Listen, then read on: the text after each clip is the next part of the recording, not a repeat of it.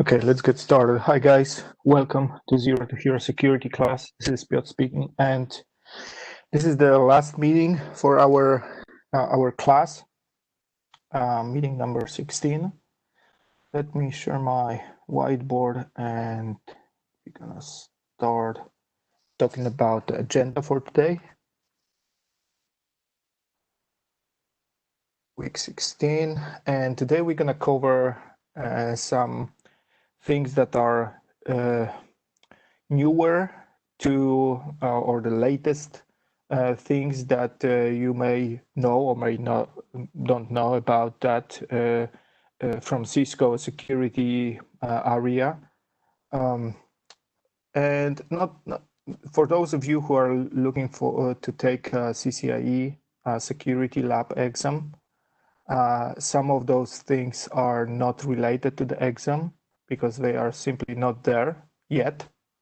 Even in the latest blueprint, they are not being mentioned, like Stealthwatch or Umbrella.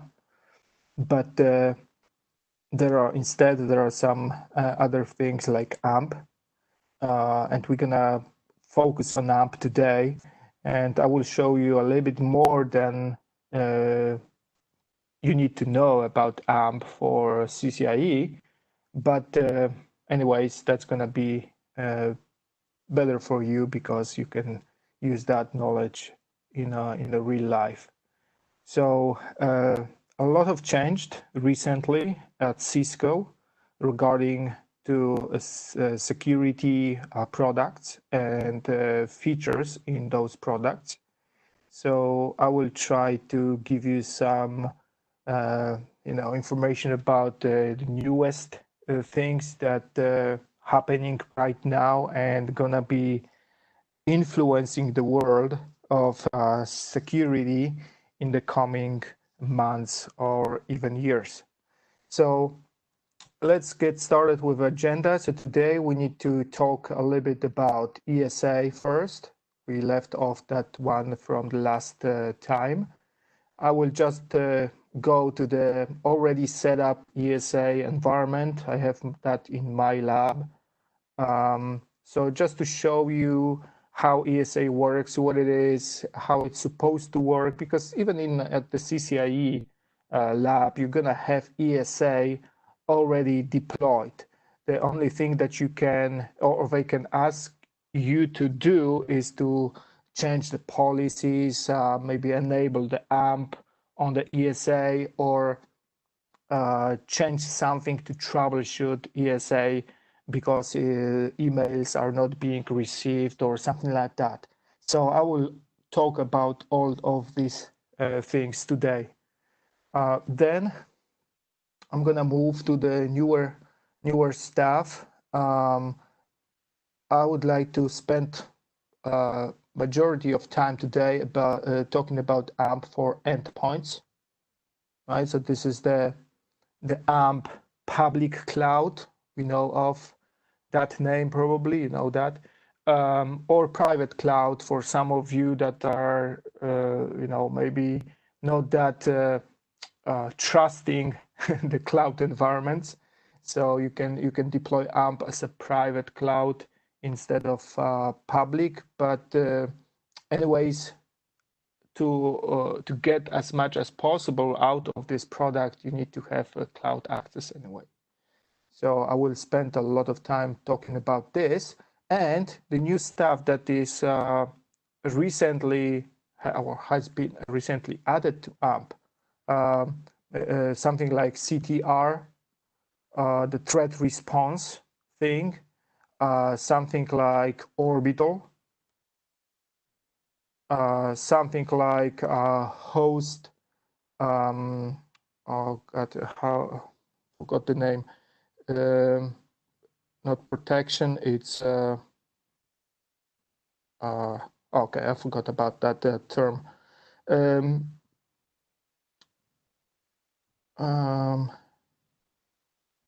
Anyways, and the latest thing that was just announced a couple of weeks ago, which is something called Secure X. Okay, we're gonna talk about this as well. What this is and how it looks like, what it gives you in order to increase the security of your organization. Right. So that's the thing. I will also talk about the threat grid. Right, threat grid.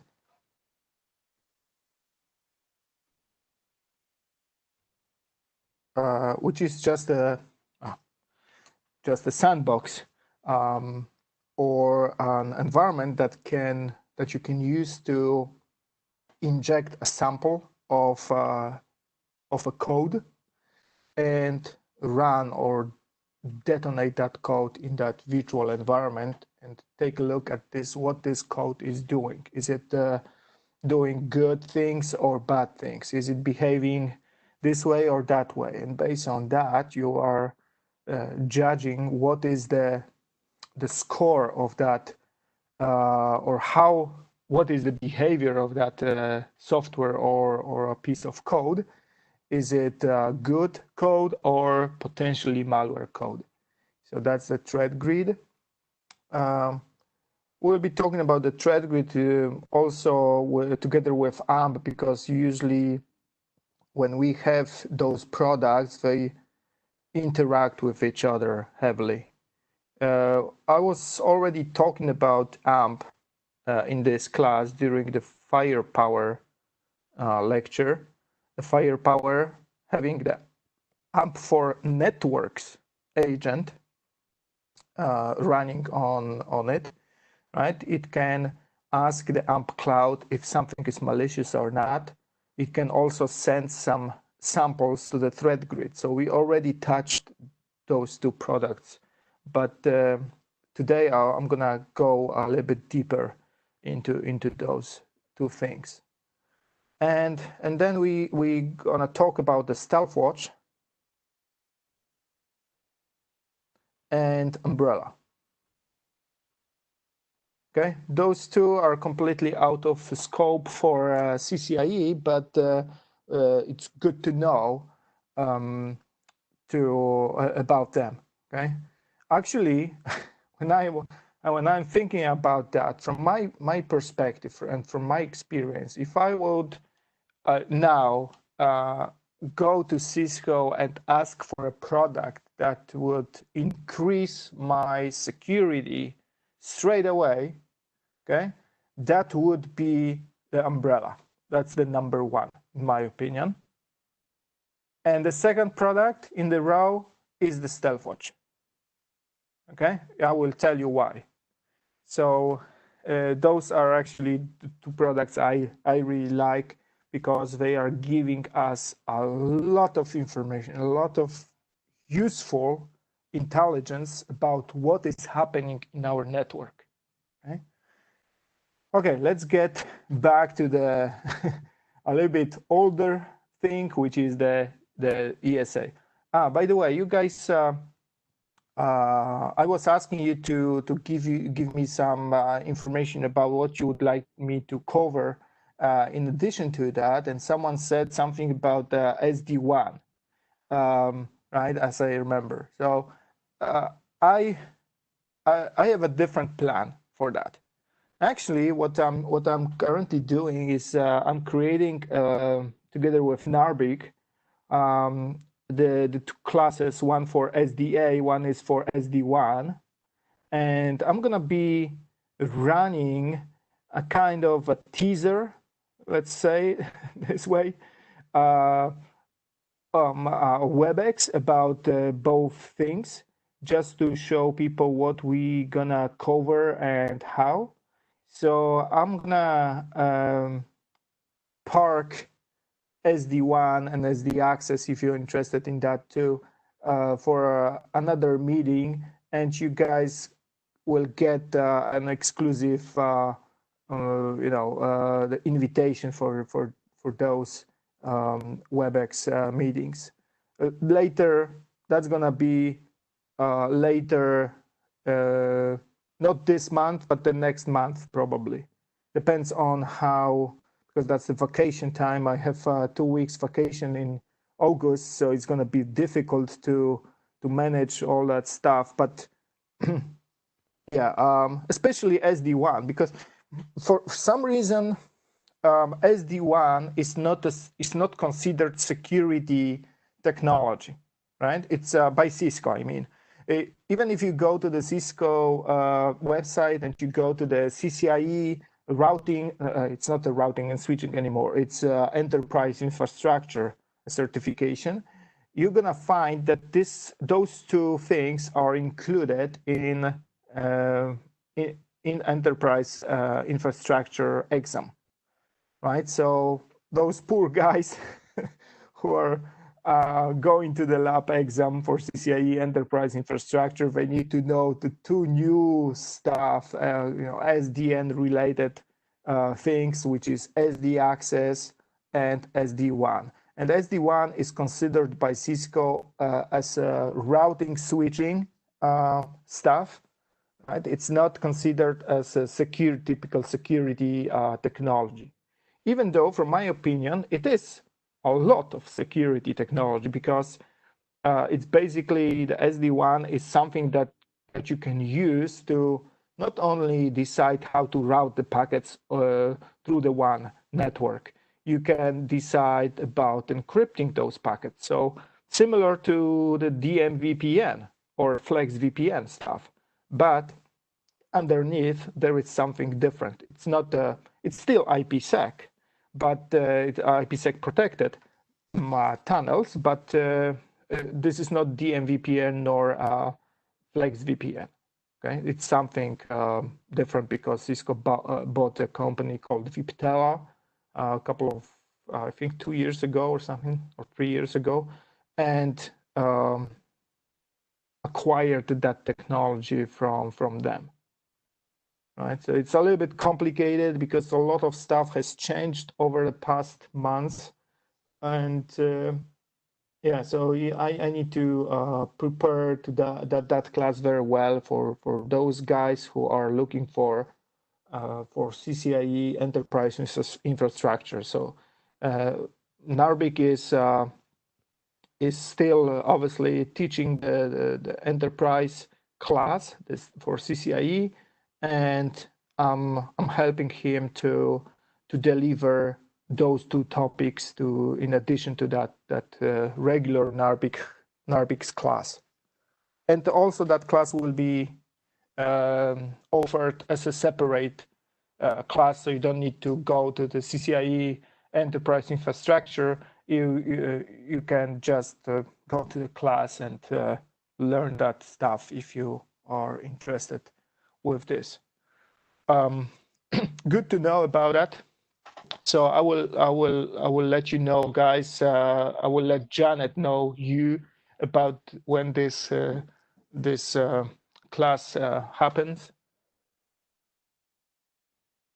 As I said, probably August.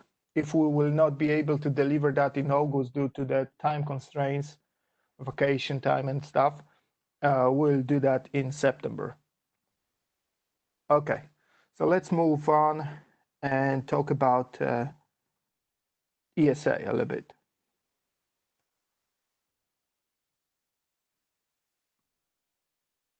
Okay, so for those of you who are familiar with ESA, that might be something really obvious, what I'm just about to cover.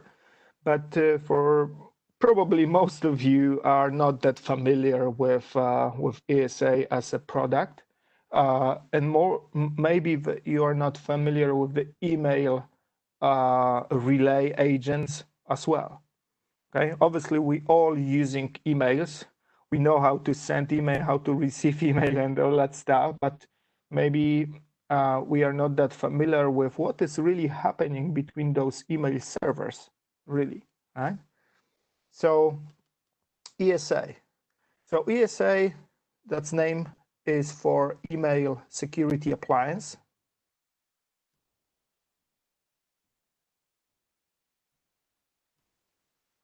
And similar to the WSA, that product came with the acquisition of a company called Ironport. right? It happened, 10 years ago or so. So it's an old acquisition. Actually, I like both products. They are really, really nice in configuring, maintaining, and all that stuff. So ESA is not an email server. Okay, this is something different. It's not storing your emails. Your email server might be the Microsoft Exchange, right, or Lotus Notes, or whatever the email server is. That's the server with the user accounts, right, inboxes, all that stuff. ESA is not an email server. It's something called an MTA, okay, or a relay agent. What is the MTA? MTA is the mail transport agent or relay agent. Okay? You can think about it like a proxy for emails, right? Similar to the WSA, which is the proxy for HTTP, HTTPS, and FTP traffic. ESA is a proxy for SMTP, for email transport.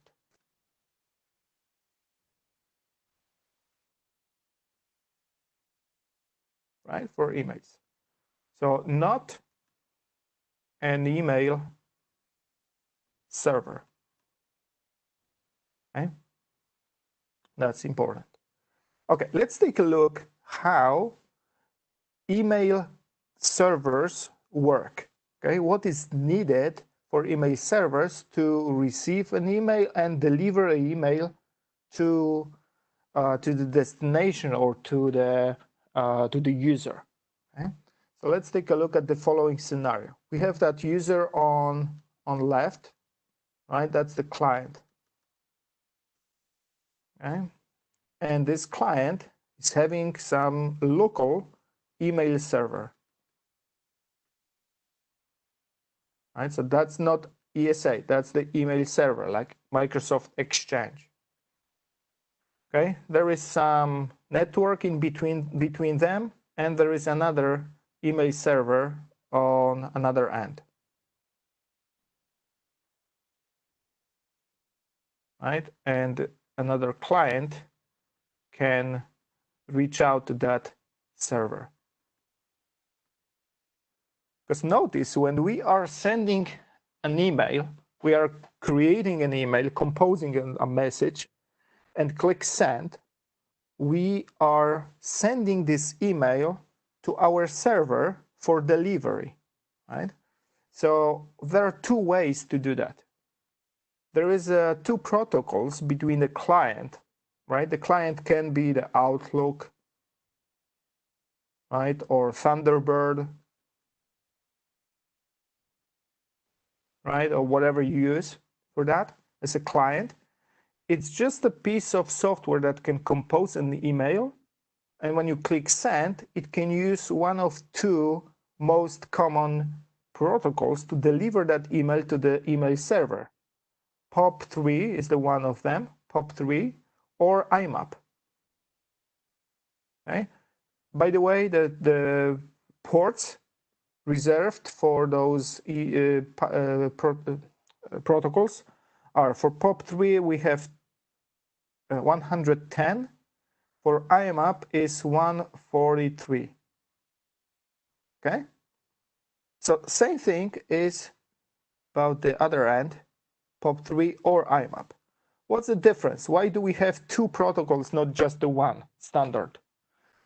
This is because back in time, like if you think about this message delivery system 20 years ago, the POP3 was really the main protocol used. The POP3 is just receiving the email or grabbing the email from the email server. So email server is having our inbox. So POP3 is looking into that inbox, grabbing all the messages and downloading those messages to the client. Okay? So all messages will be on the client. IMAP is different. IMAP is just a protocol that allows us, the client, to manage our inbox that is stored on the email server.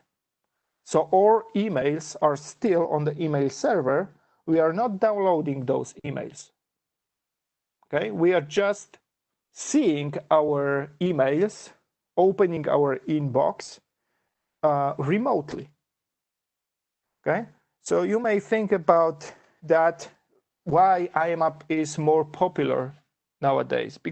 Simply because we are storing our emails on the server. We don't want to store them on the client, because client can die, can be I mean the software, not the user too, but okay, that's not Halloween. But obviously the client can crash, right? I mean the software operating system, we can lose the emails. If we use IMAP, this is not going to happen unless the email server crashes. Okay, that's why the IMAP is more popular today. Okay, and the SMTP protocol, SMTP, Simple Mail Transport Protocol, protocol that we all know about its existence, right? Is just used between email servers, right? The client will never use or will never need to use SMTP for anything. SMTP is just going between servers. Okay, how this server on the left can find the server on the right? Because the only thing that we have is the email address that we want to send the email to. Okay, so let's take a look at the following scenario again. We have a user here. Let's say user, this guy gonna be user1 at from.com. That's the domain, from.com, right? This server gonna be responsible for the from.com domain. Okay, the server on the right gonna be responsible for to.com domain, and this user is the user 2 at to.com. Okay, so now we sent a message from user 1 to user 2. Right? This message was delivered by IMAP or POP3 to the email server. Now the email server is solely responsible to deliver that message. So you need to find the destination email server. How it can find this server? With a use of DNS. There must be a DNS record for or server for responsible for to.com domain. And in that DNS server, we must have two entries. One is called MX. The MX, the mail exchange, this is the type of the DNS record, right? Must be pointing to the name of that server. For example, that's gonna be mail.to.com.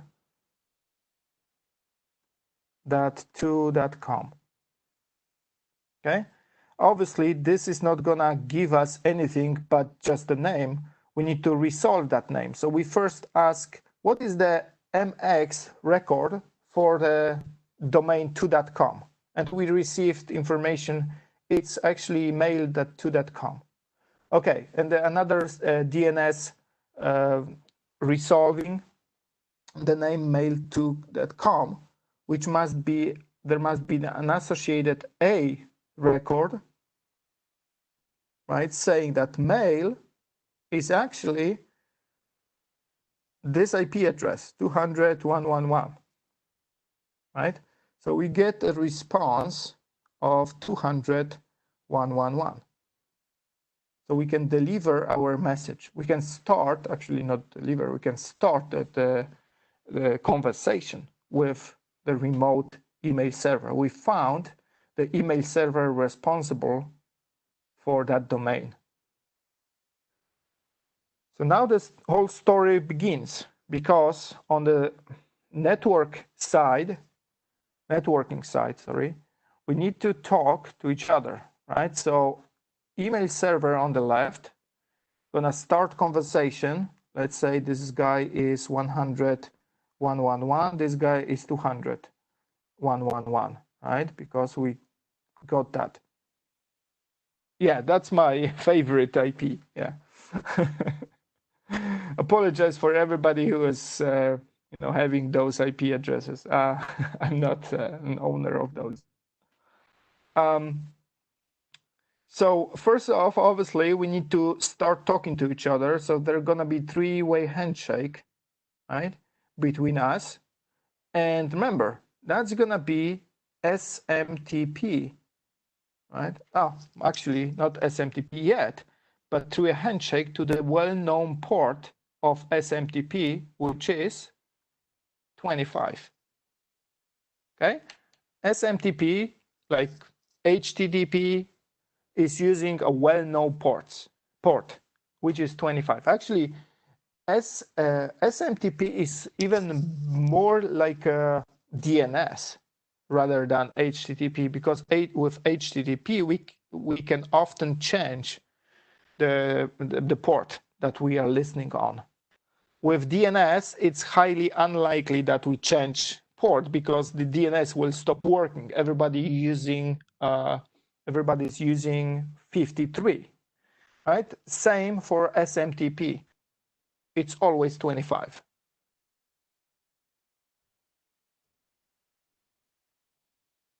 Okay, so we have a three-way handshake done, right? Finally, we can start talking on the higher level, on the layer 7, right? That's gonna be SMTP, layer 7. So SMTP is very similar to kind of messaging system, like a Jabber, like WhatsApp, right? We are messaging to each other. So first off, we need to, after talking to the guy, actually that's not right, because actually this guy will send us first message here. That's gonna be 200 OK message to SMTP message on layer 7. Okay, and first we need to introduce to each other. So there is a couple of commands inside the SMTP protocol, okay, that both servers should know about. The one of the most common command is the hello command. We have a hello, actually HAELO. It's not a double L, okay? Or enhanced hello, EHLO, okay? Anyways, this is just a command. Like with FTP, you have a command dir, append, delete, right? To tell the server what to do with a file or directory, to get the file, all that stuff. Similar here, SMTP is using some commands inside its own realm. So hello, we need to tell what we are, and we are usually saying, okay, hello, I'm a mail from com. Okay, and on the other end, the server will usually check if this mail that com is really us. So for example, it is using the PTR reverse DNS check in order to find out the IP address of this mail.from.com and verify if this IP address is really the IP address that we are coming from. Okay, so that's quite important in case of SMTP. A lot of servers are doing this by default, and you need to be careful because that's the very common mistake that people do.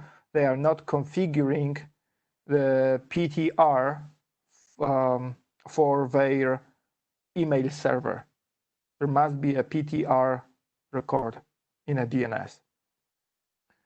Okay, that's the hello from our side. Now there is a confirmation. Okay. Okay, and then we can send our message. But before we send the message, we need to tell the server, okay, who is sending this message and who is receiving that message. So we have another piece of message or command inside it, sorry, mail from. Right? And we say the mail from is actually the user one at from.com. Okay, get it okay. Again, that's the like acknowledging things. And received to user 2 at 2.com. Now that's another very important information for the receiving email server, because now the receiving email server knows that, okay, we are trying to send something to the inbox on my domain 2.com. Okay, that's also checked. If this server is not responsible for 2.com inboxes, that's gonna be not okay, right? So the next message will be NAC, not okay. Okay, and so on. So there's a couple of things here, and then we can send the text message. We can also use this if we know the commands to just the telnet to port 25 and start the conversation with the remote email server in a clear text. Okay, if the email server allows that. Okay. Obviously, that's the process. Okay, so all that stuff in blue is the email envelope. Okay, that's important because later when we want to change something or find something or check for something, we need to know that we are looking in the envelope or we are looking into the message. Okay, so envelope is, like name implies, when you want to send a message using a regular way, right? You go to the post office and you write a message, put it into the envelope. On the envelope, you need to put the name of a guy that you are sending this message to and send it, right? That's the envelope. Right, so in our lab, we're gonna be using similar thing, but in between, there will be the ESA, okay? So let me first show you how we need to configure that. That's gonna be easier for you to understand the other things, I believe.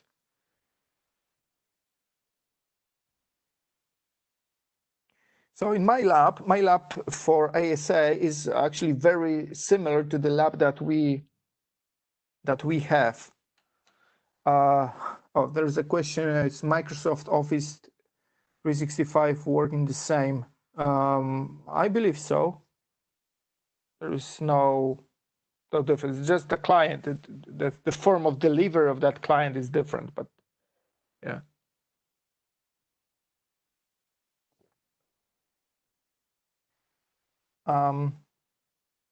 So in my lab, I have, again, ESA, which is my internet gateway.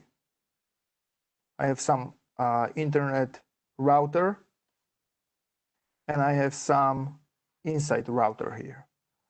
And obviously 2 networks here. One is going to be the employee PC, like in my lab, our lab. On this side, we're gonna have the Active Directory with together with a DNS, okay? And also SMTP, this Active Directory server is also my email server. On external side, I have the Internet PC, right? And the Internet PC has its own DNS and SMTP server. So basically, there are 2 domains. This domain here, oh, right, gosh, excuse me, that. This domain here is the lab local domain. This domain here is lab public domain, right? Just a domain, like from com and to com.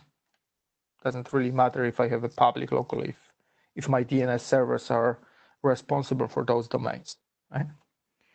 So normally what I would do, I would just use a client, a Thunderbird software, to reach out to my SMTP server here, which is 10.3.20 actually, right? And compose a message and hit send.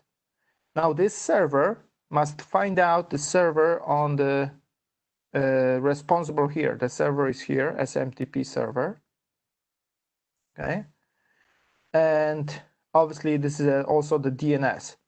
So we have the MX records and A records for that domain, for the lab public. And this Internet PC is also talking to that SMTP over the IMAP. So those 2 are IMAP connections, okay? Normally, I would do this. This server would find out this server and, you know, deliver the message this way, straight away. But in my case, I have ESA. I said ESA is like a proxy for emails. Why do we need to proxy the email? That's the question, right? Because similar to the WSA, to the regular web proxy, we need to check that email. Right? We need to check with the attachments, with some antivirus, anti-malware software. We can use AMP for that. We can check if the message is a spam or not. All that stuff related to the messages this time. So my ESA gonna be put here in a DMZ of the ASA. That's gonna be ESA here. Okay, so instead of just going directly to the internet and find the destination host, this server, SMTP server, will be configured to point to the ESA. Okay?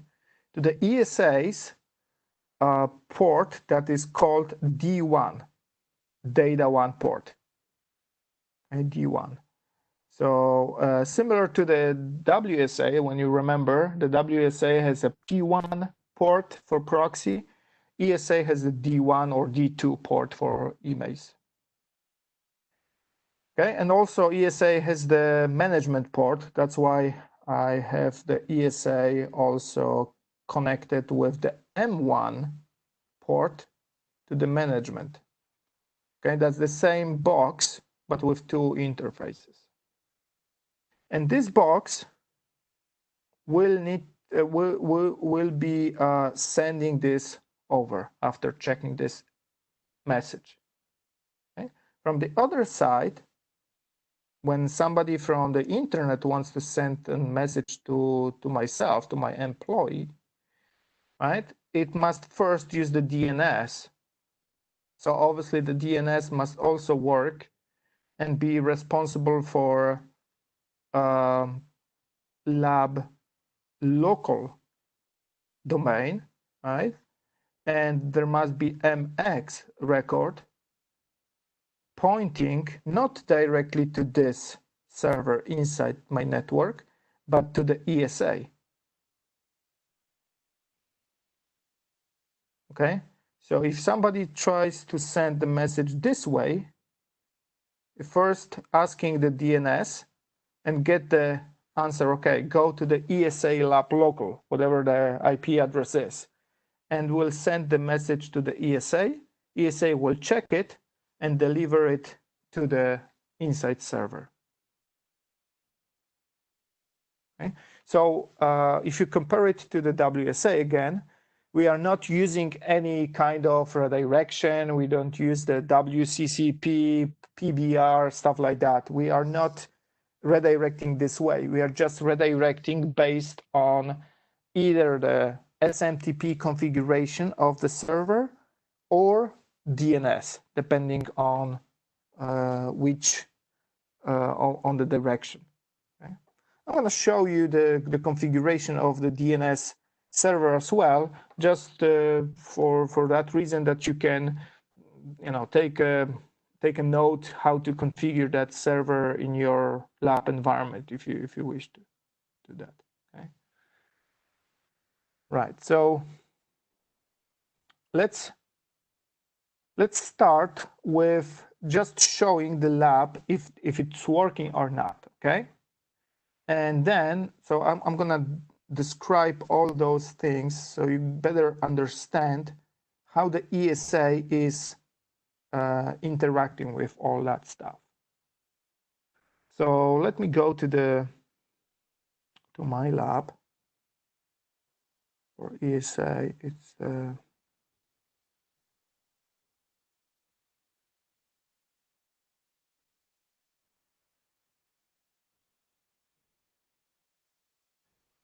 me check.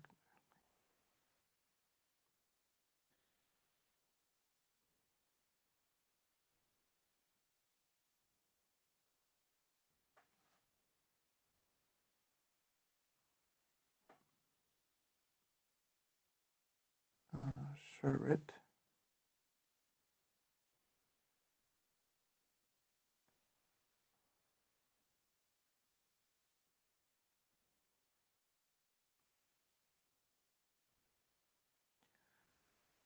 Okay, that's a different pod that I'm using. This it's a little bit different. Anyways, so first off, let's start with the employee PC. Is it an employee PC? Yeah, in my case, employee PC is called just Win7.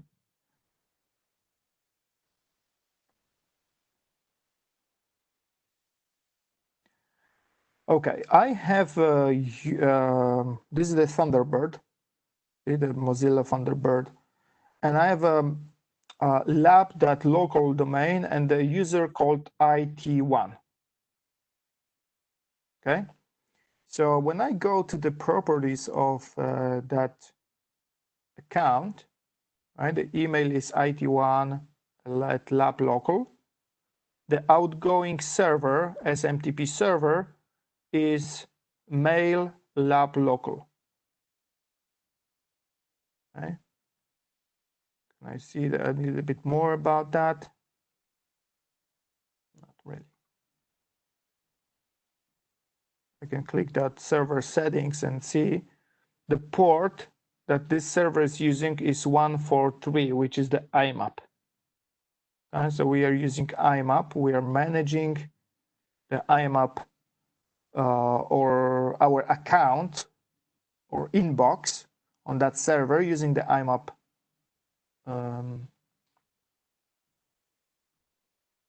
protocol.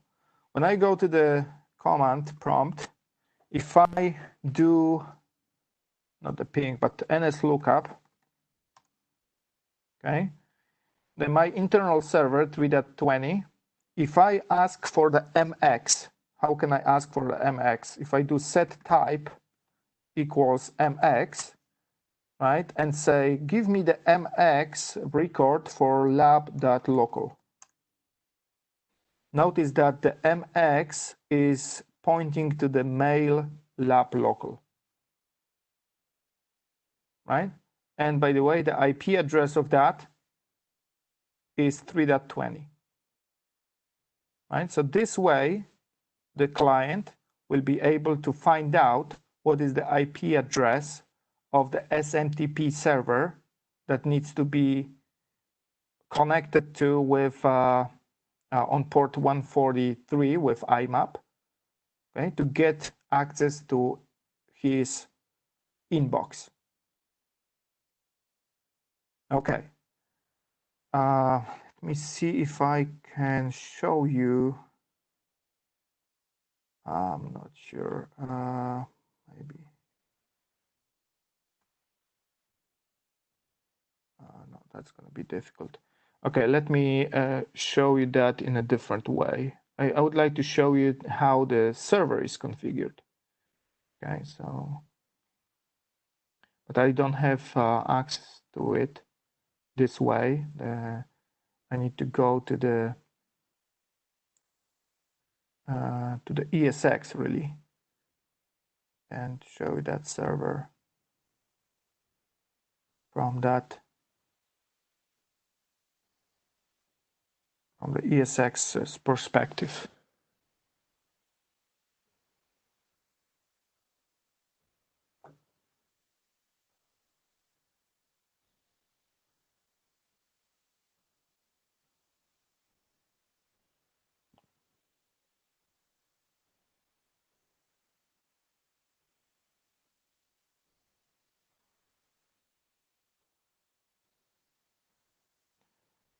Okay, so it's supposed to be on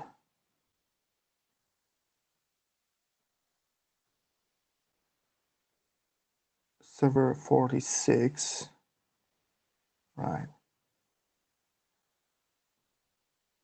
And it's Active Directory, okay, here.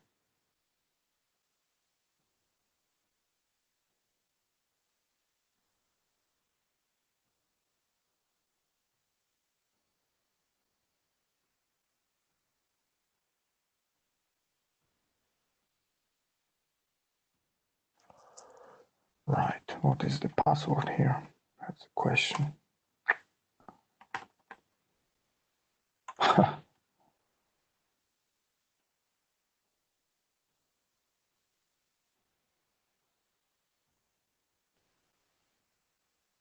Okay. Right, so notice this server is also DNS, right? So I have the MX, there is the MX record, mail lab local, okay? And also I have the A associated A record for the mail itself. Where is the mail? Here. A record for mail, right? So that's the one part of it, the DNS. And the server that I'm using is just a free of use, the HMail server. You can use that in your lab if you want. Connect. I believe the password is the default password I use in the labs. Okay. Right, so this is the HMail server for lab local domain. I have some accounts. I have a account IT1 lab local and admin lab local.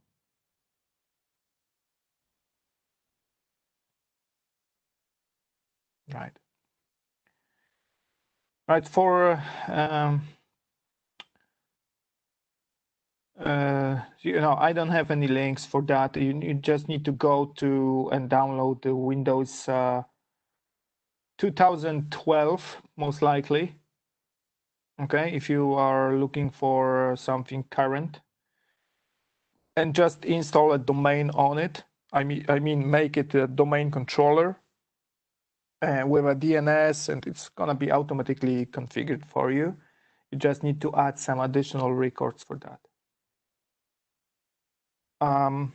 Right, so we have two accounts, and the IT1 account, right, the password is encrypted, the user level. There are some options here like auto reply, forwarding, email, signature, stuff like that, okay?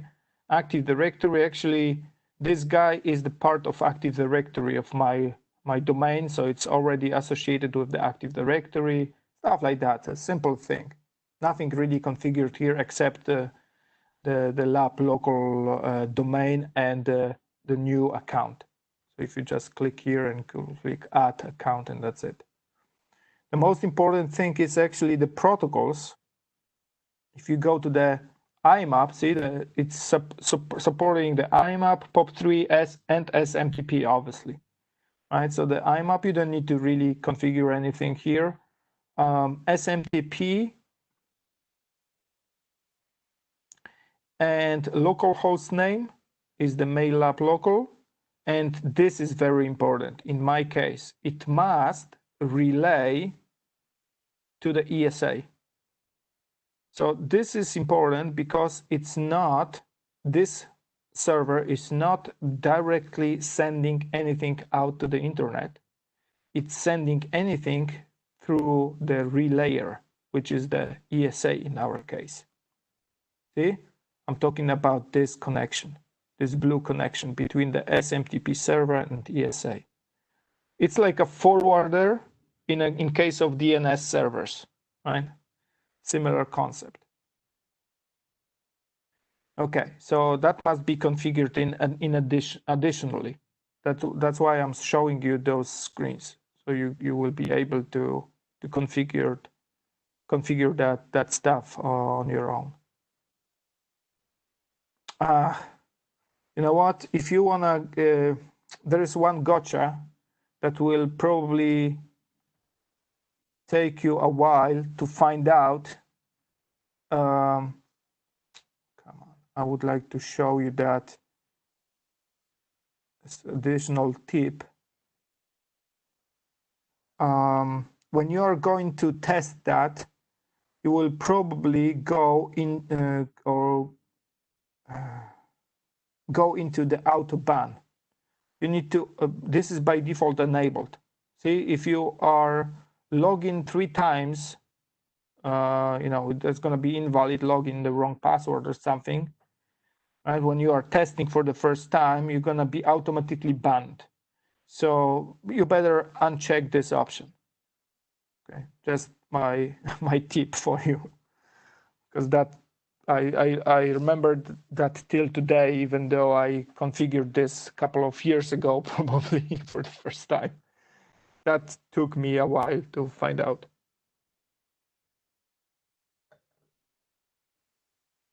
Okay, so we are here. We are sending to the ESA. I'm going to be talking about ESA in a moment. Okay, from the opposite side, from the internet PC, I have a similar thing. Right? If we go to the internet PC now, which is the 14, I believe. Oh, come on.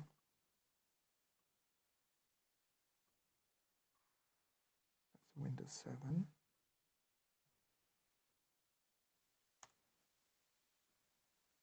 Really? Okay, let me check that.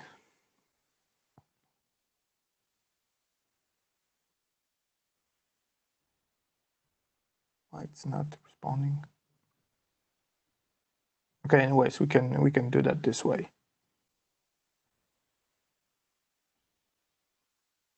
Don't want to troubleshoot why it's not connecting over the VNC.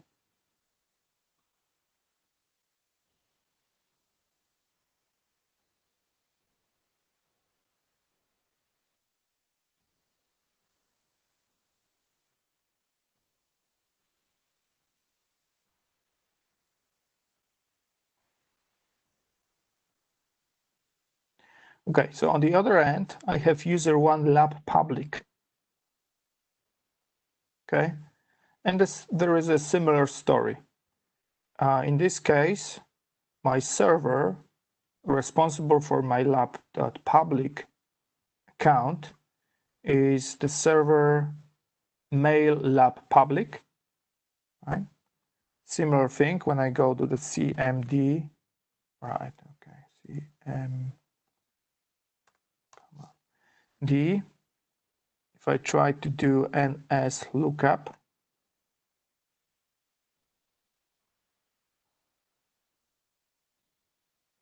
right? This is the public IP, some public IP. If I set type that I'm asking for is the MX for lab public.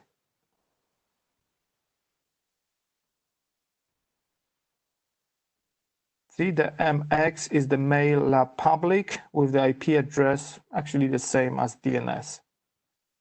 Right? That's exactly the same story here. The only difference is if you go to the Active Directory, if we go to the Active Directory, to that server here, to my local DNS server, no, actually to this server. Okay, I need to check the public IP, the public server. Because this server is pointing, okay, here to the mail, okay, I need to do that again, CMD. Because just for simplicity,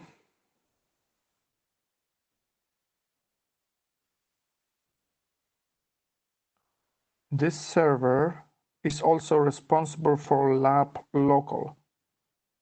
So if I do a mail lab local,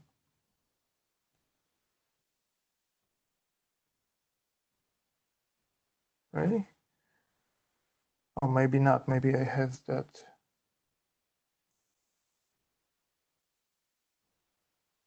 Remember that.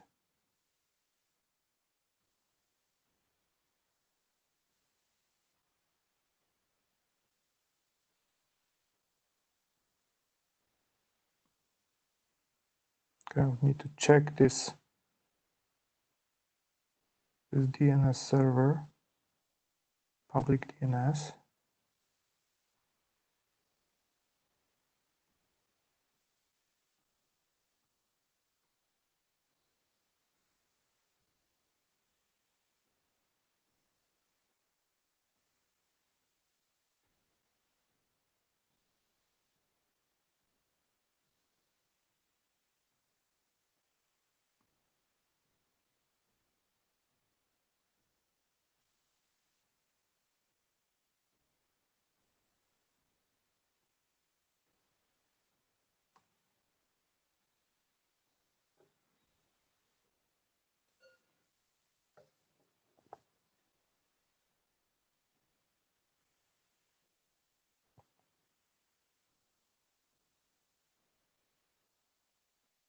Okay, see, it's responsible, just for simplicity, it's responsible for both lab local and lab public. In the lab local, it just has a mail exchange configured to ESA lab local with the correct IP address of the ESA or a public IP address of the ESA, right? So this is to allow this server to find out the MX, right, for the lab local name. So that's going to be the MX ESA lab local, which will be pointing to the ESA. Obviously, this ESA must have a static NAT translation for ESA, because normally the ESA has just a private IP address. So it must be published on the net, on the internet in this case. So we can also verify that. This is the ESA, the ASA, sorry, restart.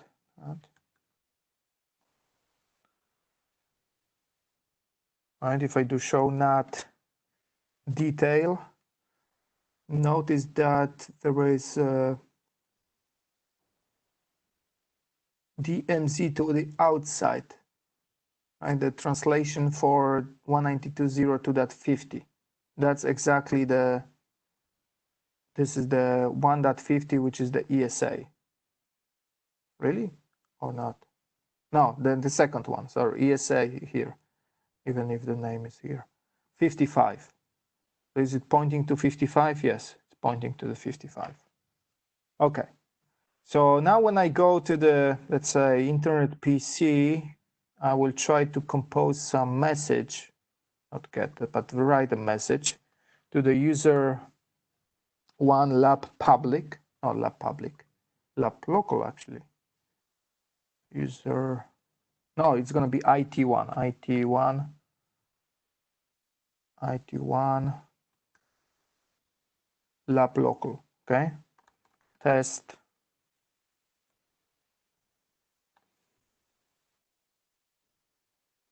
message, let's call it, with some garbage, send it, right? So what's happening now is my internet PC composed that message over the IMAP, is sending it to the local SMTP server.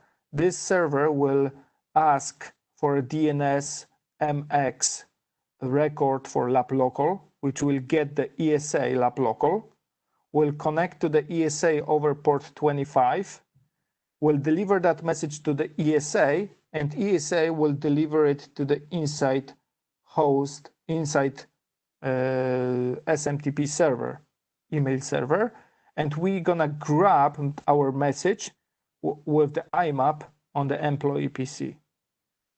If I go to the employee PC, I should, when I get the mail, I should receive that message. If not, we will be checking. See, the test message is here. This is what happened, basically. Okay, so as you can see, it's not that easy to configure. There are a lot of things that must work well in order to make it work. Okay? And that's why I'm just spending some time on this to give you some more information that really required. Okay. Now, back to the ESA. If you take a look at the ESA's architecture, the most important things to understand on the ESA is something called listeners. So let's briefly talk about ESA architecture.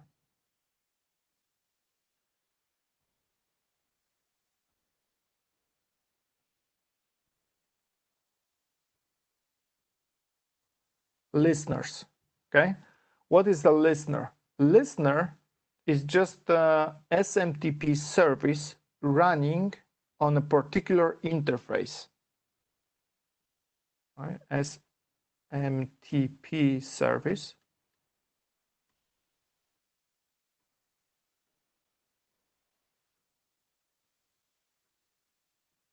Or running on the interface. We have two types of listeners. We have a public listener and we have a private listener. Okay? Public listener, as name implies, is supposed to be running on the publicly facing interface. Okay? So public facing interface. This one is on the internal or private, right? Internal facing interface. Okay, most important thing is this. To those listeners, there is kind of access list applied. But this access list is not a regular access list like you know from routers or firewalls. Okay, it's the kind of access list for SMTP, for domains. We call it in a different way. That's why I said this is an access list, just for you to think about this like an access list. This is called HAT, H-A-T, host access table. Apply this here. And here is another access list for SMTP called RAT, recipient access table. Okay, that's very important. If you have any trouble with working ESA, I mean, well, ESA is not delivering emails or not receiving the emails, then you most likely will have a problem with either HAT or RAT. Okay? So again, HAT is the host access table. What does it mean? It's kind of access list. You can think about it like an access list, like something that will be checked for in order to allow or not allow some messages. The HAT is there to verify message senders.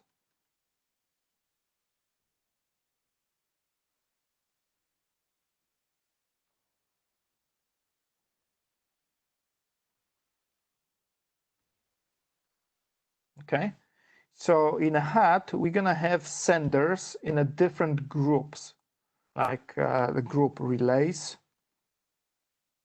okay, like whitelist, like blacklist,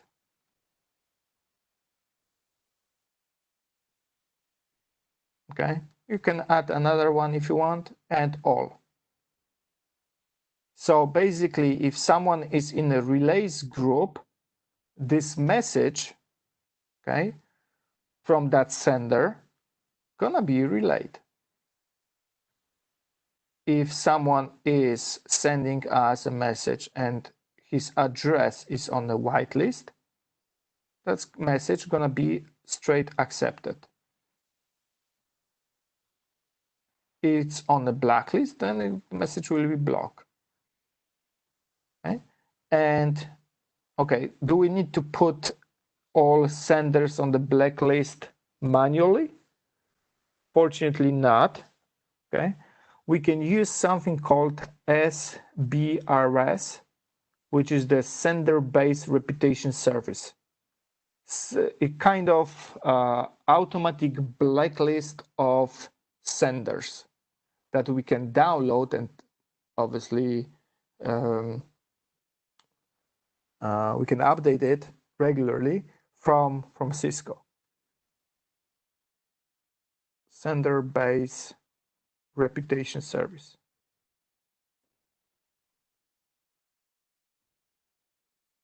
So if we know about something on the internet that is sending spam, right? It's gonna be on the Sender Reputation Service database. We're gonna be downloaded, and we already are automatically gonna blacklist those guys. Okay?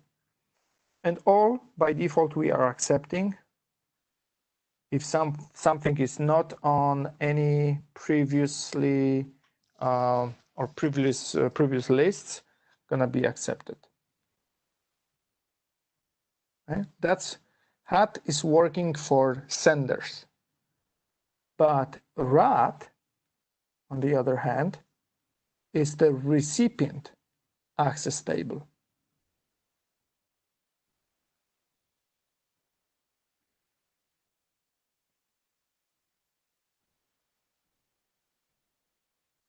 Right? So it's not about senders now, it's about recipients. On who is our recipient if we get a message, I mean ESA. We are our local domain. So on the RAT table, the local domain must be specified. Otherwise, ESA will not be able to deliver a message to that domain. So now it's all depends on how you're gonna deploy the ESA appliance.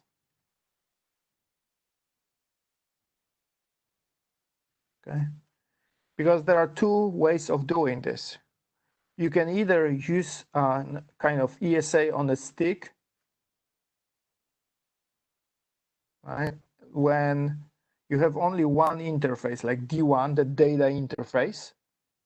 And in this case, both HAT and RAT gonna be on the same interface. HAT will be working in the incoming, for the incoming messages. RAT gonna be working for the outgoing messages, right, to the local domain. So this is the on a stick deployment, right, with one interface only. Not very popular, I would say, in a real world, but in the lab, obviously they can do whatever way they want. I think the most popular is when we use deployment, is when we use two interfaces.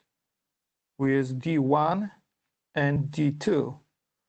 One is gonna be for, receiving the traffic from the internet. One is gonna be to the internal network.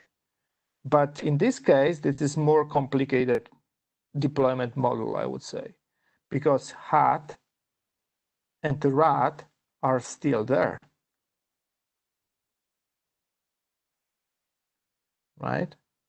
The HAT will be working this way on a D1 from the internet. RAT will be working this way for the from internal internal network. Let me show you that. So that's going to be easier to understand, I believe. So when I go to the lab, back to the lab. Okay, I already have ESA.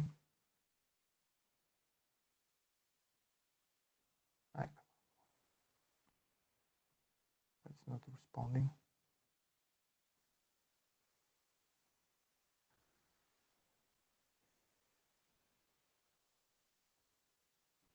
Probably Firefox has been updated.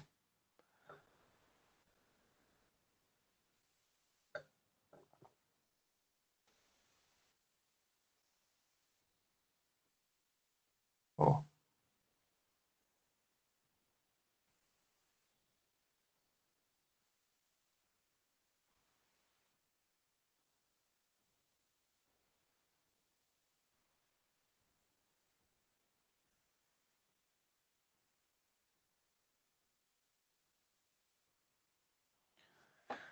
To the 55. That's the management of my ESA.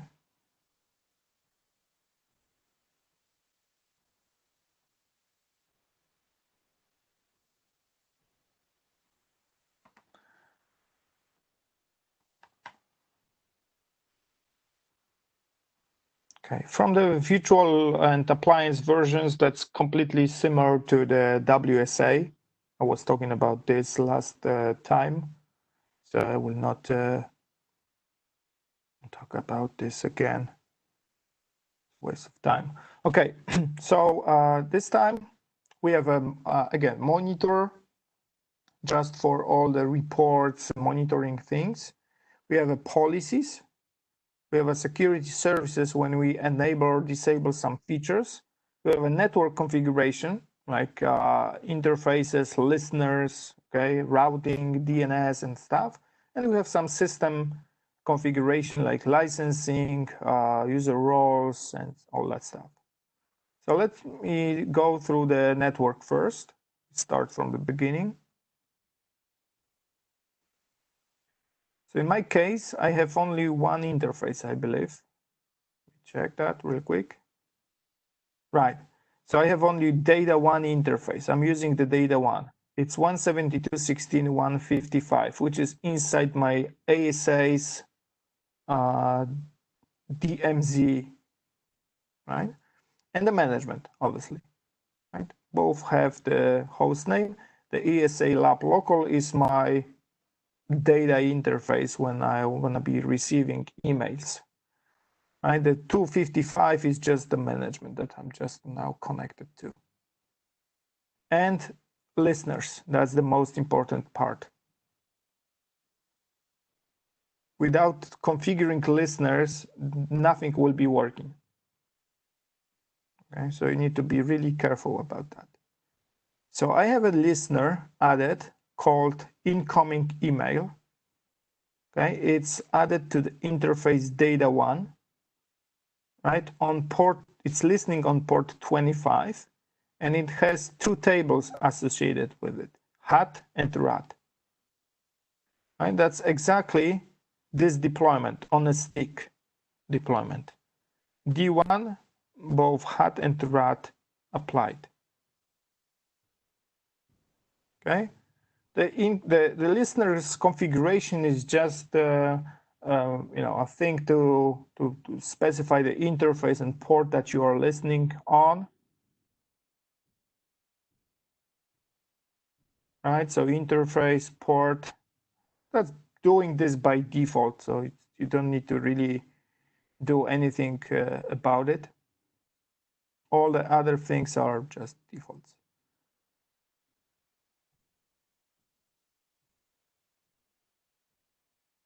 Okay, let's start with the hat.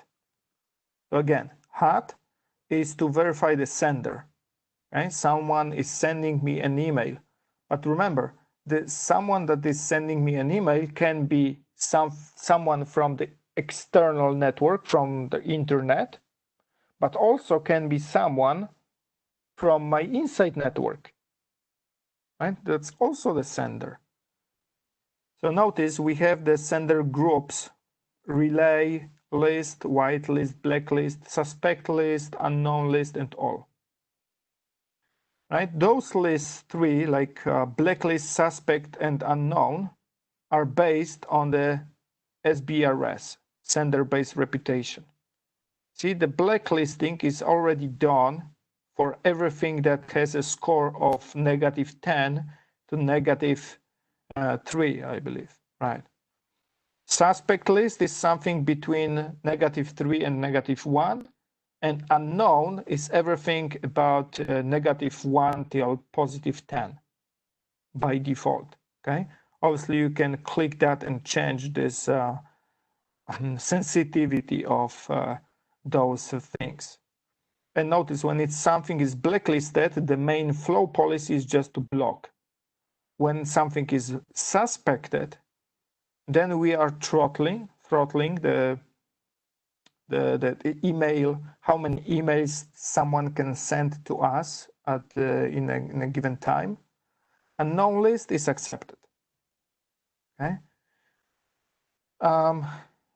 And obviously at the top we have relay and whitelist. So notice at the relay list, when I click that sender group, I already have my sender, which is my internal server.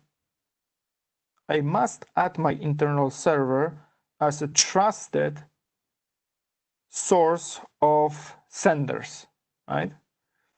Because remember, it's not only for people sending me an email from the outside, but also about my server, local server, SMTP server, that's sending emails out. It's also must be relayed, okay?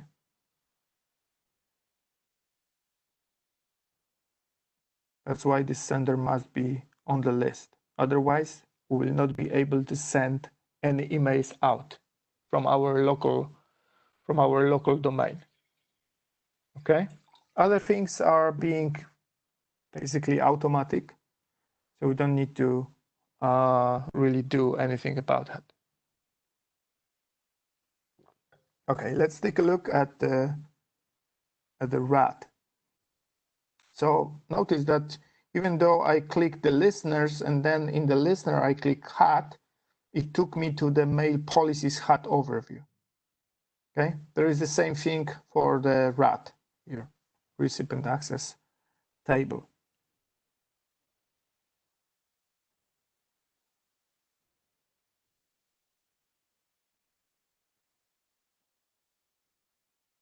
Okay, so in the recipient is my destination, right? So I'm going to take all emails that are related to the lab or destined to the lab.local domain.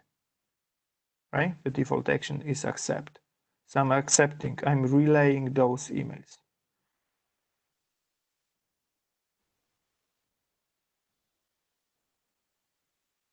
Right. That's it. Okay. So once you have this configured, that's okay. So I'm thinking about possible CCIE lab question, troubleshooting question. If you're not receiving emails from the outside, that might be the HAT configuration issue, right? You need to check if this email is being relayed to your network. If not, it's going to be disabled or you're going to be blocked or dropped. So you need to be thinking this way. Okay, if everything is working, I mean, you can send the email out and send it from outside to the inside. Then you go and you start looking at the individual email policies. Okay, the most important is the incoming mail policy. This is the most common place when you go and change your configuration. So I already changed some configuration here because, as I said, this is a pre-configured system. Notice what do we have in the policy. This is actually the only one, the default policy. And actually, if you don't need anything else, you just keep or stick with that, with a default policy, and just configure different things here. You can configure different policies based on users. I just especially click the add policy here to show you that you have users. So you can change the policy for individual users. For example, your IT department will not have something checked for, which is actually not really common, I would say. Okay, so what do we have in the policy? We have an anti-spam, we have antivirus, anti-malware. We have something called a gray mail, which needs to be enabled and you need to have a license for. You have a content filters, outbreak filters, and that's it. So before I go into that, let me go first and talk about the traffic flow through the ESA for incoming email. Right? That's going to be the easiest way to understand all that stuff, I believe. So ESA incoming email flow. What is happening when the email comes to the ESA? Right? It's over SMTP, obviously. So first off, ESA checks, or obviously, the first thing is the reputation filters. So this is the HAT.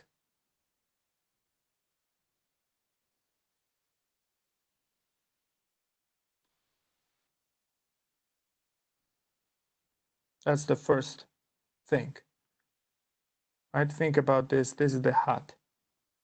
So we are using SBRS, the sender-based reputation service, to guess. Okay, if the sender base tells us that this is something between -10 and -3, that's going to be blocked. We don't want to deliver that email at all. If it's -3 till -1, it's going to be throttled. If it's between -1 to +10, that's going to be accepted. And obviously we can change that. That's the first thing that is happening. Then, once we accepted the message, we go to the message filters.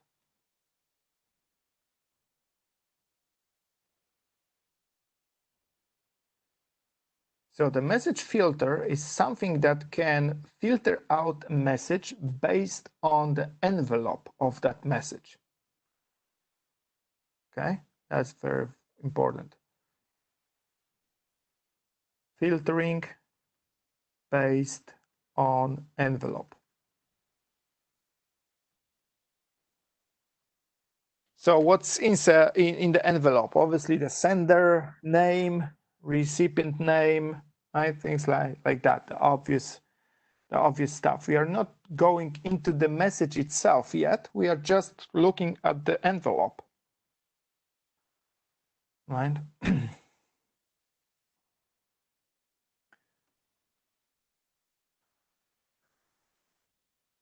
The next thing is the anti-spam.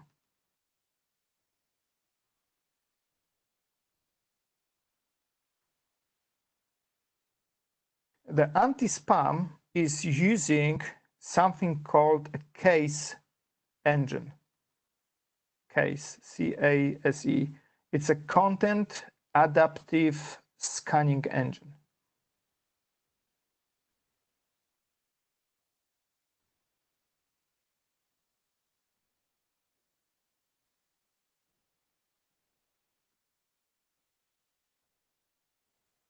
Okay, content adaptive scanning engine.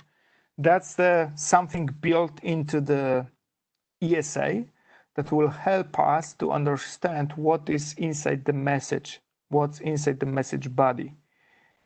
We can understand that maybe someone is sending and we are analyzing the content and seeing some keywords.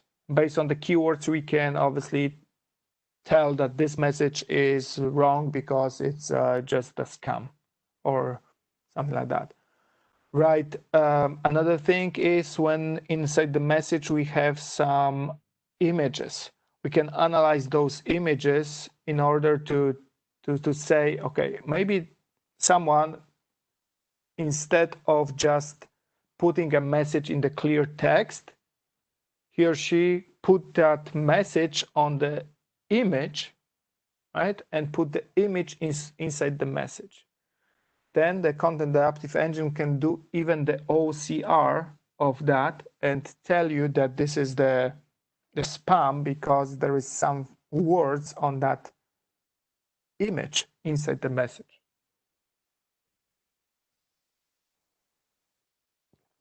Okay.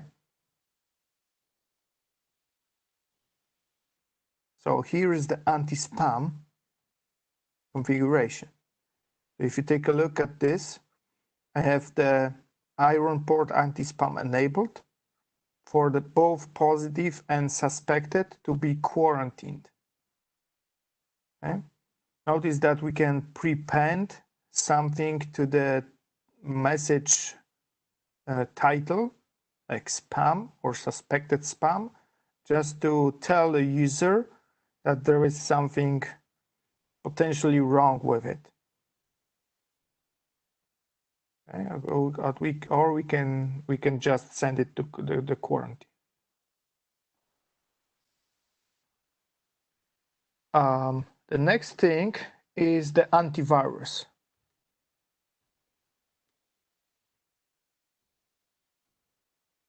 The antivirus engine. We have two engines that can work on the ESA at the same time. By default, we usually choose one of them. It can be either a Sophos or McAfee. So as name implies, this is just to analyze with the signature-based antivirus software the attachment of a message. Okay. In addition to that, we can use AMP. Okay, and even the AMP can send this attachment to the threatgrid.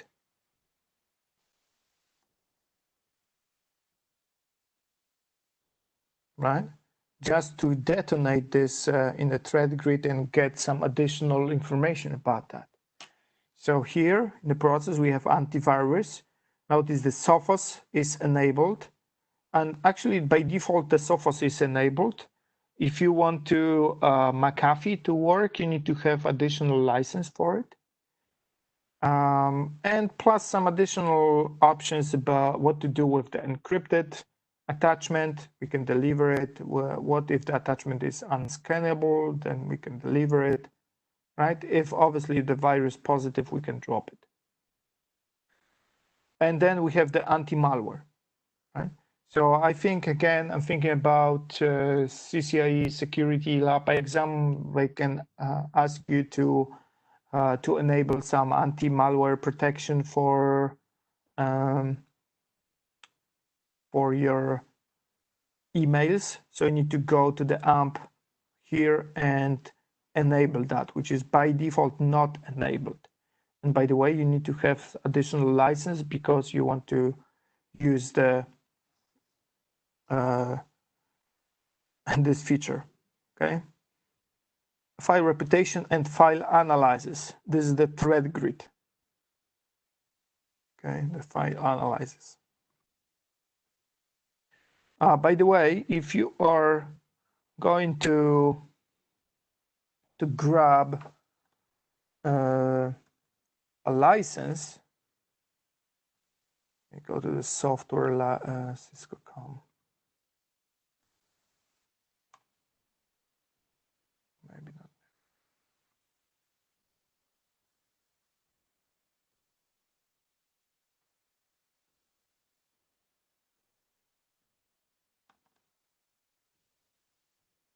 Right, I was showing you this last time, I believe.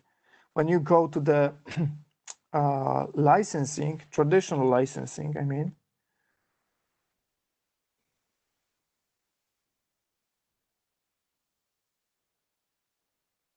I need to authenticate. I have a double authentication with dual.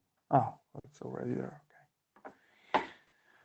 Right, when you are going to license your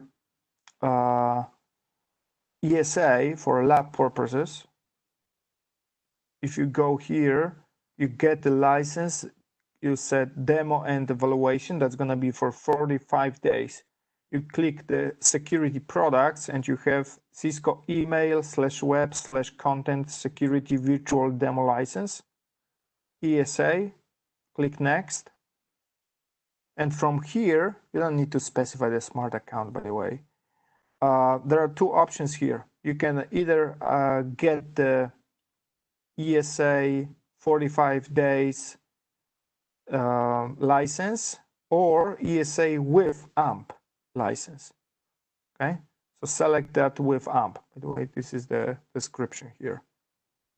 So email premium software bundle or inbound software bundle. So it might be just inbound email check or both inbound and outbound with AMP. Okay, so I think the best option is to go for this one. Okay, just a hint how to get the correct license. Okay, and then once the attachment is good or there was no attachment at all, we go to the content filters.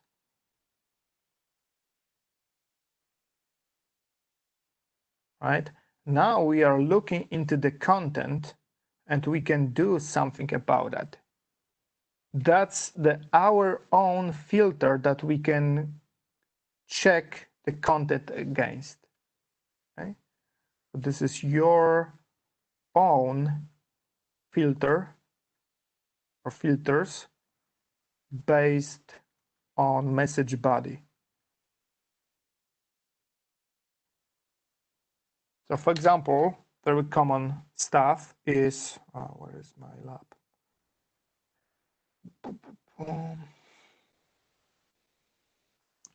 Is the content filter that I just created here. This is called the CC data. The CC is for credit card. So if someone is sending the credit card information, I would like to filter that out. Okay, So you can see it's just enabled and associated, this filter. If I have multiple filters, I can enable multiple filters. I can configure them under the mail policies and incoming content filters. Okay, I just created one filter and associated with my policy. Let me show that filter real quick.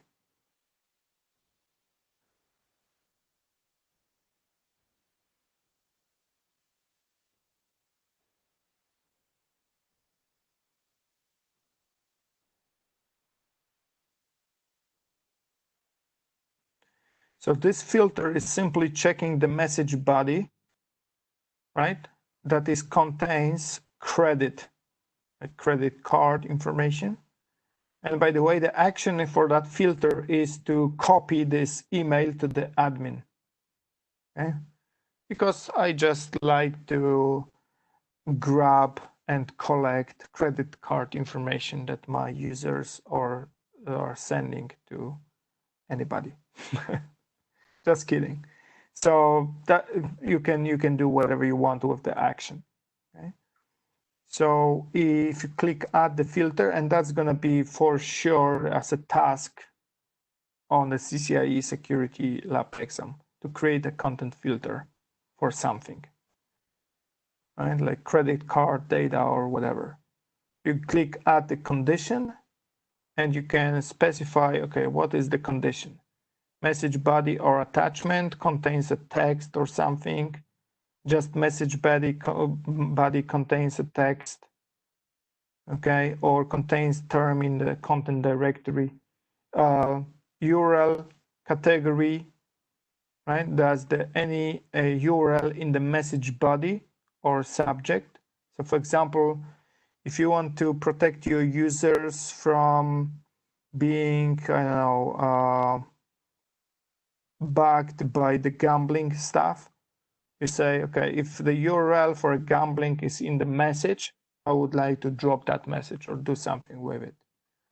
URL reputation, if we have the malicious reputation for URLs, then we do something about that, right? Message size, attachments, and a lot of stuff here, and basically. So click OK.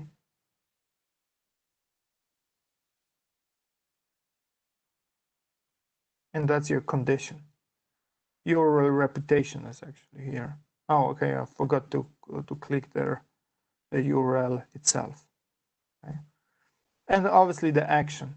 You specify the action. It's going to quarantine or strip the attachment or change the category, notify the user, strip header, add the header, like be careful with that email or something like that. Okay.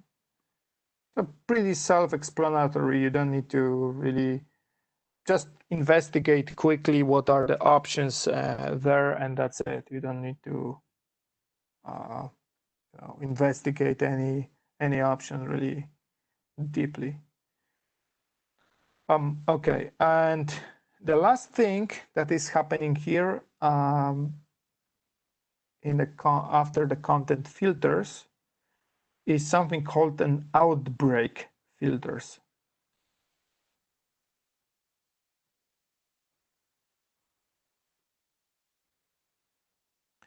So outbreak filters, there are something that comes from the Cisco.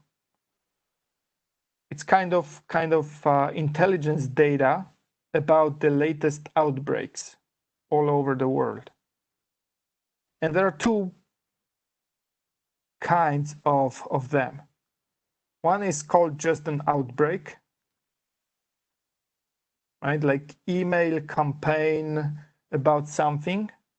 Another one is the phishing.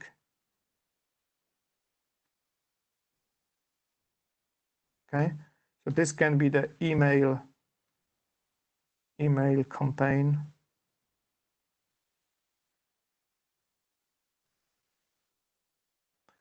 Phishing is just something with a fake URL in the message that will lead your user to the phishing site. Okay, so all those things are coming or comes from Cisco. So if I go to the email policies again,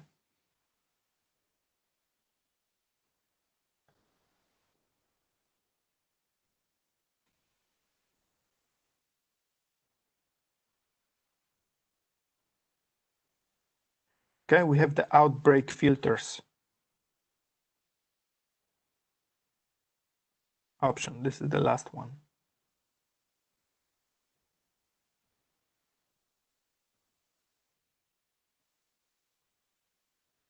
Okay, so those outbreak filters are enabled.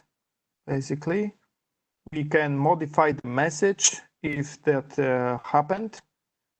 Okay, if not, we can just quarantine the message or do something like that. So the outbreak filters are being downloaded from Cisco, need to be regularly updated. If you go to the mail policies, okay, it must be somewhere here. File.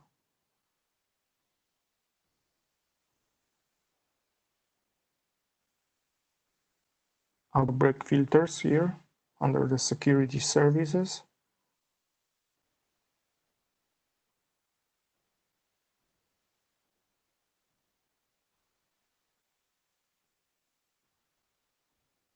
And we see that they are enabled, and we have some version and update information about those filters here.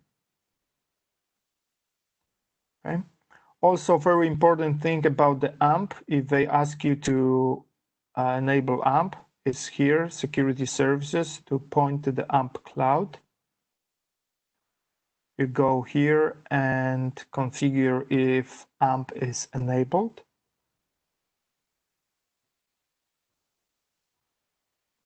And what is the destination for AMP cloud? What is the destination for the threat grid?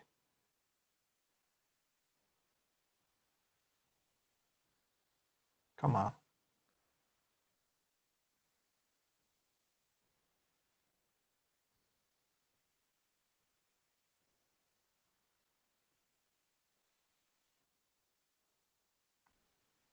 Right, so I have both enabled, file reputation and file analysis. Notice that only selected Windows executable and DOS executable files to be analyzed.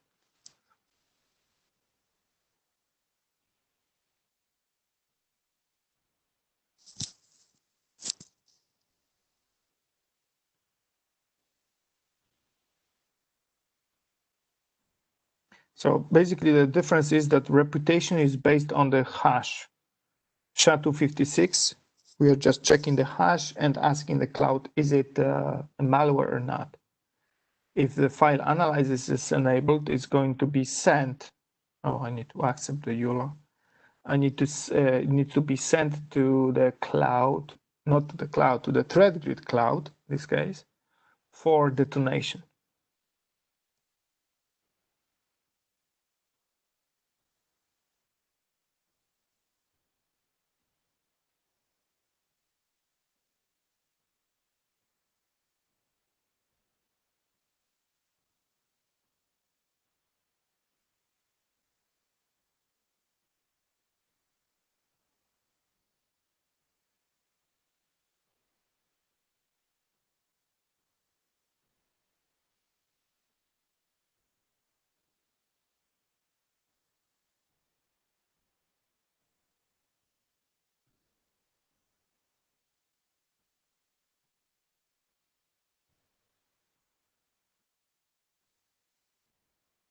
Obviously, when I change something, I need to commit the changes, like on the WSA.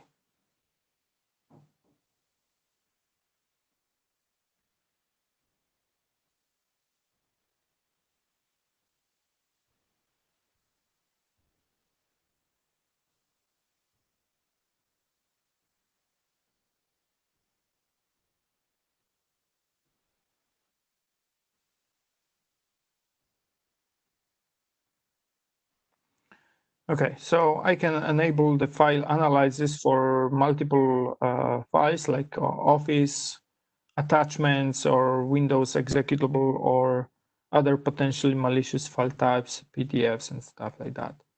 So you need to go here and enable what you really need to enable. Okay, so that's another task that I think that they may ask you to do on the CCIE lab exam. Okay, that's for incoming email flow, but there is a different outgoing email flow, a little bit slightly different, because there are many things are basically the same, but most of them are just disabled. Because when we are sending the email out, we are trusting our users that they are not, spammers or sending something in the attachment. If we don't, then we need to change the policy, the outgoing policy. So ESA outgoing email flow is a little bit different, at least by default.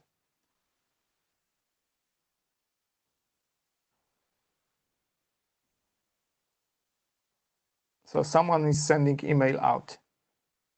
First off, we go to the reputation filters, which is our hat, right?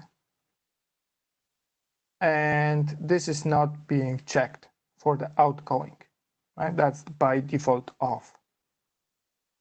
Then we go to the message filters. So based on the envelope, that's the on. And then we go to the anti-spam, which is also off by default because we are trusting our users by default. Okay, so reputation filters are off by default, message filters are on, anti-spam for outgoing is off by default. What else do we have there? Antivirus. And the antivirus is on by default, and the content filters, which are off by default, and the outbreak filters that are off by default as well.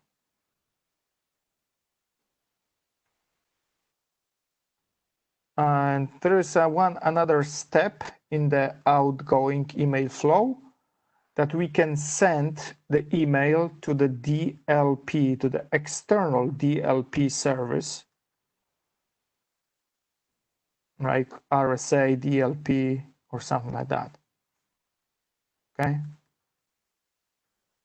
So there is no internal DLP. We can some basic stuff. We can do basic stuff, but not a real DLP. I wouldn't call it real DLP. So antivirus is on, content filters are off, right? But I would say this can be useful. For example, to catch things like someone is sending out the social security numbers in the email, credit card numbers, right? So you may have a task to create a content filter for the outgoing policy to catch something like this. Okay? Outbreak filters are off because we are not the source of any outbreak, and the DLP is off because that requires additional software. If I go to the mail policies, outgoing mail policies, that's going to be slightly different.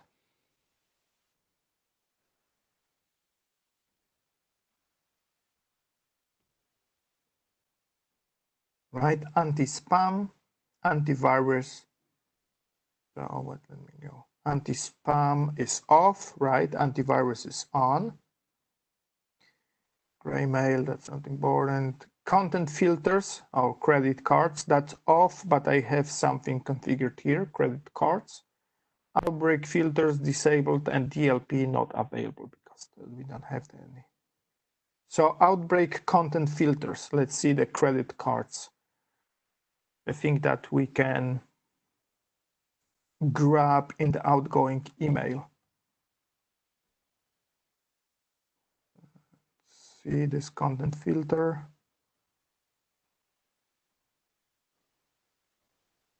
Right, if the message body contains some credit information, then we quarantine that email, and that's it. Okay, so this is how it is. Okay. Okay, guys. Obviously, the other things that you can do here is just to go to the different reports, stuff like that. In my opinion, the most important thing is to understand what is going on. So first off, we know the incoming and outgoing mail policies. We know about HAT and RAT, which are the most important things in my opinion. And now I will show you just quickly how to troubleshoot that. So are we able to see what's inside, what is happening on the ESA when the message is received? And the answer is yes, we can. So I go to the SSA, over the SSH to my ESA, log in as administrator, and similarly to the WSA, remember the tail command, right? On the WSA, we're using number 1, which was the access logs. In here, we have the mail logs, number 19. Right? If I go and start looking at the emails, and let me do the test. All right, so I'm gonna send something out first. That's my internal. I will send a reply message to this guy.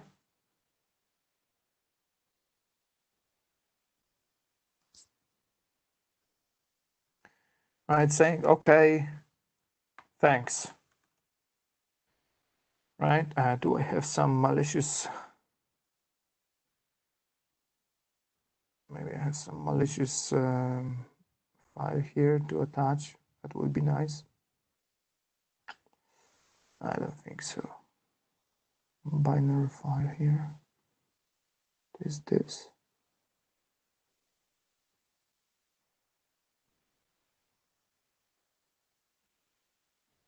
No.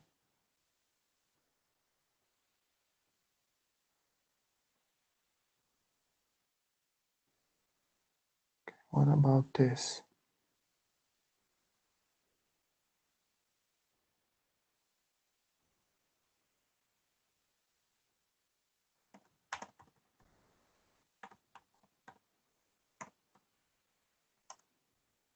Oh, wrong.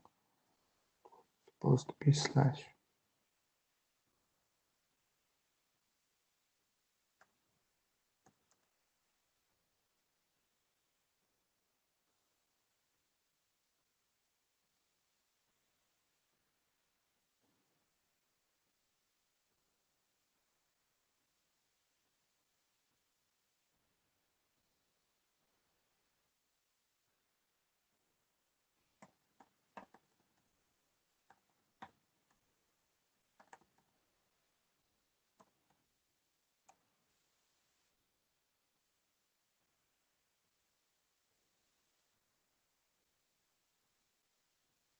Okay, I'm not sure if I have the internet access here.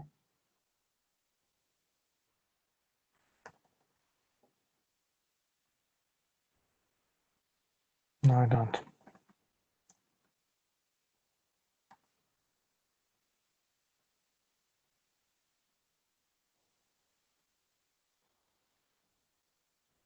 Okay, but I'm translating the whole network IP.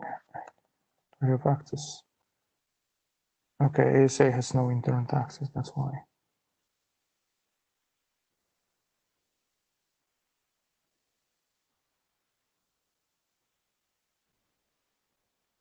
And that might be the reason why.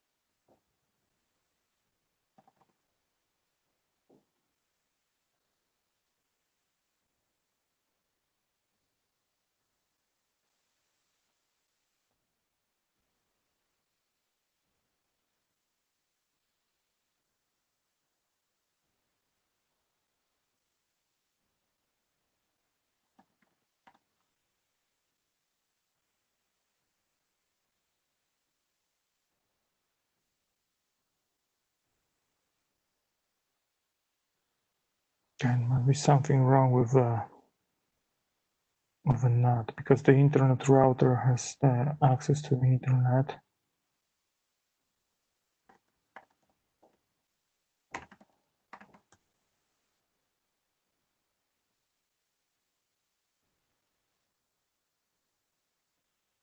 Come on.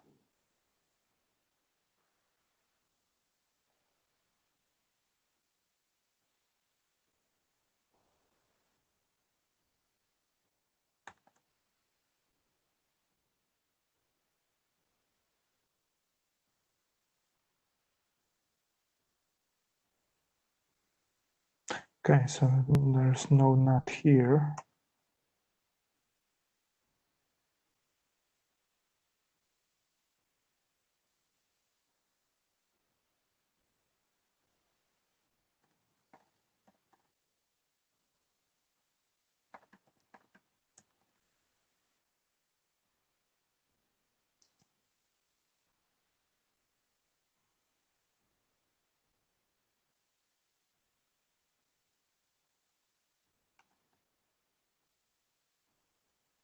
Okay, there is nut here. Okay, so route set. So there is no route to network. Right.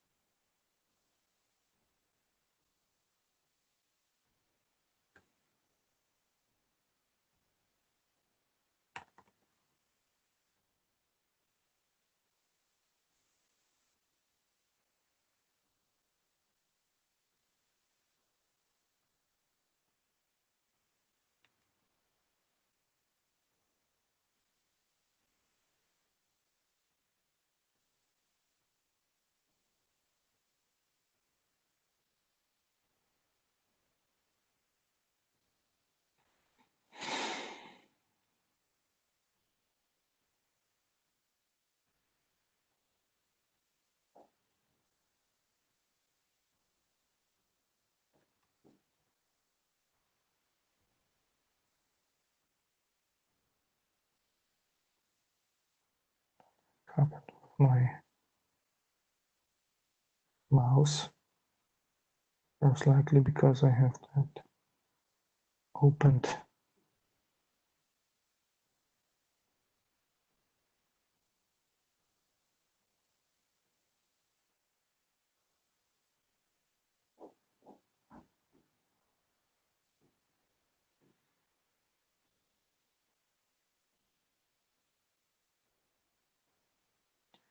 Okay, I have some malware file. I just wanted to attach the malware file to the message just to see if something happened.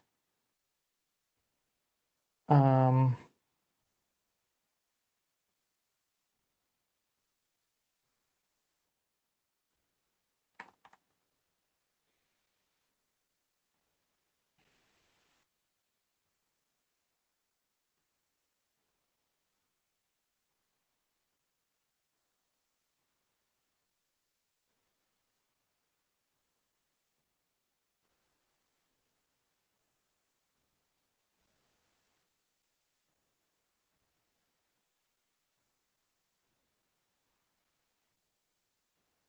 okay, not allowing me to.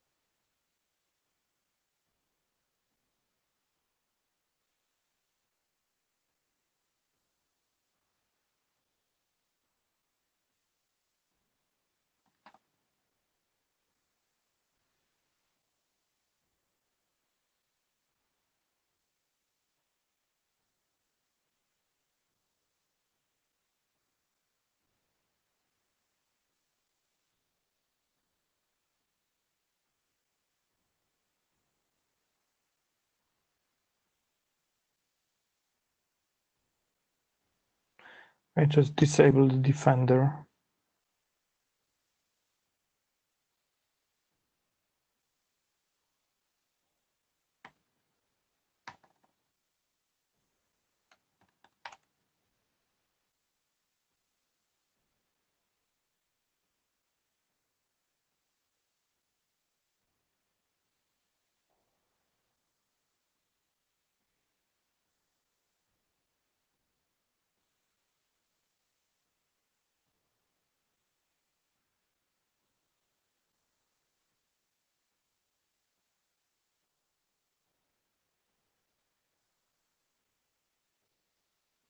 I have it here.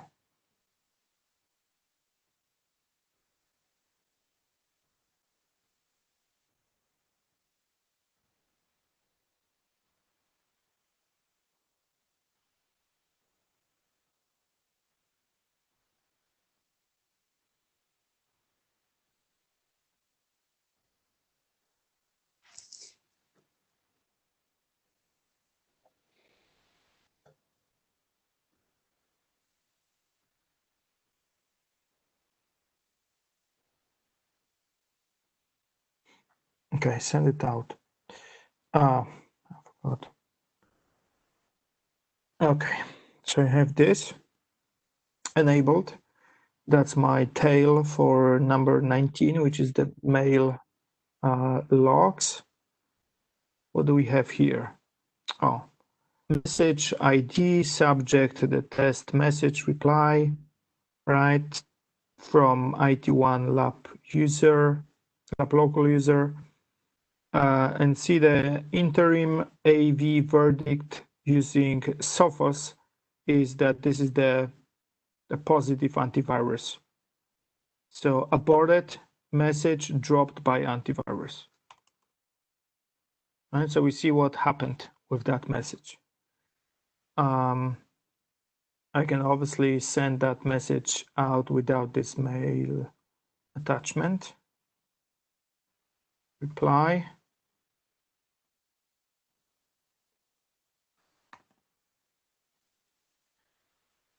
Okay, send it over. And in this case, it should go through. Right, so the subject verdict is clean for the antivirus. Queued for delivery. Okay, and this is the message saying that we are connecting out to the destination server. Message done, finished. So I think this is the most informative way of doing or checking what is going on with the message sent by the ESA. Even if you're testing if the ESA is really receiving a message or being the relay for a message, you need to use that in order to tell this for sure. Same from the outside world. If you want to send it, you'll see that it's going to be a little bit different, the output of this. Where is my internet PC?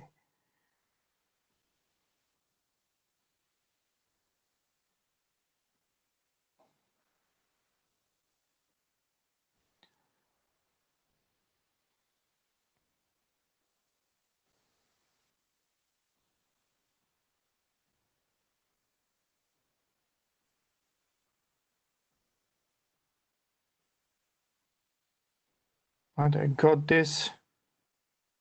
I'm gonna send a reply. Okay, send it over.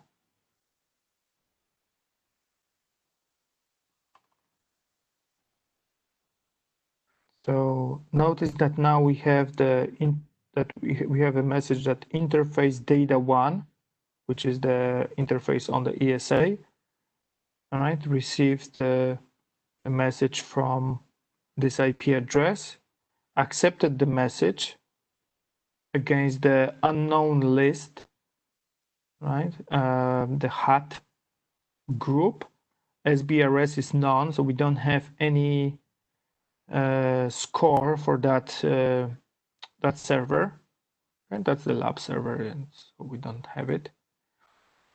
And we see the message information, the envelope, the message title, and the spam engine verdict negative, the verdict for the Sophos for antivirus, the verdict for AMP, the outbreak filters, and so on.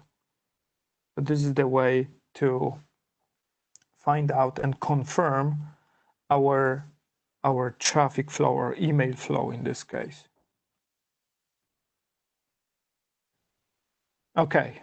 Right. So what time is it? Right, so we just spent over 2 hours going through the ESA. So the next thing I'm going to talk about today is the AMP. So let's take a quick break now, and then I'm going to go to the new topic, which is AMP. Where's my minion? Here is. So let's take 15 for a coffee.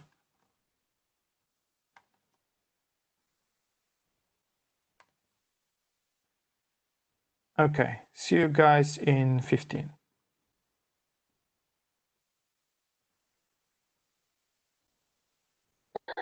Okay, guys, let's move on. So next topic I would like to talk about today is the AMP for endpoints. Let me share my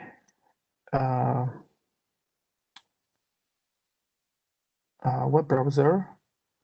We go to our website and need to take a look at the one of the previous drawings that I made. I believe it was the week 5.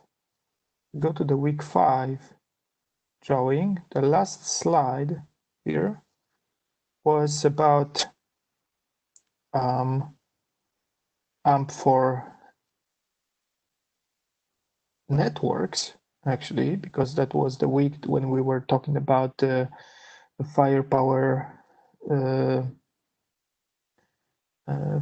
AMP connector. So just to quick recap what the AMP is. Okay, so AMP is just a cloud service that will tell us if something that we see is malicious or not. Remember, when we ask the AMP cloud for a disposition, we call it this process a disposition check, within an SLA 200 millisecond, we should get an answer based on our answer for our disposition or for our question about SHA-256, and the answer might be one of the 3: malware, clean, or unknown.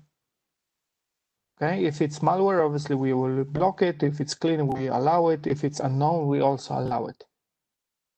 All right, so the basic check is done based on the hash.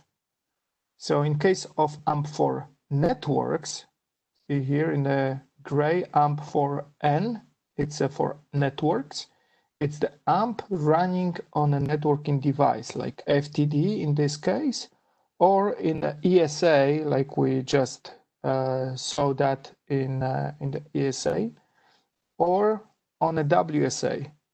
Right? So there are multiple devices that have the AMP connector running on them. But also we have AMP for endpoints here, which is the AMP connector running on the endpoint itself. And basically the process is very similar because both connectors are connecting to the AMP cloud and asking for a disposition. Asking for a disposition is basically based on the hash. So basically the endpoint connector will generate a hash of a file. Let's say someone downloaded a file or just saved a file on a local disk. When there is a file I/O, input-output operation, then that's going to trigger the AMP connector to generate a hash for this piece of code and send it to the AMP cloud asking for a disposition. And we were talking about this really in depth, what is happening inside the AMP cloud. There are some or many different engines like Spiro that can grab the attributes for Microsoft executable files, and then in the cloud it will the Spiro engine will compare our file fingerprint with the known malware fingerprint or known malware attributes. Another is the ethos, which is doing the fuzzy fingerprinting. It's basically, instead of doing one hash, it's dividing a file or a code to multiple chunks and create multiple hashes. And then ethos engine in the AMP cloud will compare those hashes to the malware or known malware hashes. And then we have some additional engines like Dropkick that is verifying who is the parent of that process, the low prevalence, things like that. And the business logic layer, which is just the process that is gathering all the information from different engines and make a definite decision about that hash. And we have a ProtectDB, which is basically a big database with hashes and their current disposition. Okay?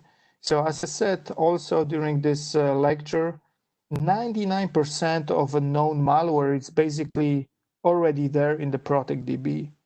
What we are taking care about is this 1%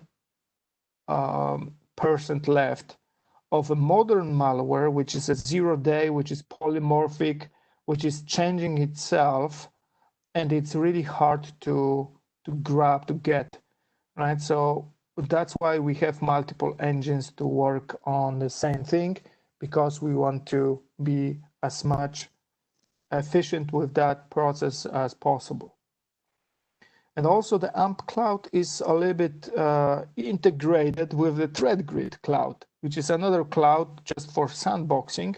But over the API, they talk to each other, and the AMP cloud can deliver a sample of a file to the threatgrid for sandboxing. And after a while, like 10 minutes or so, the threatgrid will send some information and threatgrid score and the report for that file back to the AMP cloud, so that the AMP can decide to maybe change the disposition if that is needed, or keep the disposition. So if the disposition changes, there's gonna be something called a retrospective event. And the retrospection is something that you know, is triggered by the disposition change in the AMP cloud. For example, we send back that this is the unknown, but now we know that this is malware. This is obviously serious, and we need to say, okay, you know what? 2 days ago, you're asking about this hash, and we sent unknown. Now we think that this is malware. So you need to take care of that. Okay, and obviously the main reason that we use the cloud environment here, not the something that is installed on the endpoint. Obviously here the AMP is also installed, but this is just a small piece of code. We are not having any local you know, signatures, any local database here. The whole database is in the AMP cloud. The connector's role is just grab the file and take a hash of it out of it, ask for a disposition, and if the disposition is malware, then to move that file to the quarantine. So that's the purpose of it. So if you compare it to the typical antivirus, anti-malware solution that is local to the user, then it's obviously completely different scenario, right? We are not using any local signatures here. Everything is in the cloud. So back to our whiteboard.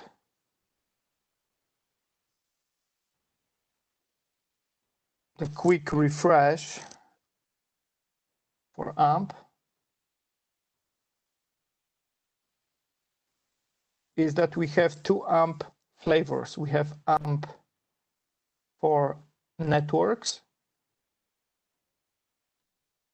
right, that we already know, on the firepower, on the WSA, on the ESA, even on in the umbrella right? Or CWS, which is this cloud proxy services, right? All those products, we have the AMP for networks. And second, which we are talking today about, is the AMP for endpoints.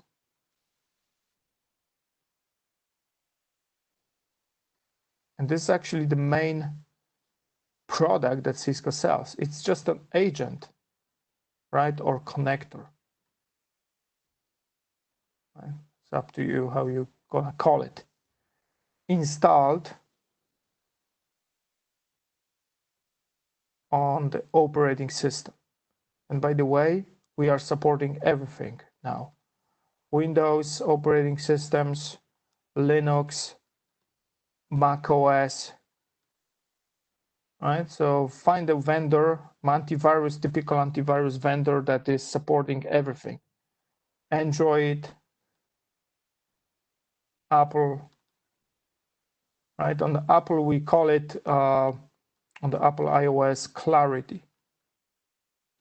That's the, that was a big effort because typically Apple is reluctant of giving out any information about their operating system to other vendors. It's really hard to talk with them and get access to everything that you want, especially, you know, obviously you can develop some application. That's not a big deal. But if it comes to the getting access to the kernel, to the, to the operating system to provide additional security, that's going to be very difficult to get that information from Apple. That's why Cisco started talking to Apple long ago, and they have a nice, cooperation now that gives us that additional option to install the agent on the Apple iOS.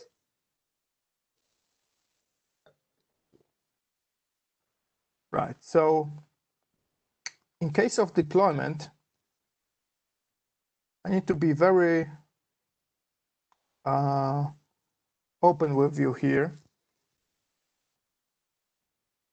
So AMP for endpoints we're talking about now.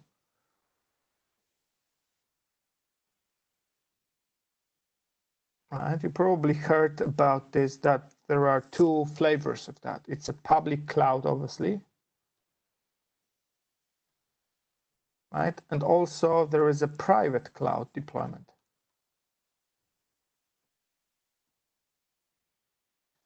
So if I can guess, it's not obviously something that I research for, but looking at the customers and talking to people, I would say that public cloud is like 95% of cases. Okay, this is the main product, the AMP for endpoint with a public cloud. The private cloud is less than 5% of customers or organizations. Simply because the private cloud is more for people that are really concerned about their security. They don't want to use any cloud environments for anything. Okay, they are reluctant to that. Also for some very strict security environments, completely isolated maybe, things like that. So I would say the private cloud is for corner cases rather than the main thing. Okay, so think about AMP for endpoints, public cloud as a main thing. So this is basically a situation when you have your firewall connecting to the internet, right? Your user here, and you have AMP for endpoints installed here, right? And you're checking for a disposition here to the AMP public cloud. Okay, so AMP for endpoint, your connector from your host connects directly to the internet. That's a disposition. check. Okay, what is very important about this deployment to understand is that the administrative console is here in the cloud too. So here you have the admin console. You're managing your connectors in your network. And the most important thing about that, all the events, security related events, if the AMP4 endpoint catches the malware here, the event will be landing on the AMP cloud. Okay, so all events and all policies are being here in the cloud. That's the typical software as a service thing. Okay, so events are going this way, policy is going this way. I mean, you can configure a policy and it's being downloaded by the endpoint connector. Okay, so what is wrong with that? I mean, nothing is wrong with that, but there are some people that say, okay, you know what? I could possibly do the admin console to have it here, but I don't want to send any events outside to my network. I need to keep those events local. Then there is no other choice than to go to the private cloud. And the private cloud, there are two flavors of that. It's a proxy mode deployment of the private cloud, or something called an air gap mode. Air gap mode. Okay? The difference is that in the proxy mode, when you have your firewall connecting to the internet, right, and your host, then you put your private cloud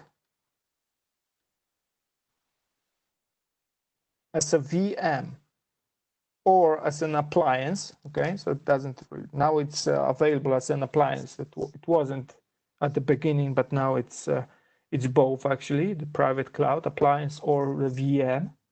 And then your endpoints are talking to the private cloud.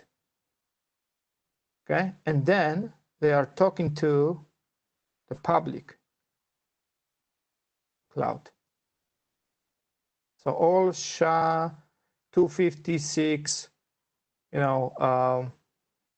disposition checks are being done in the public anyways, but your private cloud is kind of proxy for this connection. So the difference is very important, that the admin console is now here, not in the public cloud, and all events are being also stored here, and the whole policy is being stored here. So all is local except of the disposition check. And this disposition check can be anonymized, which means that even if this check here is telling the private cloud that this is about the IP address 10.10.11 and the user John Smith, right? That's going to be anonymized. So the private cloud will send just a generic question or disposition check about this hash without revealing any inside information about this host. Right? So I would say this is quite popular for the public organizations. Right? I have a couple of customers in Central Europe that are using the private cloud simply because of events and the policy stays local.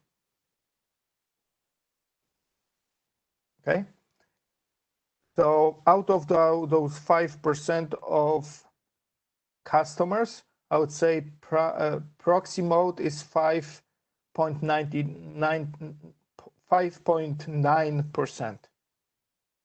Okay, in a gap mode, air gap mode, is just maybe just a promille of that. So we have a situation here like this. We still have a private cloud VM example here in the local network. Our AMP for endpoints talks to this private cloud, but we are not talking to the public cloud. Instead, the public cloud, we can download from the public cloud the Protect DB.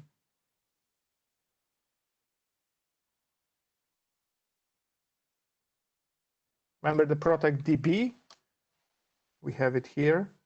The Protect DB is that big database with all the hashes and their disposition. So we almost there, we almost secure, but not really in the real time, because we need to do that maybe once a week or so. Okay? But better than nothing. So that's a mode for someone that is really keen on security. Maybe they have the isolated network.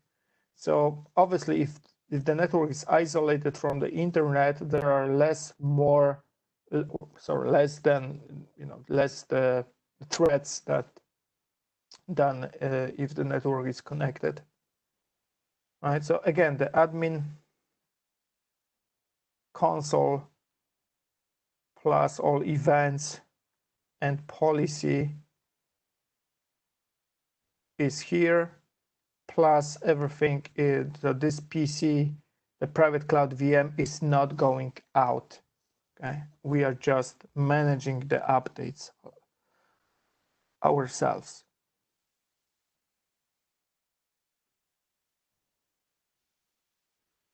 Okay, so I'm gonna focus on the number one here on the left, the public cloud, the most common scenario.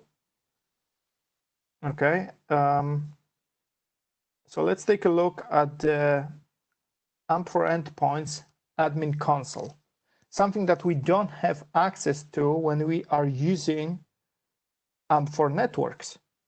Remember, in AMP for networks, we just have the malware license installed, and that's it. We have access to the AMP cloud, but we are not managing it. We don't have access to the AMP cloud. We can, I mean, other than just asking for a disposition. Right, so we'll not be able to go to the AMP cloud, log in, go to the admin console, see some network-related logs or events. We cannot do that. Right? So that's not possible this way for AMP for networks. It's only for AMP for endpoints.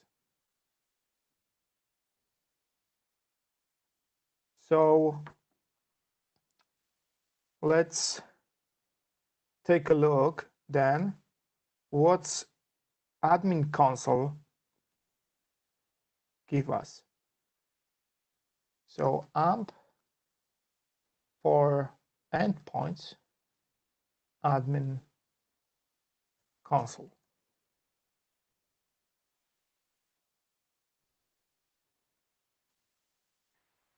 This console allows us first to manage policies. This is a truly enterprise solution, right? We can manage the policies. The policy is basically a configuration of the AMP connector.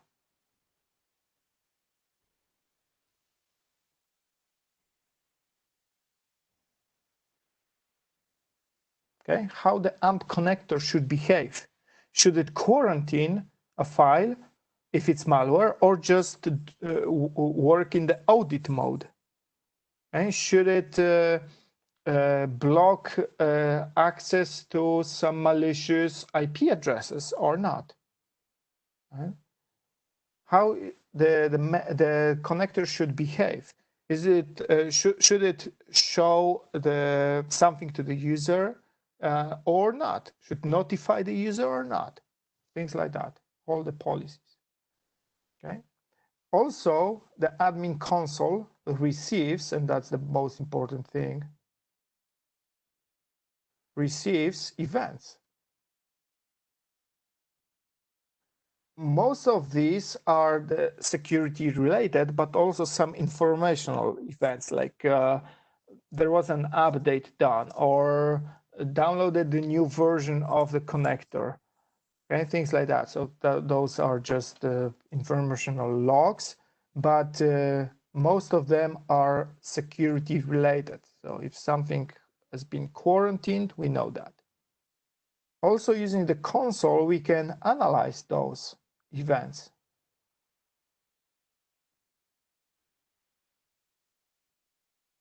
Right? What we can do, we can do the reporting,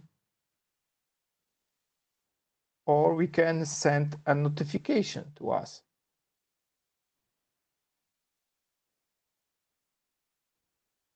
Right? We can also use the admin console to upload the file to the threatgrid or fetch a file to threatgrid, right, to the sandbox. So again, now we have another thing to discuss, how we can work if we have a threatgrid. Okay?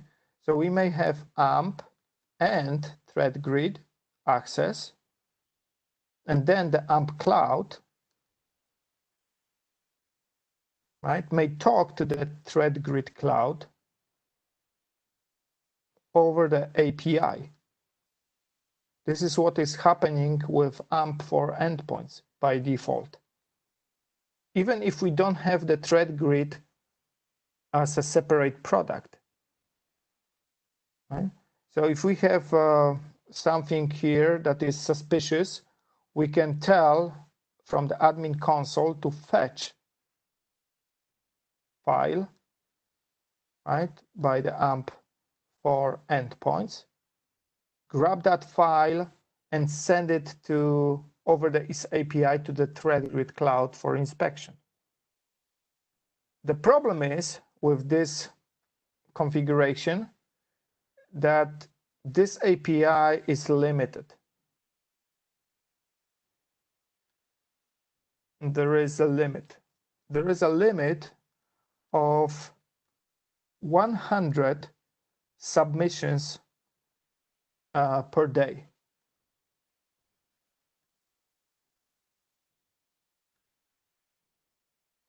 Right? Which means that if I have a lot of files that are coming to my network, 100 is not really much, right? It's not enough.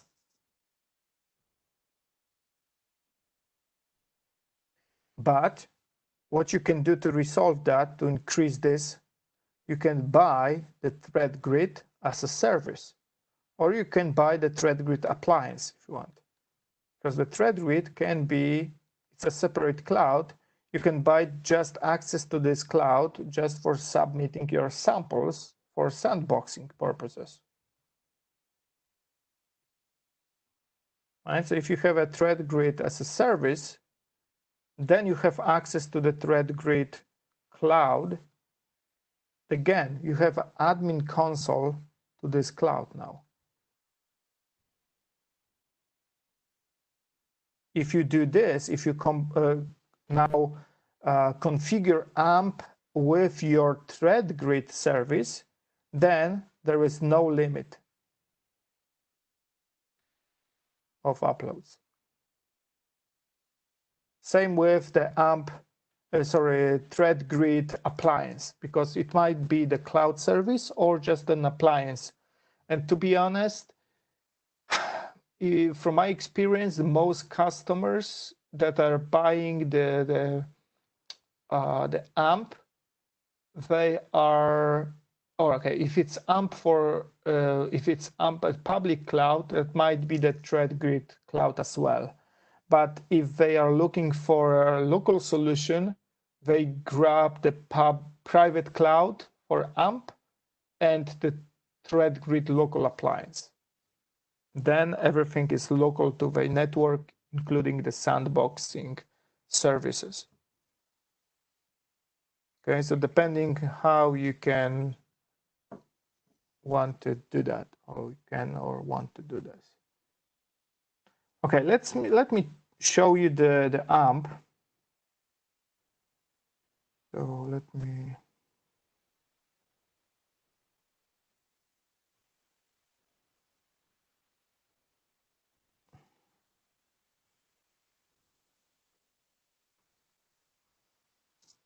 I'm gonna go to AMP.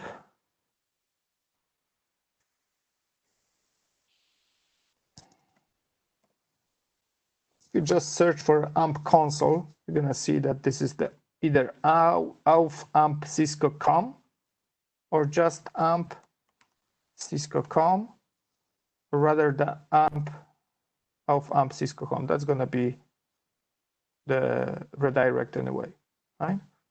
So I'm gonna log in with a new account, just especially just to show you how it works with a new account. Oh, I think I was wrong with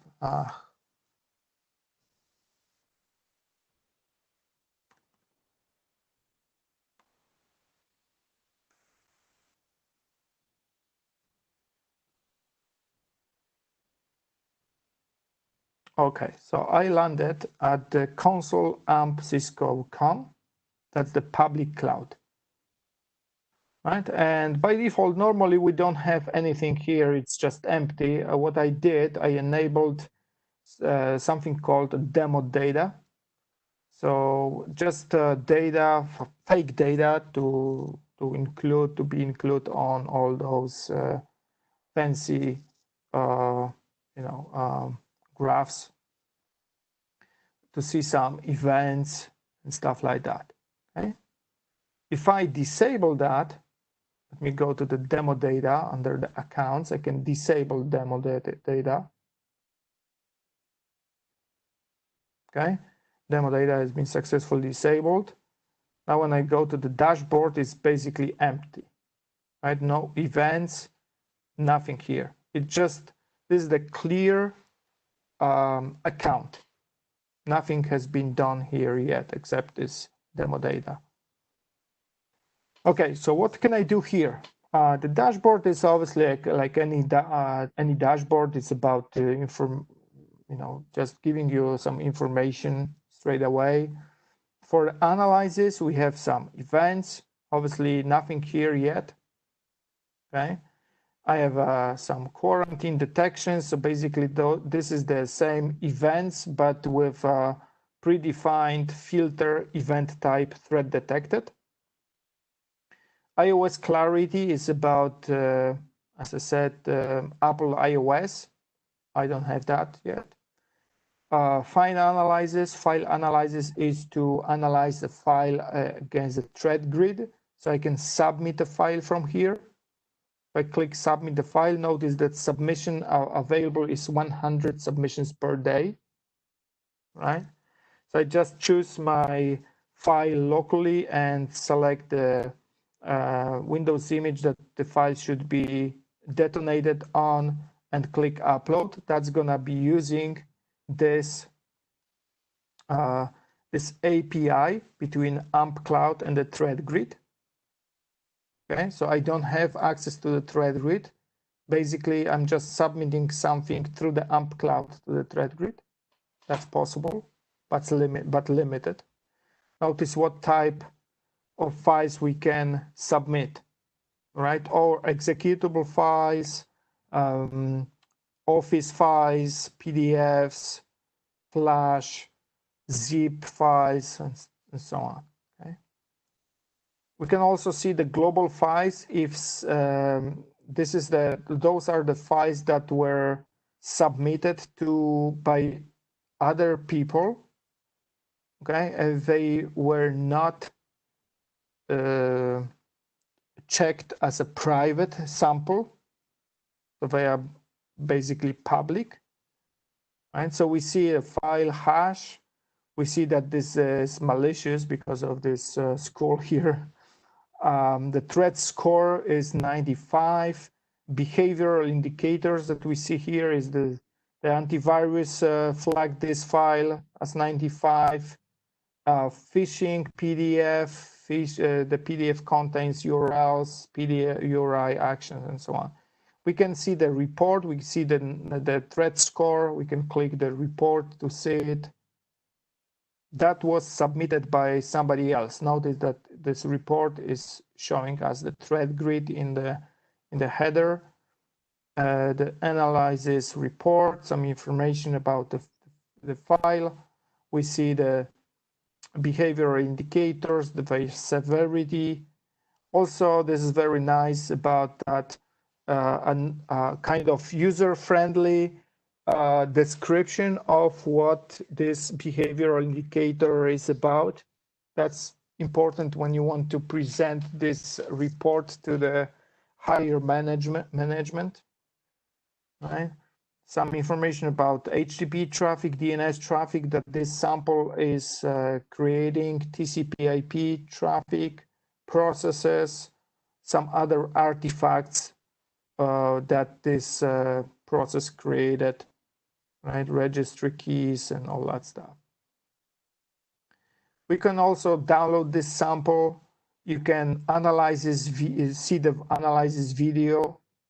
So all the sessions are being recorded, all right? So most likely, if that's the malware, you will not see anything except the ultimate thing. Like in case of ransomware, you're gonna see that there is a message on the desktop to the user saying your files were encrypted and you need to pay to that Bitcoin wallet or something like that. Right, so you can see the detonation. In this case, the PDF was injected, so the Adobe Reader is opened. As you can see, inside this PDF file, there is something like a CAPTCHA, continuance, and stuff like that. So it's already something suspicious. Yeah, that's basically, this is the sandbox because the threat grid is a sandbox, right? You can download the PCAP, the Wireshark file that you can see all the streams like HTTP, DNS, TCP/IP streams, and investigate that if you want. Okay, file repository is the place when you are fetching some files from your organization. You will see your files here, but in order to enable the file fetch option, you need to have the two-factor authentication enabled for the AMP4 endpoints, and that's the prerequisite. I have it on another account, by the way, so I can show you. Search, if we are searching for something like hash, file name, device, or we can use the search up here. Orbital, I'm going to talk about this. Threat root cause is the something. Okay, maybe we don't have anything, so I will talk about this later. Okay, the main policies that we can create are here. The outbreak control. We can create some additional custom detections, like simple custom detection based on the hash, advanced based on some additional signatures that we can create, the custom detection for Android applications. We can block some applications from being running on the endpoint. That's nice because we are not quarantining anything. We are just disallowing something to run. For example, a use case for that is when, let's say, there is a high severity vulnerability of Adobe Reader disclosed. right, yesterday, and we want to be sure that we are not affected. So we are waiting for a fix. Maybe the fix will be for this Adobe Reader will be implemented over the weekend, and we don't have that fix yet. So I want to disallow my users of running this application for a couple of days before the fix is applied. So I can, based on the hash, I can just provide the hash for application and say, this hash is disallowed, okay, to be running. It's not considered malware. We just want to stop people of using this software for a while.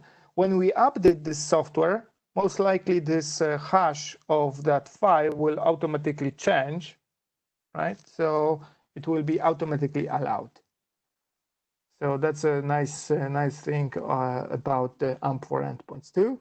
Another feature is the network. So we can block something based on IP address, not something that is malicious. We can tell, okay, that IP address is malicious. And I know people that are using this option, this feature, for a different purpose. For example, they don't want their users to connect to port 22 anywhere. So instead of just saying, IP block, IP allow, isolation, if I create a list, let me create a list. I block SSH, right? It's going to be block. And some people say this, 0, 22, right? It's like this. Or you can specify the whole IP, or you don't want people to go to a specific IP address on the internet, and something like that.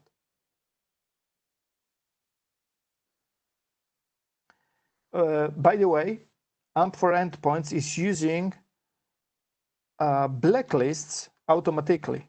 So similar blacklist that you know from the firepower IP security intelligence. Okay, so similar thing, but you need to enable this option, make it work. Next thing here is the, you know what, let me block the application. I will not be able probably to do that because I don't have it. Okay, anyways. The next thing is the endpoint IOC. So IOC is the indication of compromise. So something we are looking for, some artifact for something that was left by the malicious software, malicious process, malicious whatever, okay, on the endpoint. So we can scan for a registry, we can scan for a file left somewhere, and so on. The good thing about this is that there are some open projects for endpoint IOCs out there on the internet. For example, Open IOC is one of them.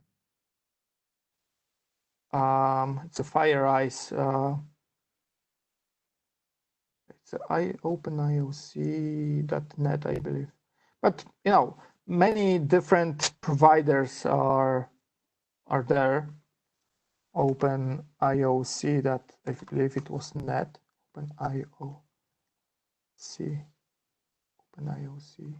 maybe com.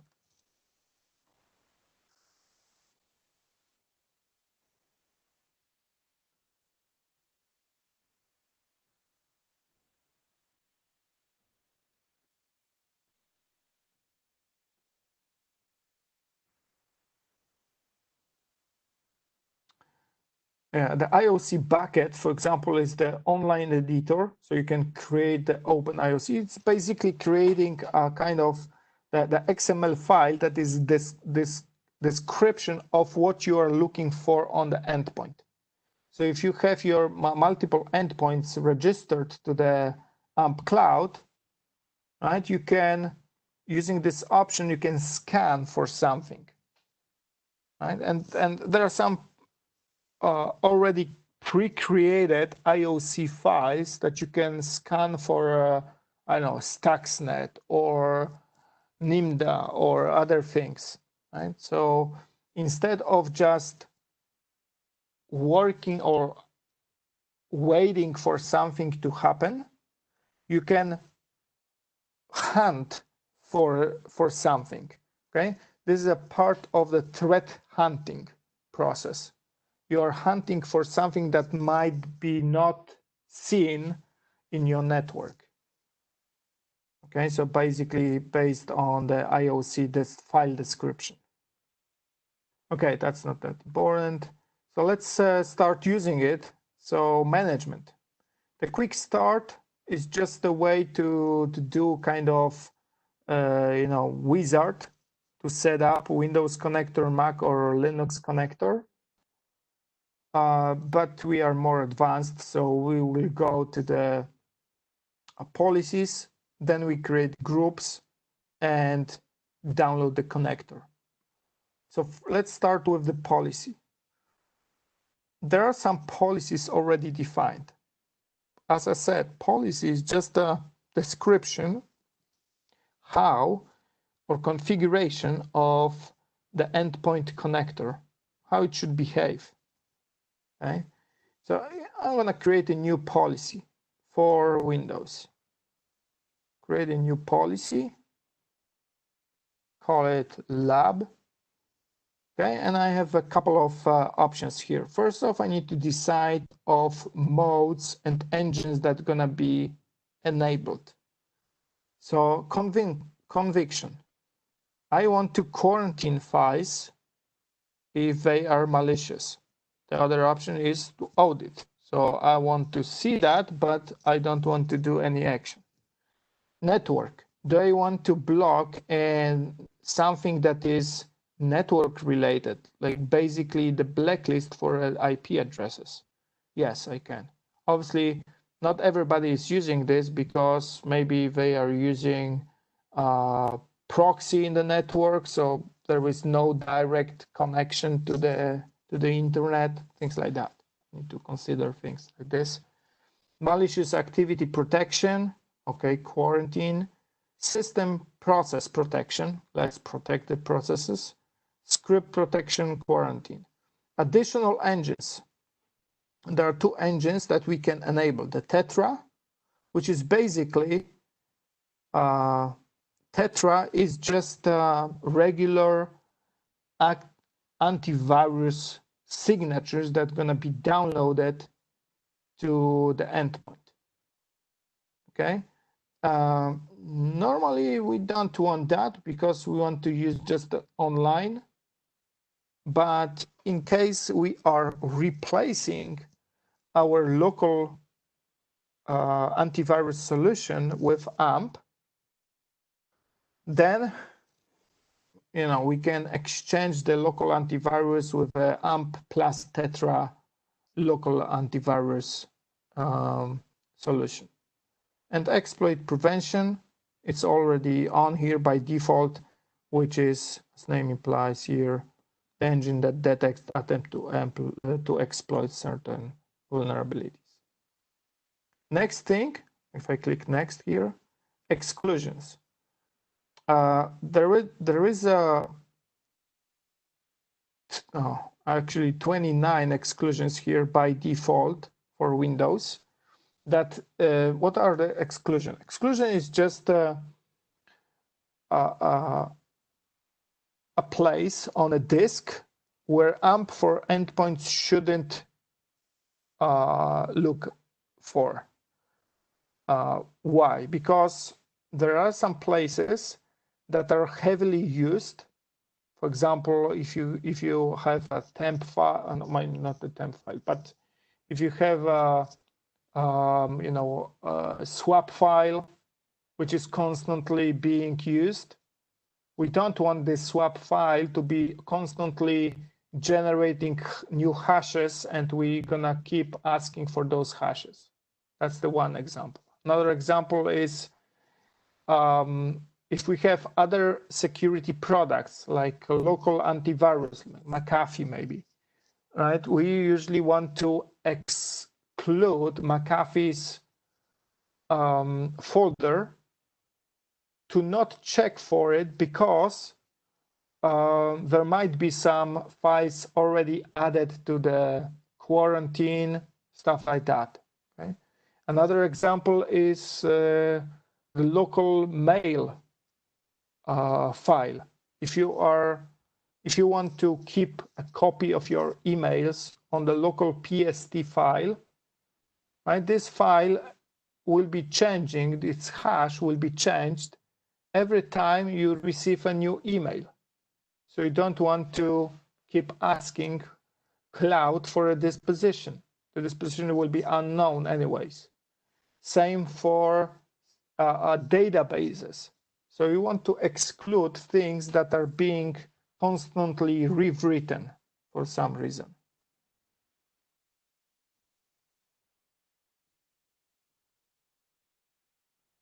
Yeah, that's a good question. In this case, that's going to be blocked, and you will get a special event that is called threat detected in exclusions. In exclusion, right? That's a corner case, I would say. But you will get it. At least you will get an event of that. Okay, proxy. I'm not using any proxy in my network. Okay, I could possibly do that, but the most important thing about the proxy is that you cannot decrypt HTTPS. Okay, so you need to be careful about that. If you're using proxy, you can use proxy to reach out to the public cloud from the endpoint connector, but without decrypting HTTPS. Okay? Because the decrypting will break the connectivity.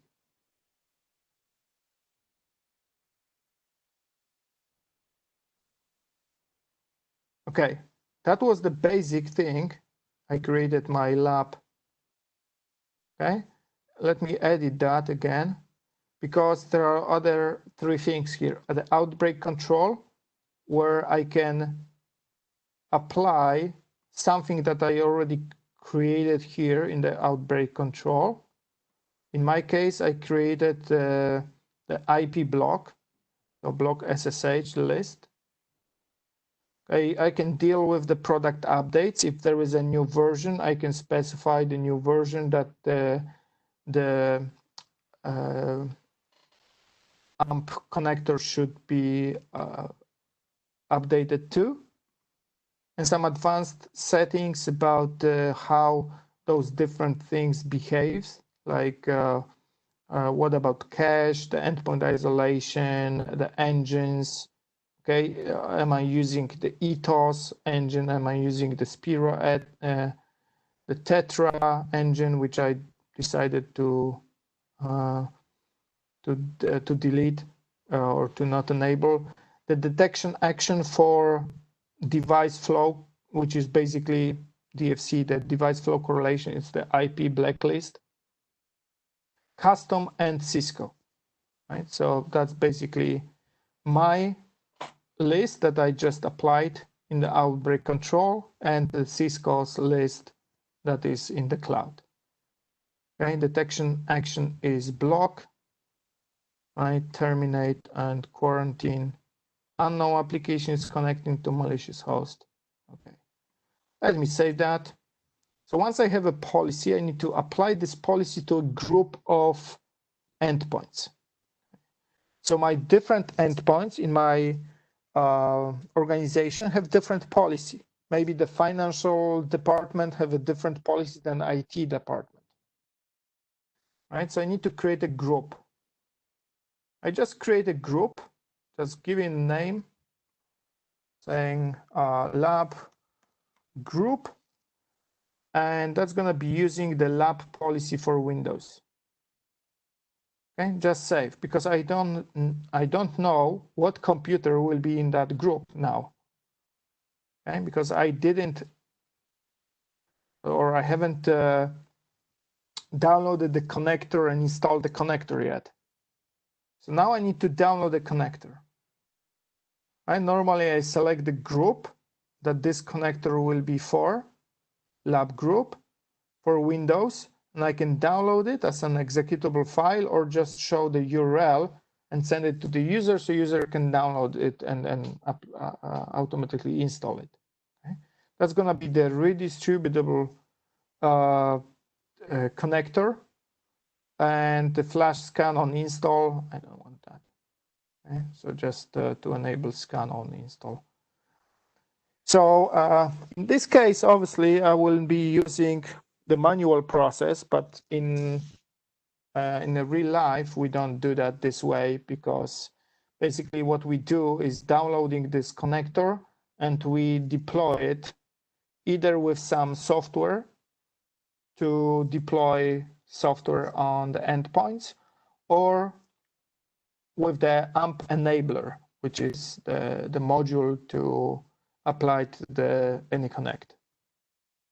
Right. So in my case, I'm going to.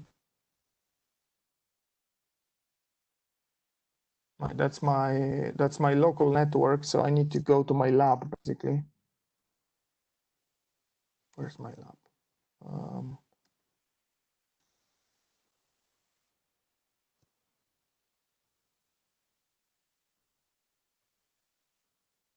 I don't have that lab. Okay, I need to.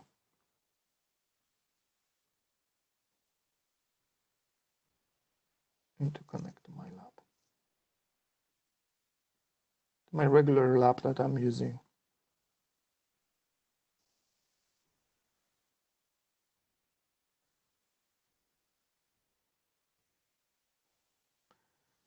Right, so in this case, I'm going to employee PC. I'm gonna install this connector on the employee PC. Oh, wait a minute, I have a caps lock.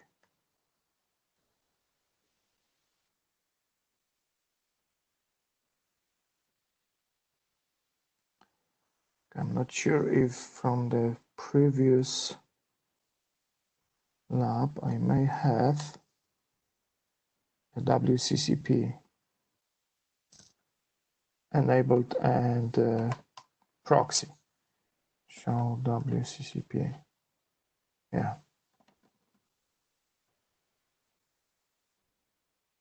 And get rid of that redirection.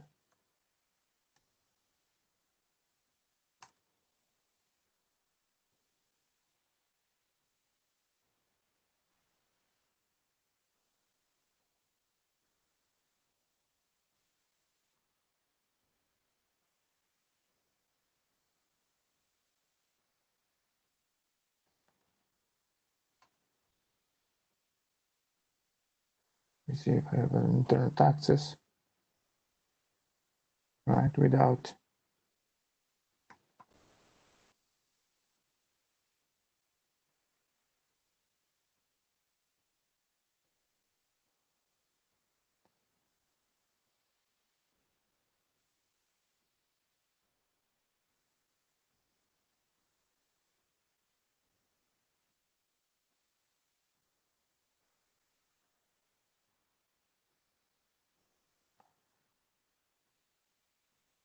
Okay, so internet options. Okay, I don't have any proxy.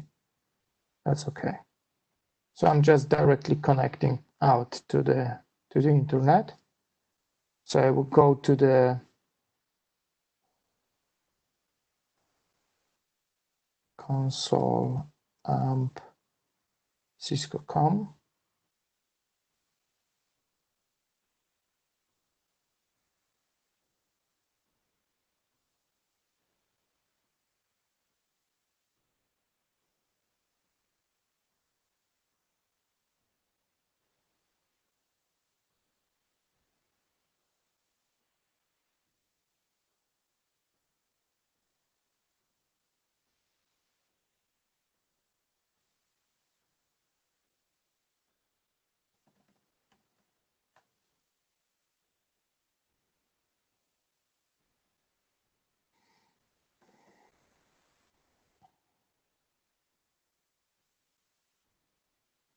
Okay, that's why I'm not so fast.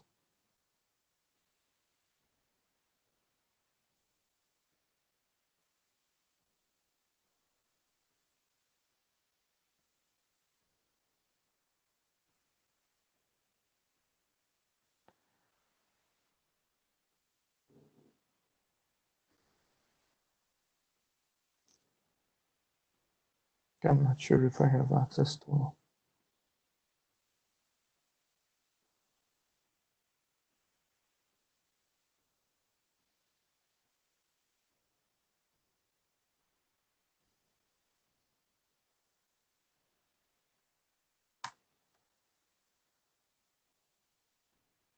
We changed the default gateway to the firepower, so I don't have a problem with the license. Oh, here we go. That's much faster.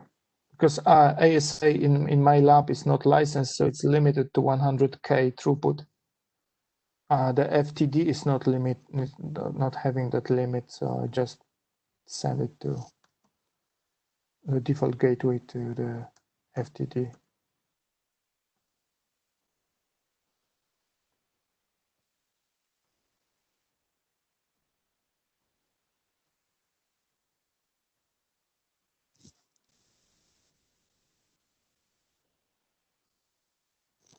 Okay, so from here, I don't have anything here. I'm gonna go to the management, download connector. I'm gonna do this manually. Normally you don't do that this way. All right, select the group of lab group and check the flash. In scan, download, and I'm gonna download the connector. So this is gonna create a package. Notice that this is executable file 57 megs. I'm gonna save it. It's 57 megs because it's including two versions. It's 32 and 64 bits. So normally it's like half of this. Okay, let's download that file.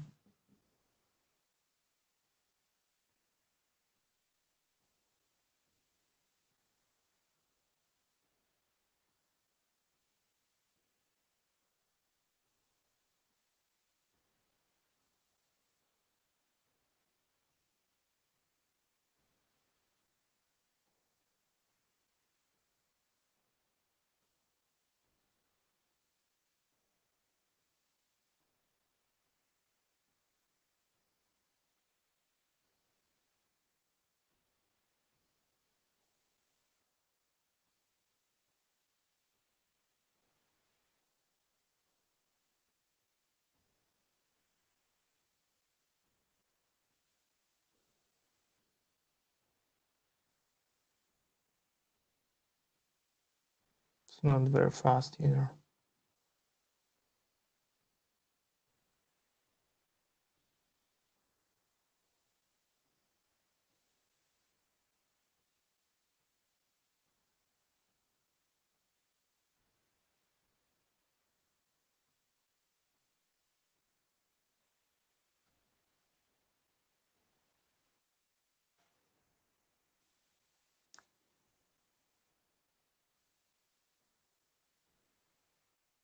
Okay, we have it, so I'm gonna run it.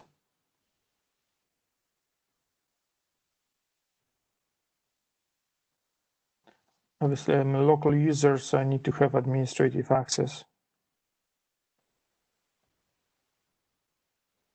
Oh no, it's Cisco wanted to be domain user. Okay, I can close that. I don't need that anymore.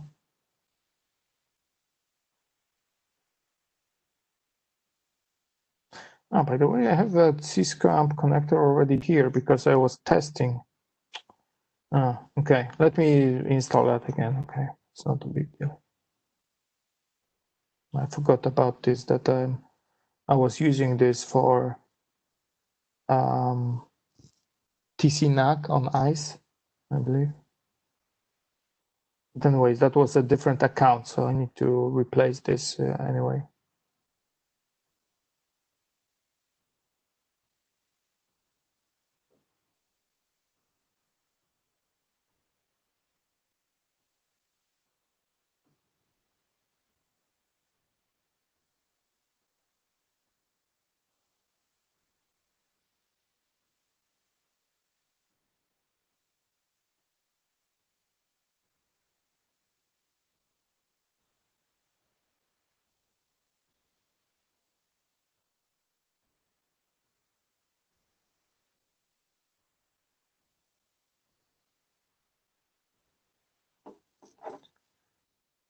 Okay, let it install.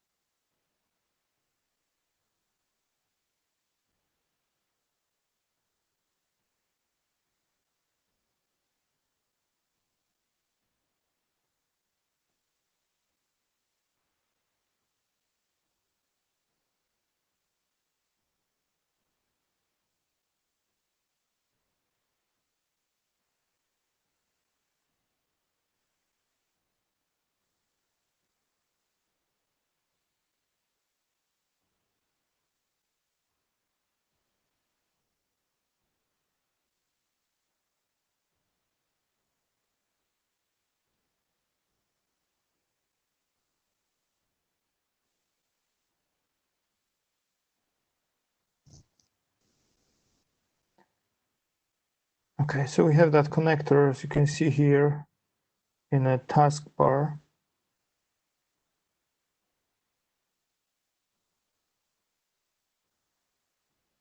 Just double click that to see the connector information. Now we connected. Policy is lab. The policy that I just configured. I have a scan now option just to do some basic scan. I have a history option so I can see what was done. By default is a scan history, so you need to change this to the quarantine or to the all file events, and you're going to see more information if that happened. And the settings, and notice all those settings here, like enabling some engines, everything is grayed out. I see what the setting is set to, but I don't have an option to disable that or to change it. Okay, the exclusions, stuff like that. Why? Because this software is now managed from the cloud. So the all policies that I'm configuring the cloud is about setting all those things here. I can just sync up with a policy if I want. Right? So now if I go to, I should have some malware file here already. Let me check.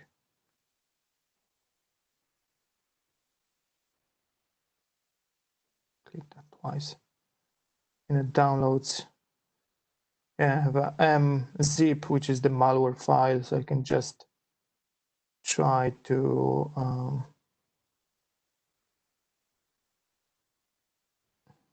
can I extract that?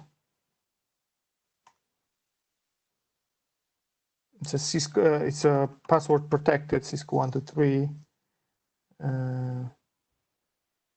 Okay, I have it, and notice that the malware file is gone. I don't see it. Probably because of the AMP, but I'm not sure. Let me open up this and take a look in the history. Not scan history, but all file events. Yes, the malware exe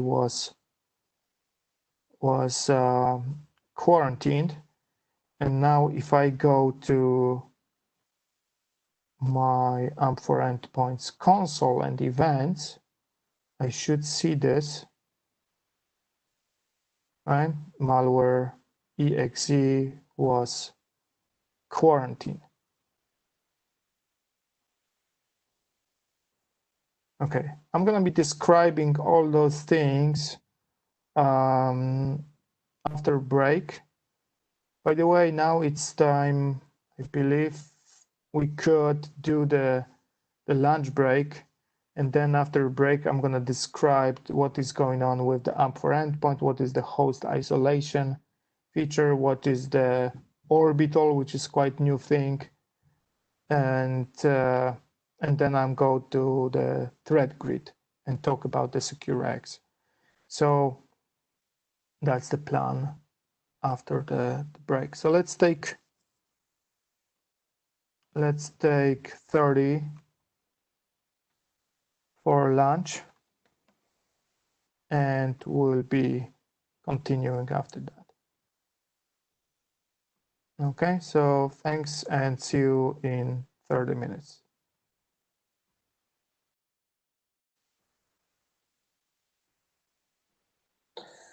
Okay, guys, let's continue. So the next, or continuing with AMP for endpoints console. So what we already done, we installed the connector on my employee PC, and the connector connected to the cloud. I know that because of this information that the connector is connected to the cloud and the policy. Right, so here I see the policy of lab. The endpoint is not isolated. So in the cloud, I see the events, what happened. So what is the detection name? What is the hash? From here, I could possibly see, oh, got disconnected, logged out. So let me get back to this real quick. That event. Okay, if I click this right arrow, I see some more information about this file, the file name, the virus total, how many engines are considering this file as a malicious file, 41 out of 64. We can investigate that further with something called a threat response. I'm going to talk about this in a while. We can search for that. We can do the file analysis. We can add this file to the simple detection or blocked applications or all that stuff.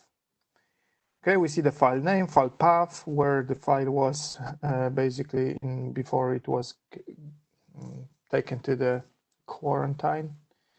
What is the parent file name? So explorer.exe, that's not Internet Explorer, that's the shell of Windows operating system. We can restore that file, we could analyze that file, but notice that to request that file, you must have remote file fetch and two-factor authentication enabled, which means that without two-factor authentication, I can't grab this file or fetch that file from the endpoint and send it to the threat grid. I can restore that file on that specific computer, or I can restore it on all computers. I see some connector information, the user information, and potentially can add some comments to that. Okay, what else we can do? The most important thing about these events on the AMP for endpoints are those two little icons. One is called file trajectory, one is called device trajectory. So the file trajectory we already know about from Firepower. This is basically information about this file and how this file was seen in our organization, our network. Okay, we see the file hashes, we see the current disposition, we see the known names for that file. Okay, and if this file was injected to our network in multiple ways or many times, we're gonna see this here. I don't see that, so it looks like this file is quite quite new for my organization. So that's the one thing, the file trajectory, how this file got to the network, and was it only once or multiple times, stuff like that.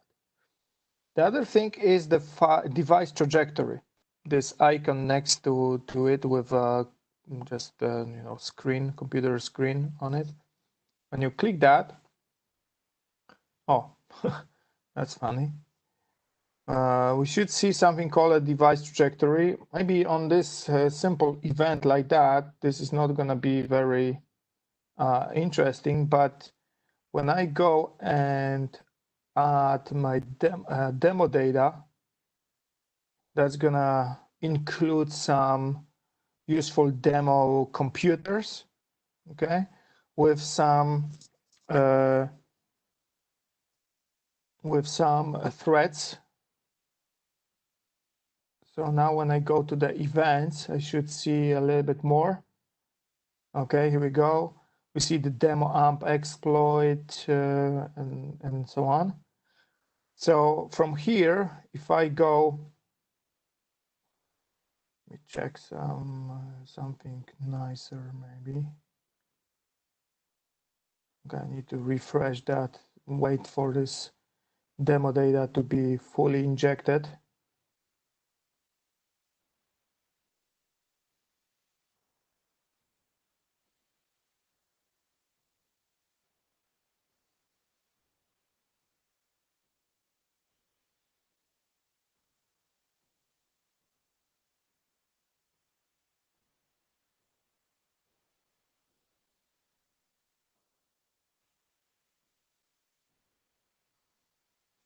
Okay, so anyways, we see the the events here. PowerShell downloaded executable. So we can click on that and see what's this, and see the events associated with that. Okay, I see 3 computers were affected by this, by the same thing, demo amp. Okay, from here I can do the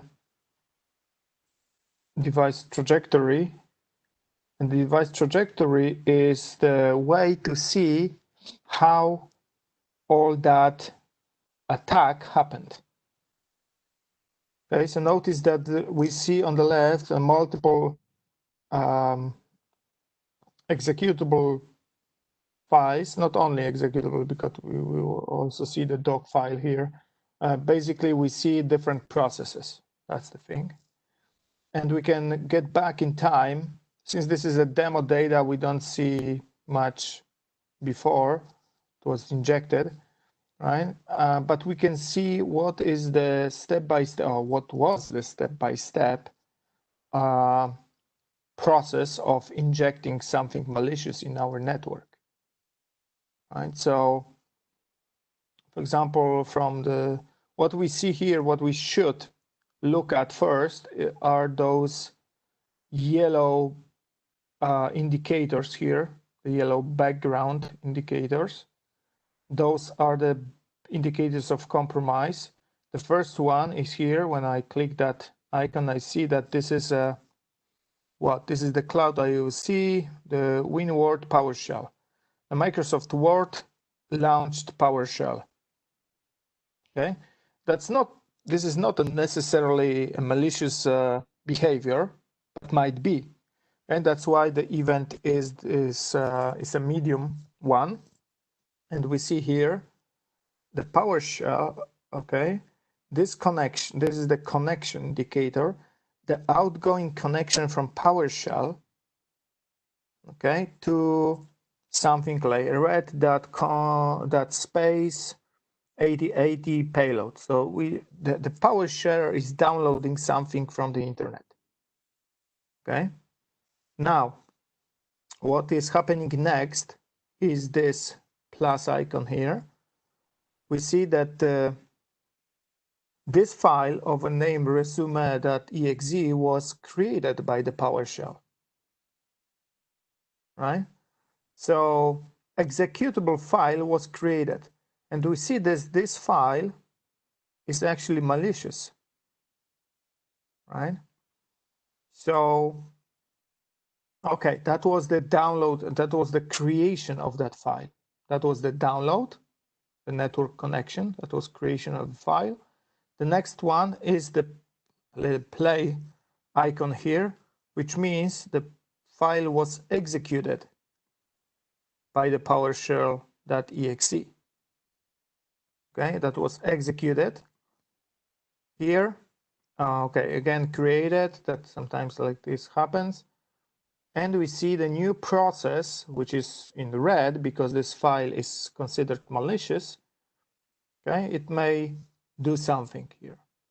So now we see that this file was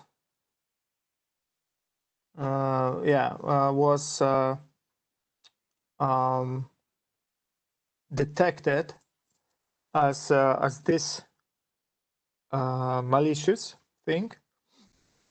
It's hard to sometimes to tell what it is, and sometimes it's really hard to understand what is happening here because that's a demo data. Sometimes those events are quite unrelated to each other. Okay, but anyways, that's my point is that in a device trajectory you see exactly what happened, and you can create a really nice story about what really happened and how it happened that we got infected or some host got infected. Yes, so yeah, the question in the chat is it's similar to Angler. Basically, yeah, all the malicious software or code is working the same similar way. They are just getting some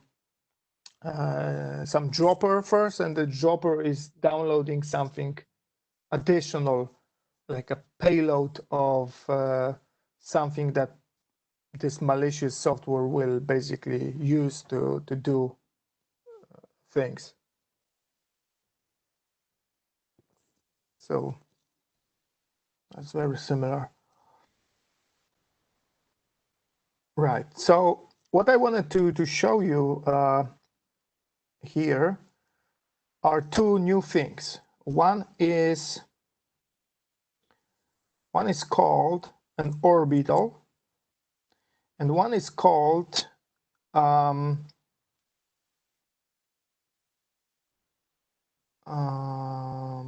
it's the secure X threat hunting. But also, let me go back to the events real quick.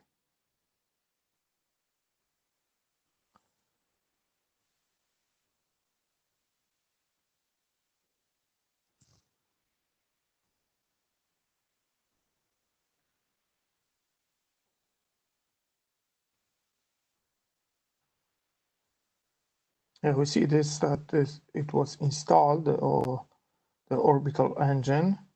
The orbital engine, it is something quite new.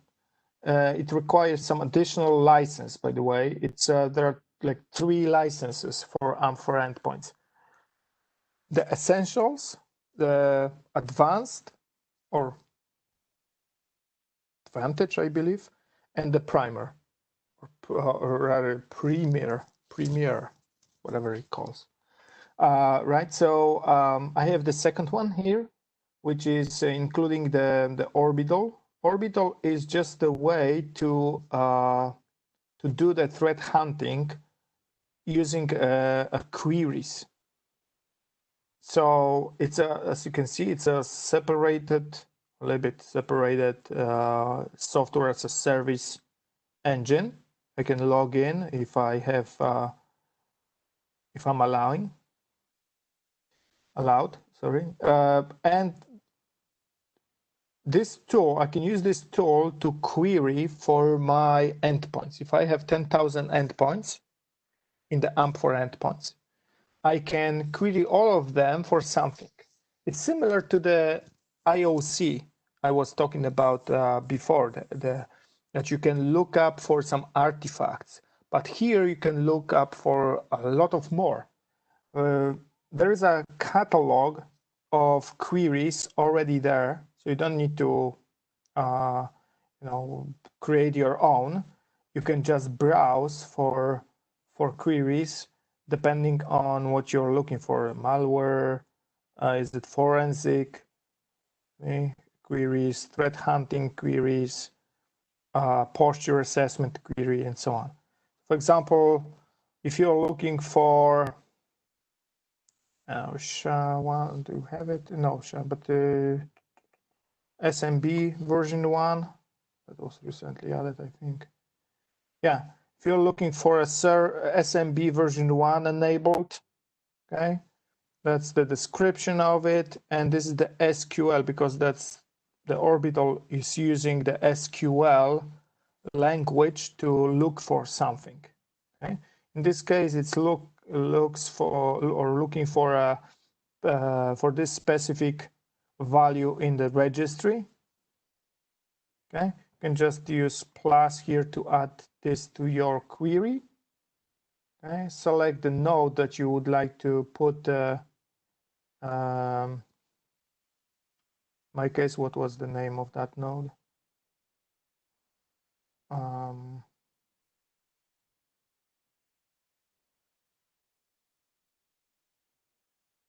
this computer is unknown?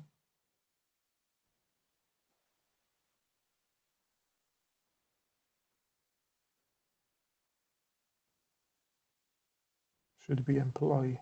Oh, let me check the computers. Management computers.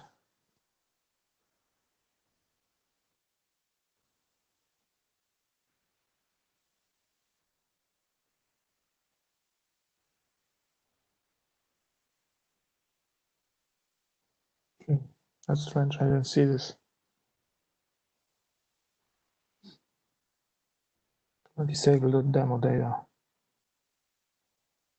The orbital is not looking in the demo data anyways.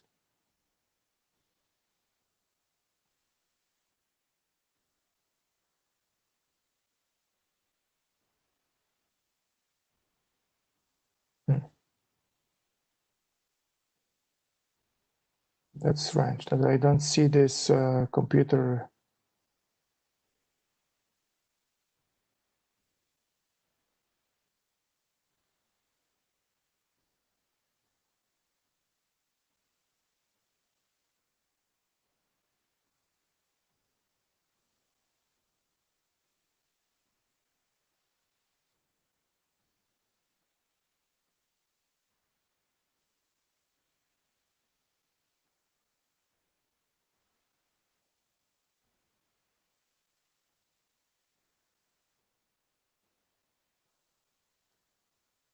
Okay, anyways, I don't have enough time to go for it.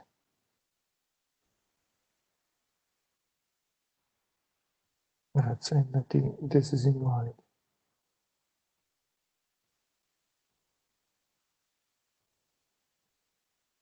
Yeah, I wonder why this endpoint wasn't registered correctly.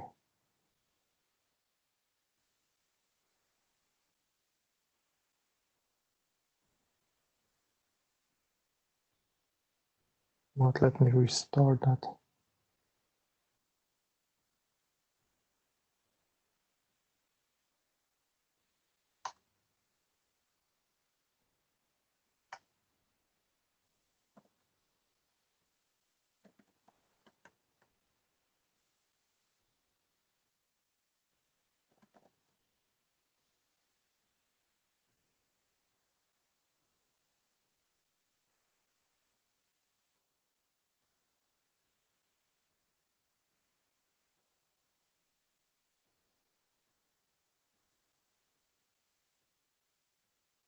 Maybe because I installed the AMP connector on top of the previous AMP connector, which was pointing to a different cloud. That might be the reason why it's not registered correctly with a computer name.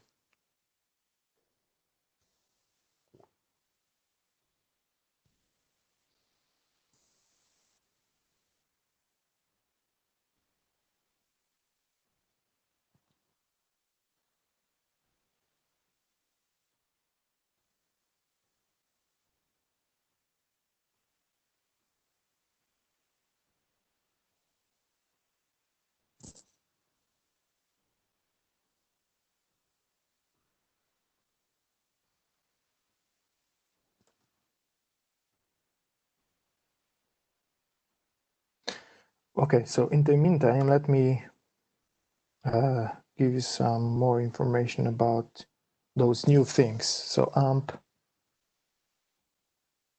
new features.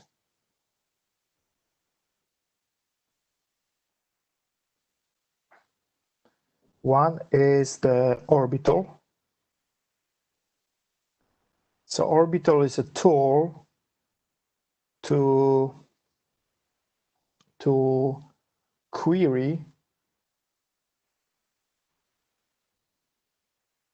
with a SQL for some info. Okay, so you can just use this tool to query for security related information, or just some information. You don't need to be, doesn't need to be security related. But this is a tool to do a compliance check or a threat hunting. Okay, if you're looking for something that wasn't necessarily malicious or might be malicious, but you don't know if it was put on your network already or not. Okay, so the orbital. The second thing I wanted to talk about is the CTR. CTR is a Cisco threat response.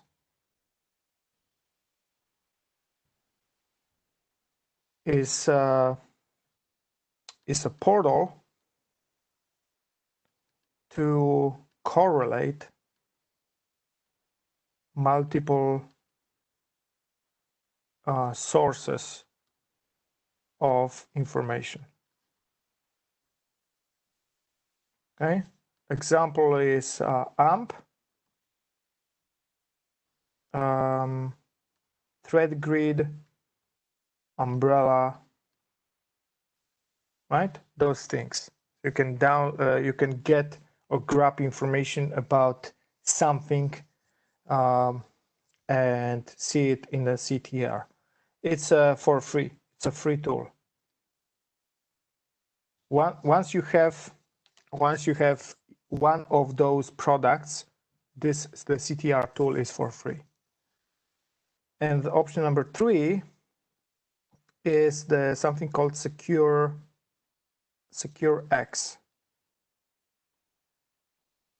Okay, SecureX is, like, I would call it next generation CTR, because it will allow you to do what CTR allowed you to do, plus it will allow you to do threat hunting. Okay, and automation. So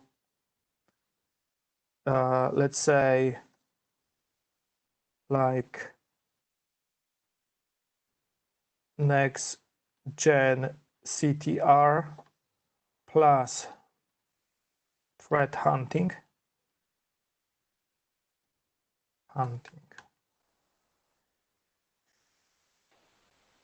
plus automation or threat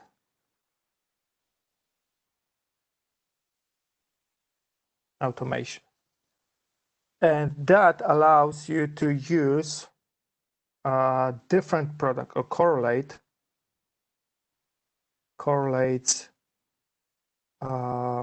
threat info from different products.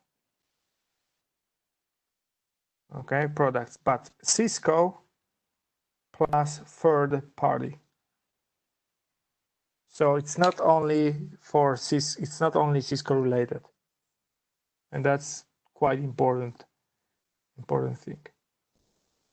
Okay, let's get back to this and see if that works better now after we start.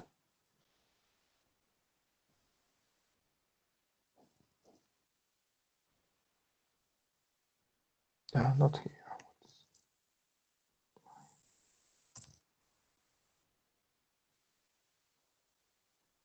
Okay, it's a machine access list still.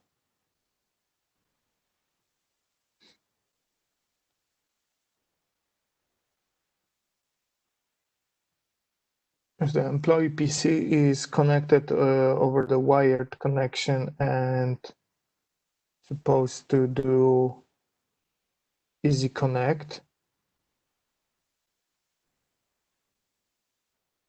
I'm not sure if that's still working because maybe I changed something in the lab and it's not working anymore. That might be the case.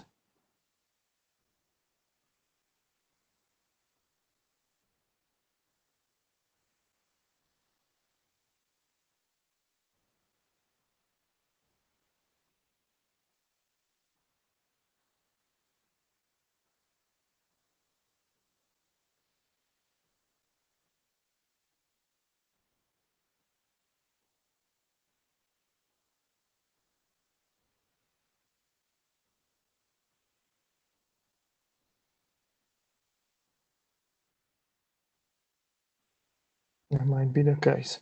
Okay, let me disable that and go through the LAN via directly. I don't want to spend time on troubleshooting this. No.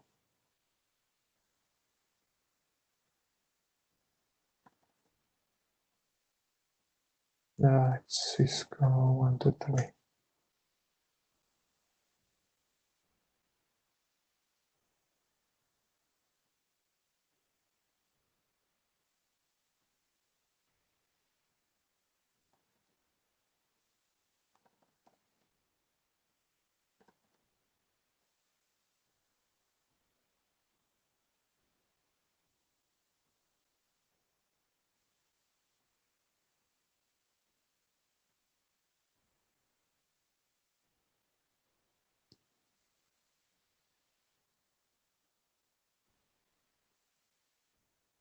Okay, let's see if we are going to be connected to the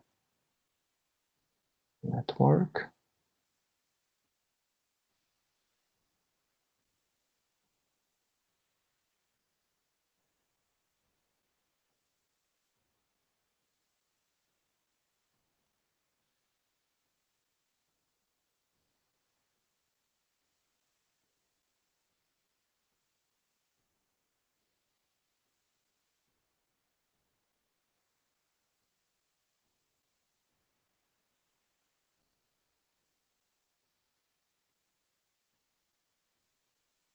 So sometimes it takes a while. You can go to the services and restart that service.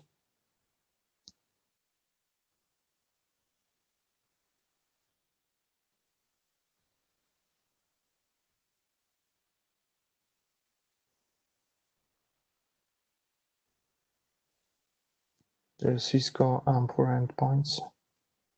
Okay, I will not be able to restart that.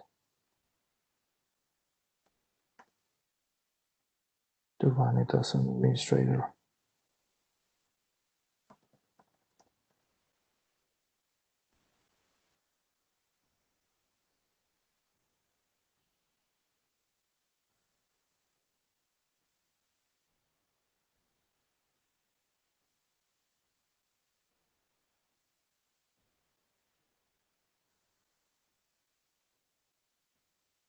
Okay, so we are now back connected to the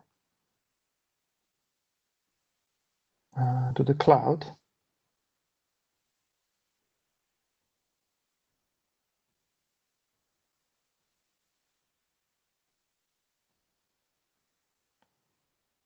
Still don't see the computer.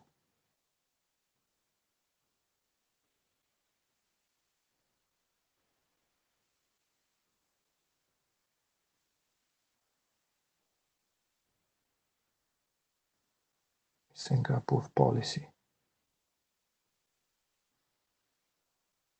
Oh, see, there's some issue here because I should see this in the computers registered as a computer. So probably that was the issue.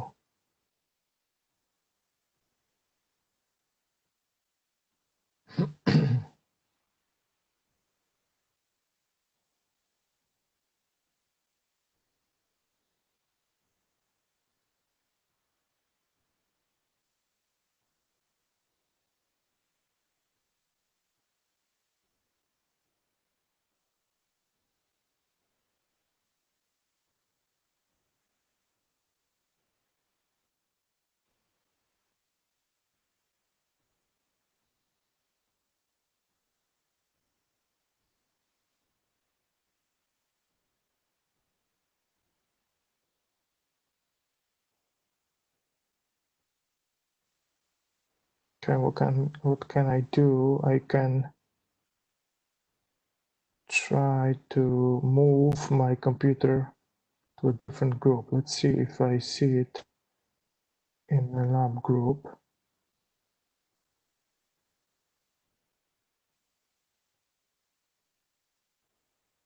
No, I don't see it. Okay. Yeah, so something is really wrong here. What I need to do, I need to uninstall it.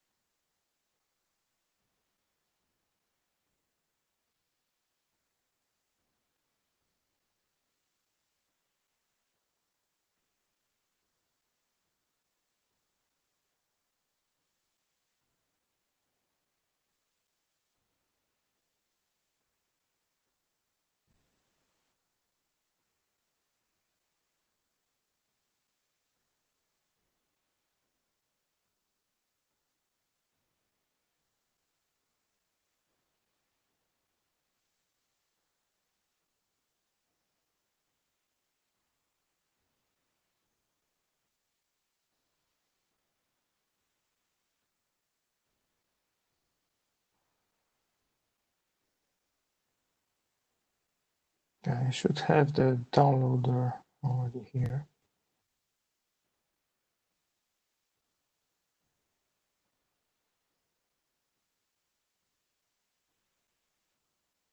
Oh, wait a second.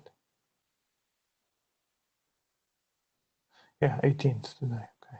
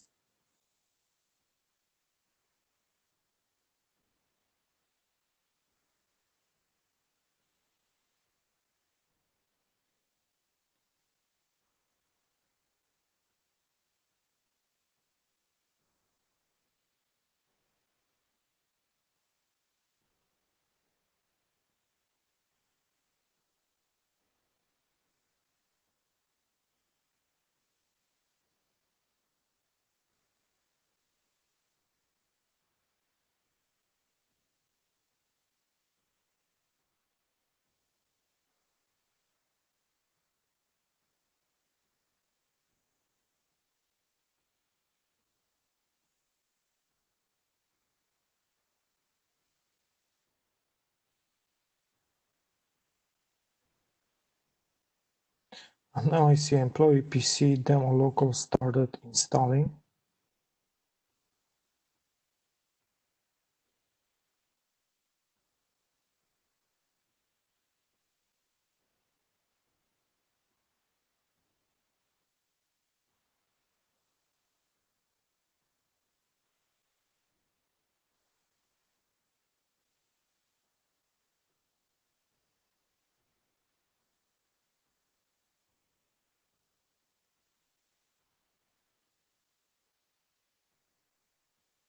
Don't see it under the computers yet.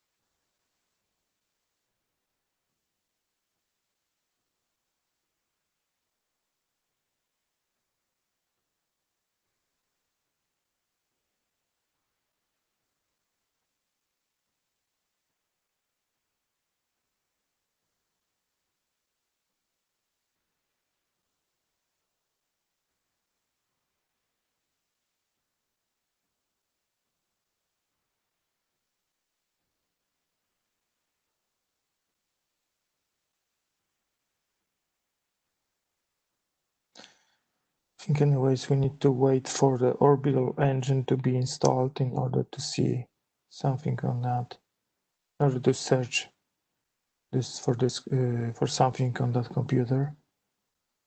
That's gonna take a while. It's the automatic process. Let me first see this computer in the computers on the console.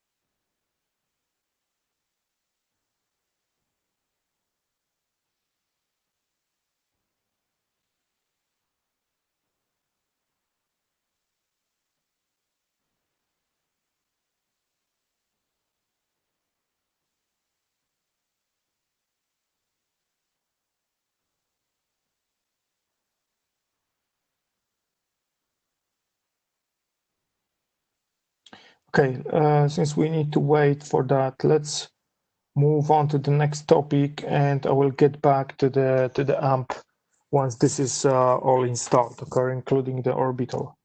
Previously, the orbital was installed, but notice that the computer was unknown. That because of something was, not right with the previous AMP connector. So I'm gonna get back to this in a while once this is all done. It must be done in the background anyways. So let's move on to the next topic, which is the threat grid real quick. So the threat grid is the one way of sending something to the threat grid is the file analysis or file repository, depending on what, if you want to fetch the file or you want to just submit the file. But here you have some limits, right? And you have a limited option of choosing what you're gonna send and how it's gonna be detonated. If you want to have a full option and all possible options, you need to go to the threat grid and get the threat grid as a separate cloud product.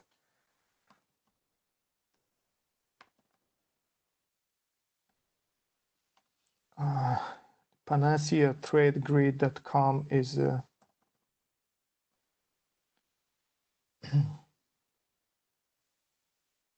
is a threat grid location, the cloud threat grid, obviously.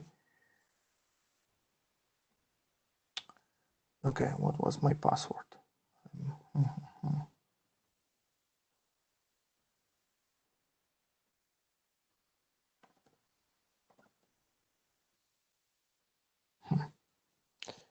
Okay, need to guess.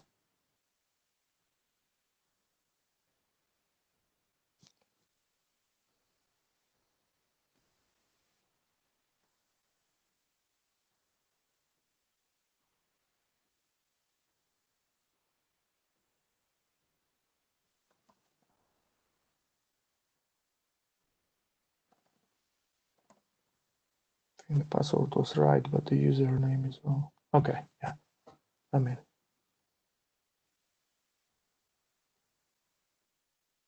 Right, so this is the threat grid console for an organization. Okay, so you see the for your organization for the last 7 days, what is the average analysis time for a sample, what is the average threat score, how many convictions per last 7 days, how many submissions, and how many people submitted files, and so on. You see some statistics here about the submitting the file. The most important thing though here is the submit file option. So if you click the submit file, you have a lot of more information or a lot of more options rather than just choose the file. Right? First off, you can choose the file by uploading the file, or you can just submit this file by providing the URL to that file. Okay, so file will be automatically fetched from that URL and put into the virtual environment for detonation. Then you can tag this, you can mark it as private, and that's important. Remember that option in the file analyzes the global files I was talking about. Those files were submitted by people without selecting this private option, mark private, okay? So everything that you are basically providing here by submitting a file is not going to be private. It's going to be public. So everybody will see this file detonate, report for that file, basically. Okay? So if you want to be, if you want to not disclose those files to the public, you actually need to have the full-blown threat-grid access in order to have that option to mark this submission private. Then notification, the virtual machine. You can specify Windows 7 different options or Windows 10. The playbook. So, for example, how this Windows must behave. Okay.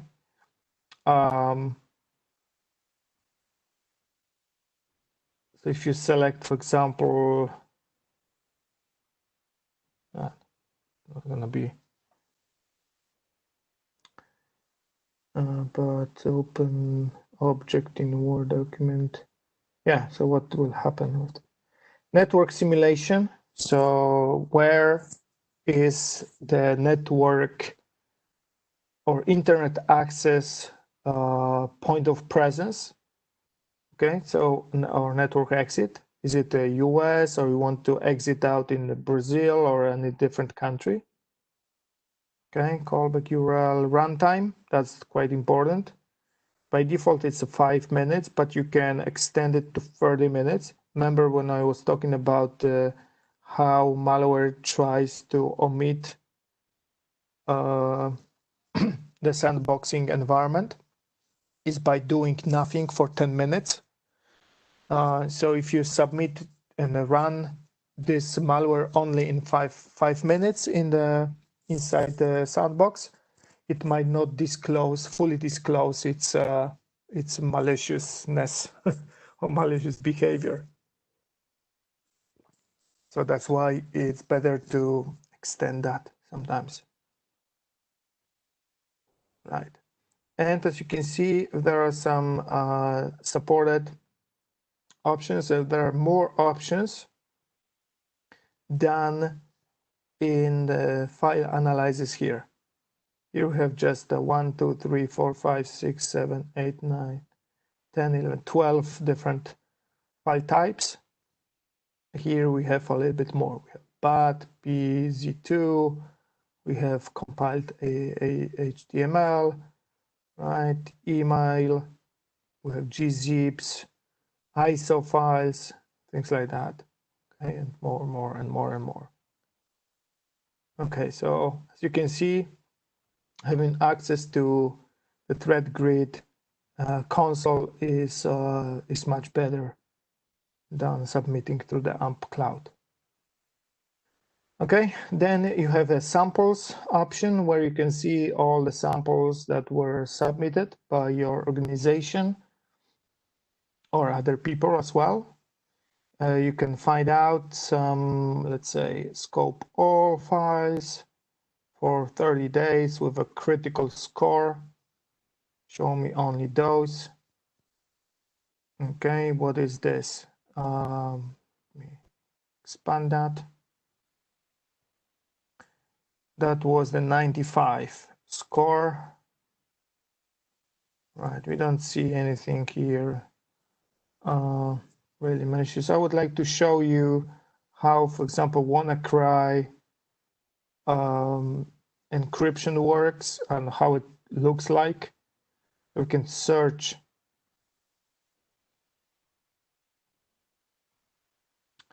for WannaCry. Let me expand that and see. That's not the WannaCry.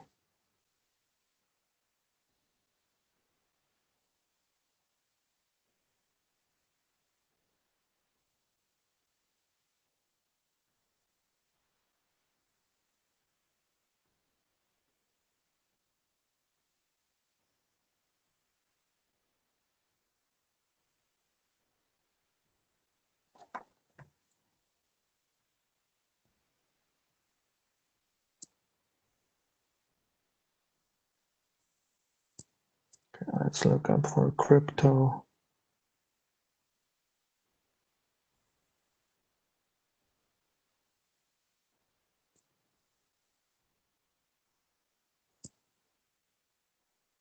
Okay, it looks like this is a Loki. Basically same stuff. So we can play and see how it was. Now it's done. So obviously the malware like Loki or WannaCry has no GUI. So only thing that you can see is just changing this mouse icon or pointer for a second, and bang, you see something happened, like a file encrypted or something like this, or message on a desktop. Oh, we don't see anything here. Again, back.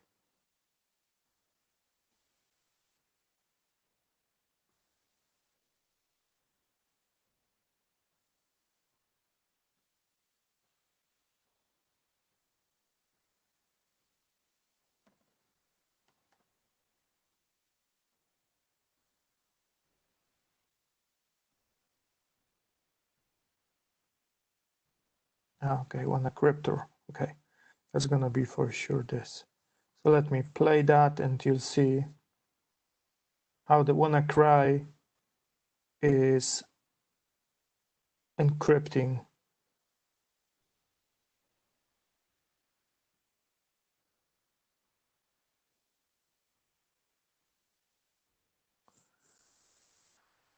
Okay, so we don't see anything really here happening. Just something in the background, maybe some icons flicking, something like that, that indicating that something in the background is going on.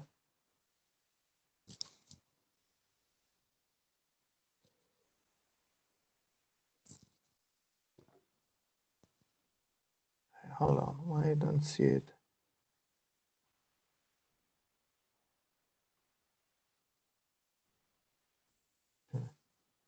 Strange.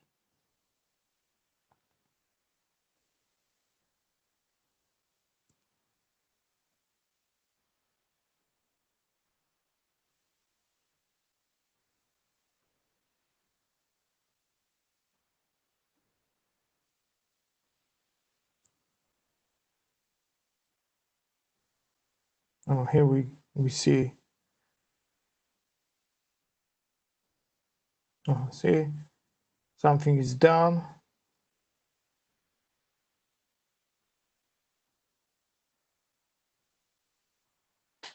Okay, this behavior of a pointer, like clicking different places and moving the pointer, is actually the playbook that someone used to simulate the user's presence.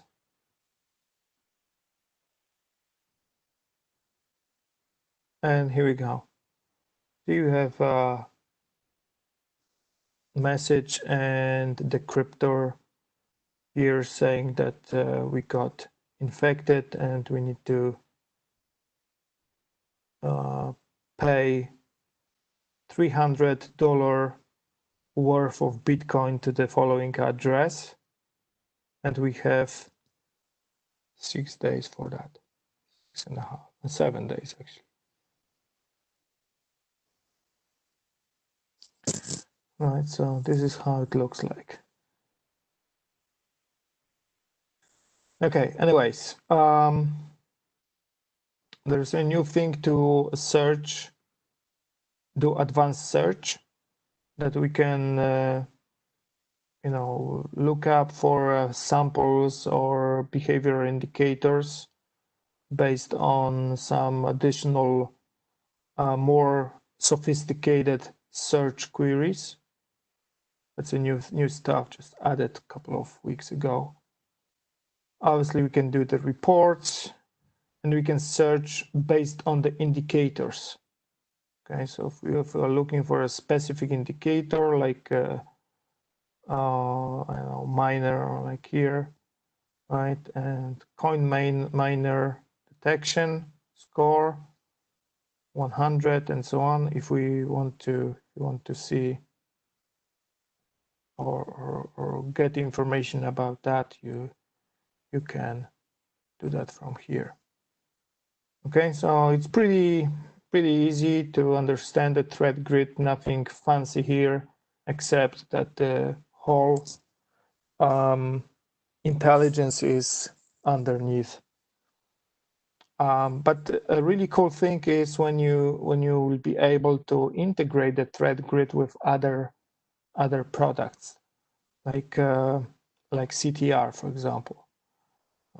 Let me check that if something happened.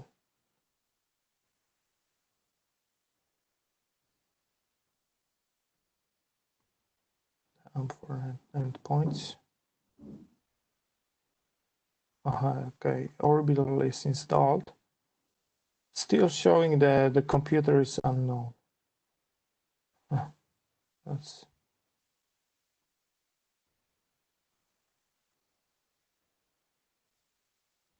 That is strange. So I don't see my that computer under the computers. So it's going to be difficult for me to search.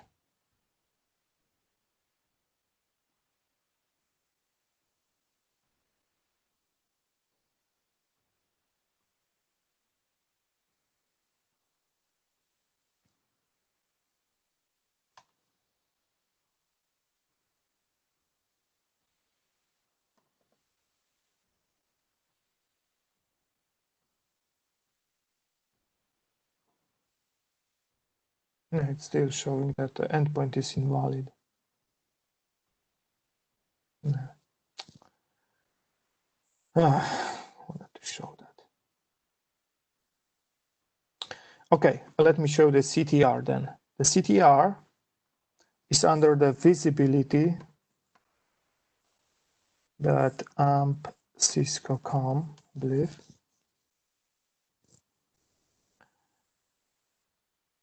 I can log in with having one of these products like AMP, threatgrid. I have access to the CTR by default for free. So this is the option number 2. It's a portal to correlate multiple sources of information. So let me log in.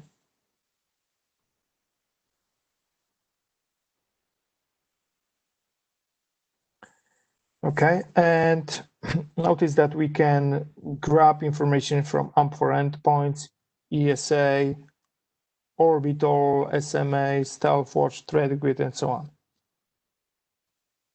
Yes, the question in the chat is, so SecureX takes CTR one step further. Yes, basically CTR is just to do the correlation. It's a threat response. So we can use this portal to correlate different information and better understand what happened. And we can click and interact with other products directly from the CTR. For example, you can block or isolate the host on AMP directly from the CTR. That's why we call it threat response. But SecureX is more than this. The SecureX will allow you to do the threat hunting and allows you to do the automation. So it's more like a tool for security operations centers. Okay. Yeah, I will show you that in a second. So what is really cool about the CTR is that it's easy to be integrated by the use of modules. See, that you just add the new module and you get this integrated with like AMP for endpoints.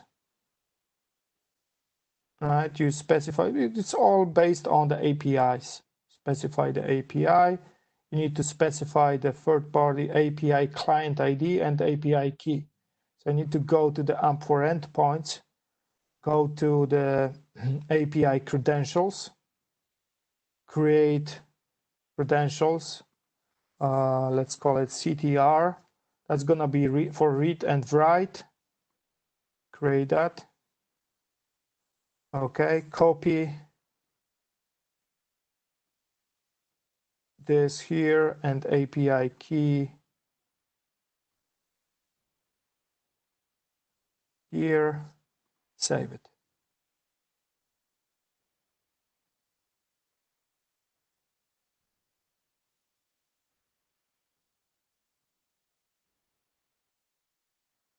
Okay, already have it.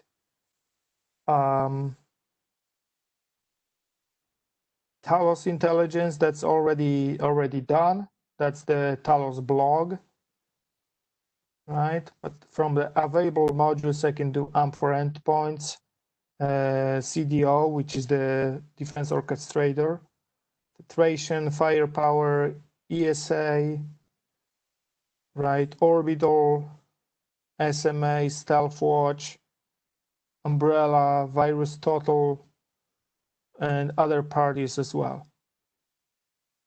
Anyways, once I have it, I can just ask for anything I want, like IP address, domain. I can paste even the whole log entry or something like that. So if I'm take a look at this events, let me check what was the event here. I'm gonna copy that that hash and take a look if this hash, I can investigate for that hash. Yeah, I see it, right? The hash is there. I see this is the based on the AMP file reputation. Okay, I got this position is malicious. AMP protect DB conviction, right? Source of that information, severity, and so on. Okay. And from here, when I see it, I can investigate that further. I can create a judgment. I can create a kind of incident here. I can go to the AMP for endpoint because that's already integrated with my CTR, and go to the file trajectory, search for that hash in the AMP for endpoints. So it's like a cross-checking, stuff like that. Okay. It's not showing me, this is the observable. It's not showing me the host, the target. It should show me the target, but for some reason this target is not showing okay in this, right? I mean, the computer is not there. Okay, let me try again. Maybe this time it's gonna be easier or better to see this. Let me go to the lab real quick and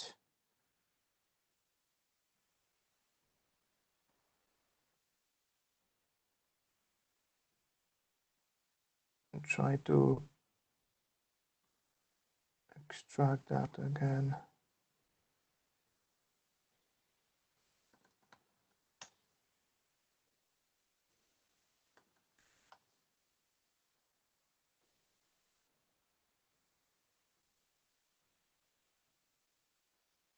Okay, the file is gone.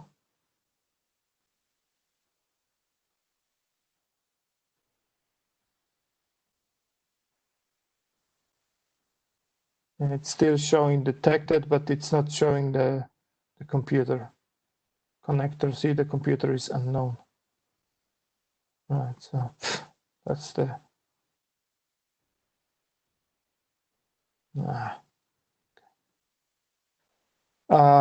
yeah.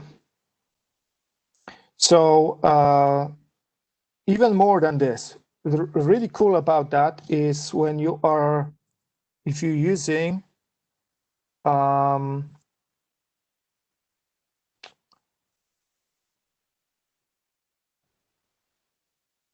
casebook, or if you go, let me go to the Talos blog.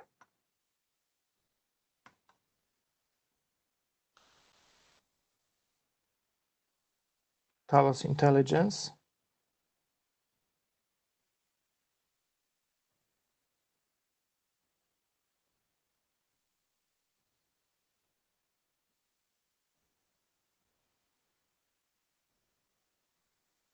the blog and say, okay, we have a threat roundup, the recent one that is telling us about some threats that we see recently.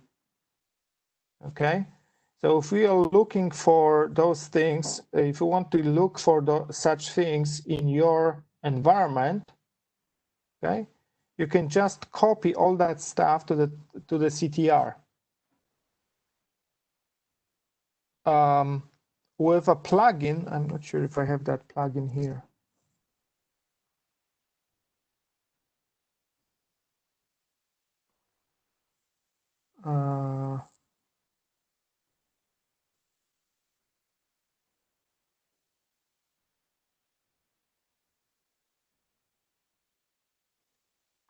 Yeah, I have a plugin installed. If I click search for observables on the page, it will automatically grab all those things from that page that is useful for me to search for. And I can click investigate, and that can, okay, that's something is wrong with this plugin probably. I can just take that and open up in the investigation. Or I can just, see this, I can just grab this like this. Just copy, Control C, go to the threat response console, paste it here with a clear, like this, just free text, right? And click investigate.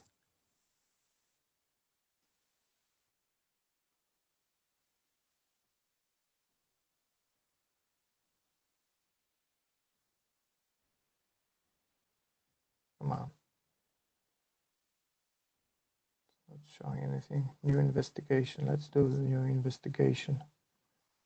Paste that. Investigate. No, it's not showing that. Okay, let me copy this.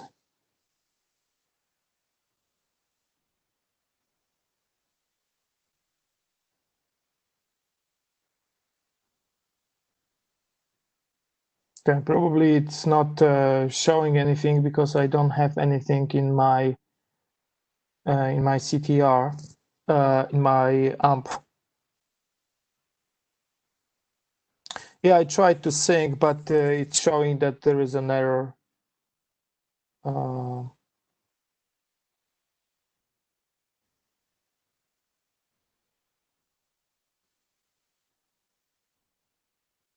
See, the unexpected error. So probably I would need to completely remove the connector, restart, and reinstall it, and so on.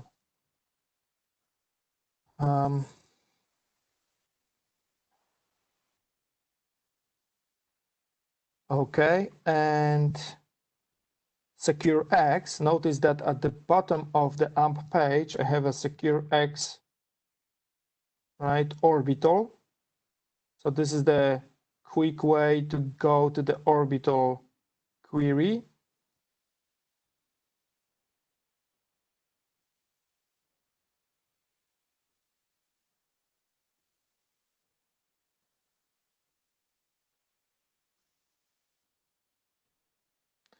Or when I click on the Secure X, I can just go to the Secure X application.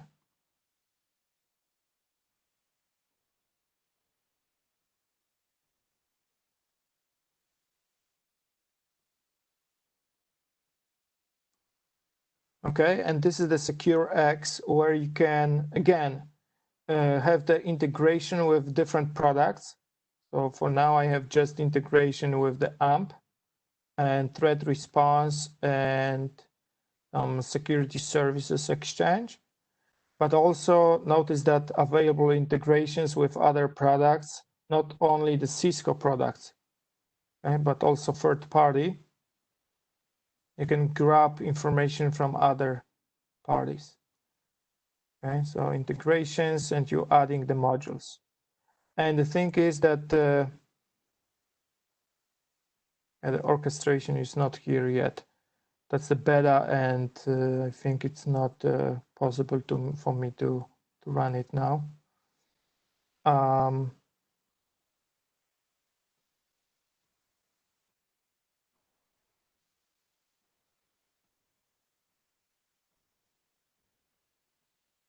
Right, we can add some information here from different products, right? Integrate with other products. And the biggest thing is this the orchestration, which is not available for me, which is quite annoying now. Because that's too new to really show you something useful here. It was, as I said, it was just introduced a couple of weeks ago, and it's not fully running yet. So that's the problem.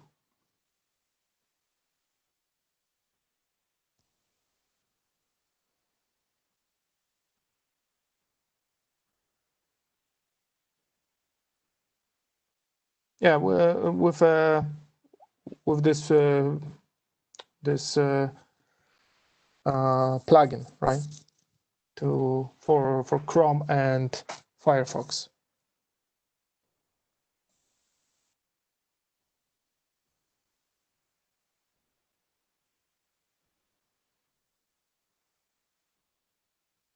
Yeah. Okay. So I'm gonna be creating some.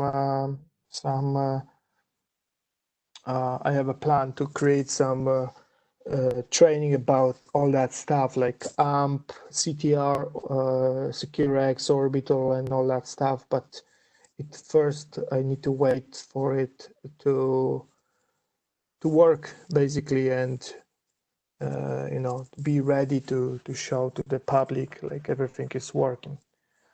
Now there are too many things that may still not work, so need to wait a little bit for that. Okay. Next thing I wanted to talk about today is the Stealthwatch. So let's go to the Stealthwatch real quick and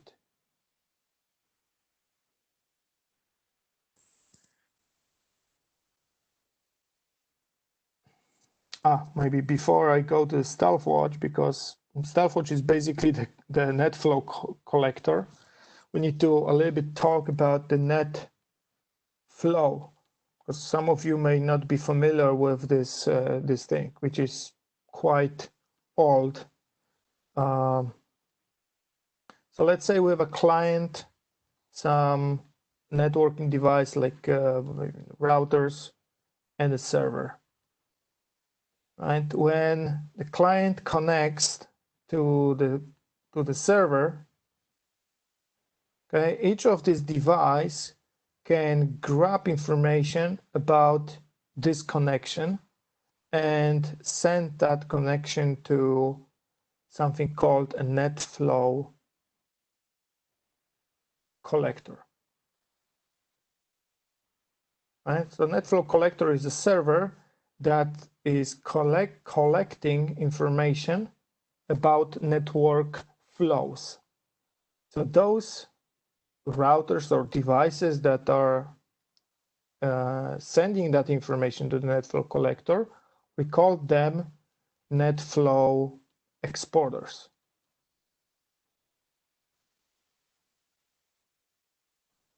Okay, so each device that exports the NetFlow information.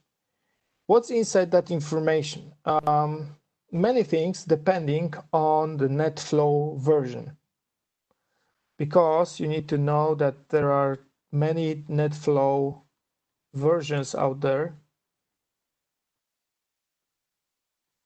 I will just briefly describe some of them. The most common or commonly used is version 5. Okay, we call it TNF, or traditional NetFlow, traditional NetFlow, right? It's basically 5-tuple information. right? So source IP, destination IP, source port, destination port, and the protocol, right? So information like TCP from this IP to that IP, from that port to this port, and that's it. Okay, it's fixed. We cannot exchange any more data with that. That's why the new versions of NetFlow were created, especially version 9, which is called FNF. You can find this useful. This is the flexible NetFlow.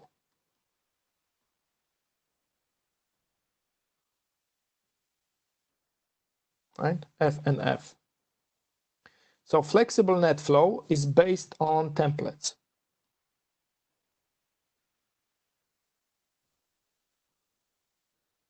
Right? So you can create a template and say, okay, I want to grab this, and that information. So things like interface, like application, right? Using in Cisco netbar or nbar, network-based application recognition. Okay, you're gonna get the information that this is not just flow from this client to that server on that port, but it's also HTTP or something even better, like if you use nbar version 2, you can just grab the more information about the application, like this is the torrent application, or just an application name, not just the protocol. And also there is version 10. We call it IP fix. Okay, and it's also template based.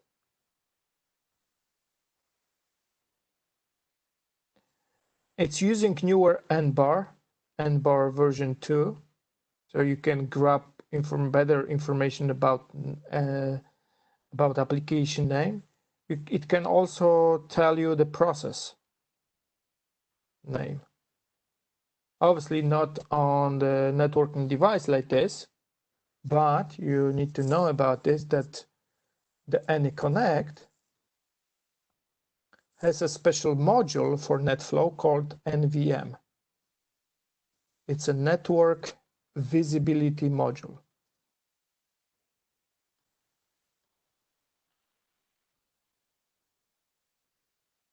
Right, so NVM can be installed in addition to the VPN. For example, you have a VPN module installed, right? You're setting up a VPN to the ESA, your network, and you get access to the network, right? That's a simple thing. But you can add NVM to it. I'm not showing that this is not additional module. I mean, this is additional module, but it's not having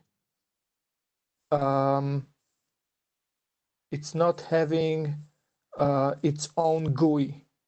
Okay, so if you add NVM, if you install NVM, there is no special user interface for that. It's just an information in the about button. If you click about button or option, you're gonna see that those are the modules installed, VPN and NVM. Okay? So NVM has no GUI. So the purpose of this NVM is to collect, grab, and send NetFlow information. It's actually IPFix format, NetFlow 10. Okay, and send it to the NetFlow collector. Really cool thing about this is that it may work offline.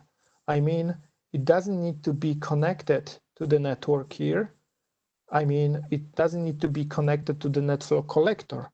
It may, let's say this guy is working remotely without the VPN setup, right? But the NVM still working. the NVM is still collecting NetFlow information where this guy is connecting. And once the VPN is up and running and the NetFlow collector is available, the NVM will send NetFlow data to the collector. Okay, that NetFlow data is actually in the special format. This is called NZ-Flow. And this is a special format because it's including, that information is including the process name, application name, and also the parent process name.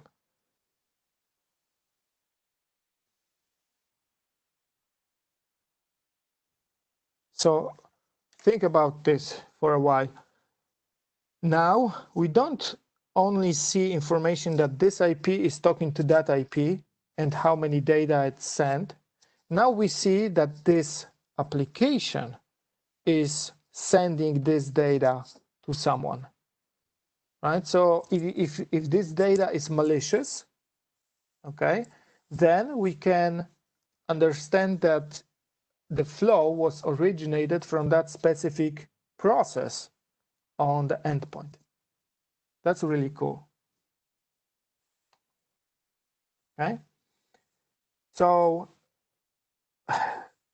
till now, we know about the NetFlow like a typical thing that can grab information about the NetFlow and network flows in order to do some statistics, right?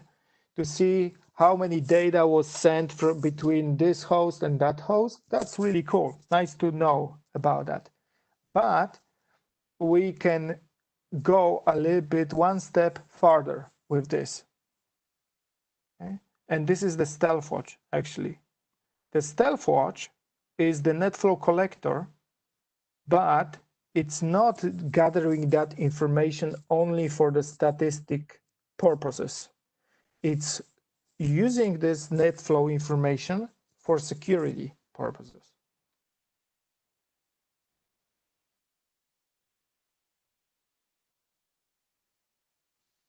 Stealthwatch. Stealthwatch is the name of a product, okay? Originally, it was developed and invented and developed by the company called Lancope, right? It was acquired by Cisco a couple of years ago. When I was like 10 years ago or even more. First time I've seen the Stealthwatch in action for the first time. It wasn't at Cisco at that time. It was the Lancope. And I was wondering why Cisco is not buying this company, which is really cool.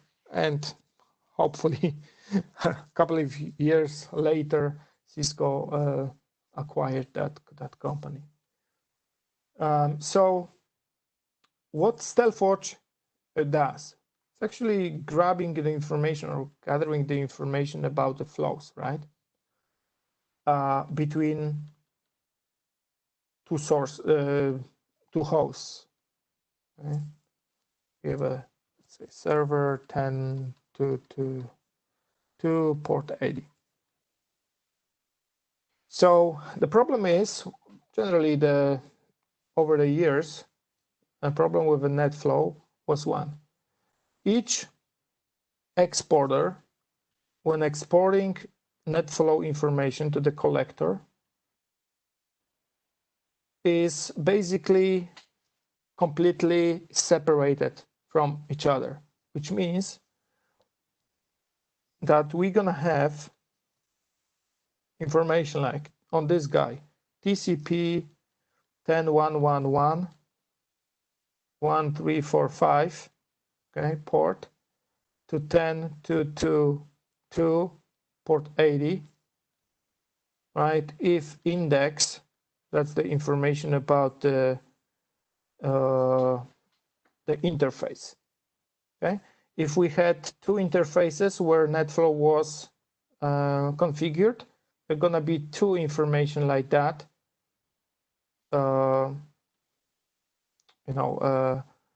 locked or sent, right? Just the index of the interface will be different, right? 3, another one, and so on. Plus, obviously, 3 flows for returning traffic.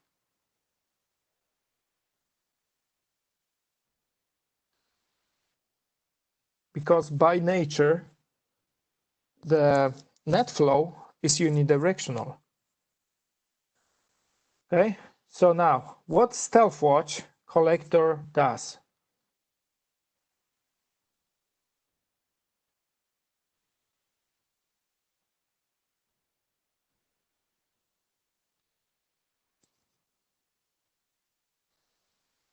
First, it does something called a data deduplication.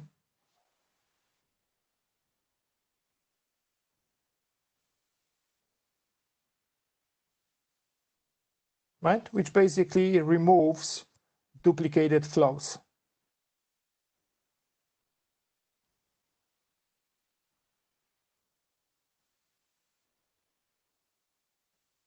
Okay.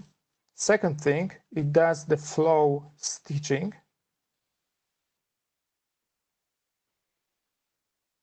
Right, which makes this flow unidirectional or bidirectional in this case.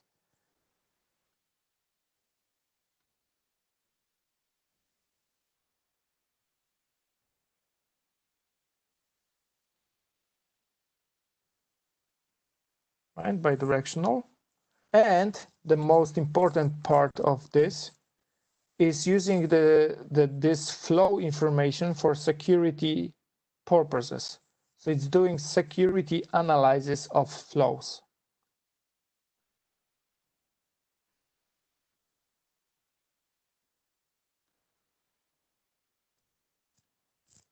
And you may ask, okay, how is it possible if we don't have any payload? Because we just see some statistics. We just see that this guy connected to that guy, and that's it.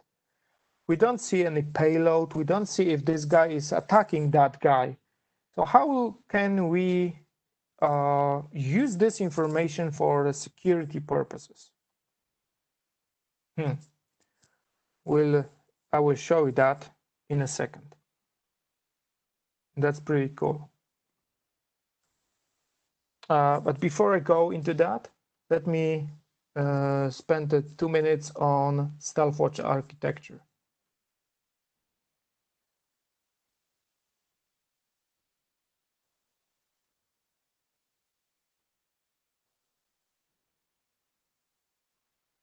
Okay, basically, I don't want to make this really difficult. So let's keep it simple. We need to have at least 2 servers or 2 nodes. NC, which is basically the net flow collector.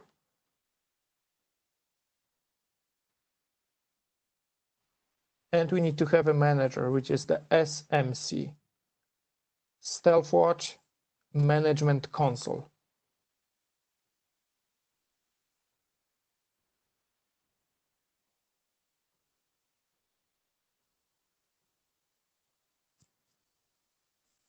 Okay, and with this console, it's a little bit difficult because we have like 2 flavors of that, depending on what version of Stealthwatch you're going to see.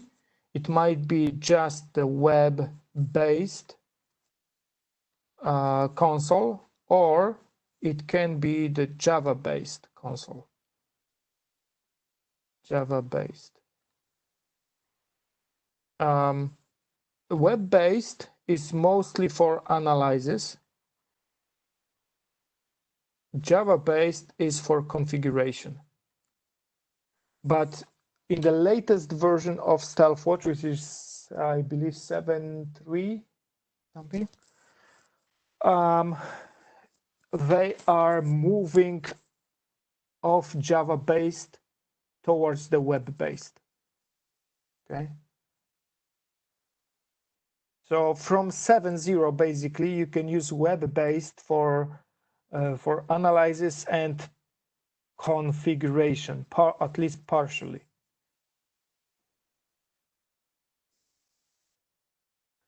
Yeah, that's the thing. It gets said that SMC feels like a Cisco works. If you compare it to SecureX or the new products, the cloud products. Yes, it looks similarly, but the web-based SMC is not that bad. It actually looks pretty nice.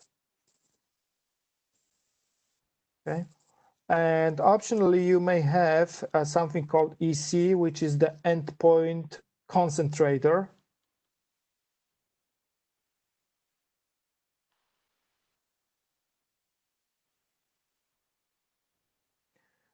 Endpoint concentrator is basically for NVM.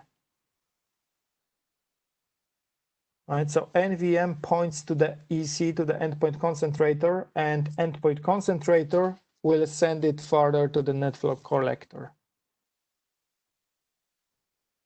Okay, before you start doing anything, you need to tell the Stealthwatch what is your logical architecture of the network. You need to create a host groups. Usually do that with a Java-based config. In the latest version, you can do that with web-based also. Or you can do that with API. So for example, you can tell, okay, my DMZ servers are in the network, I don't know, 10.2.2.0/24. And my employees are in 10.10.9.0, like in our lab. Okay, I have a PCI compliant host, right, in some DMZ on that network, and so on. You just basically making a hierarchy or structure of your network.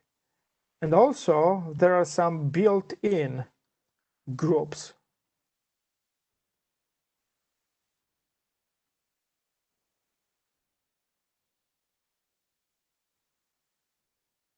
Okay, there are two built-in groups. One is based on geolocation, right? So you know that this particular public IP is in China. This one is in US. This one is in Russia.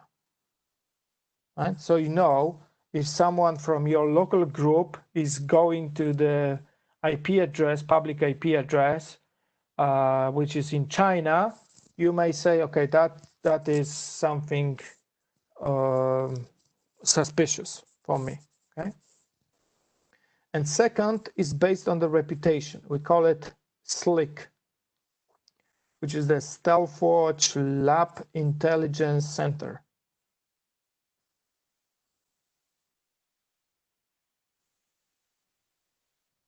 Lab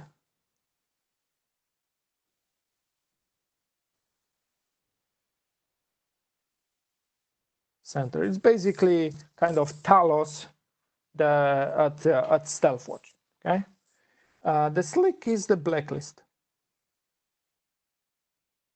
So the blacklist is coming from that. So we have attackers, right?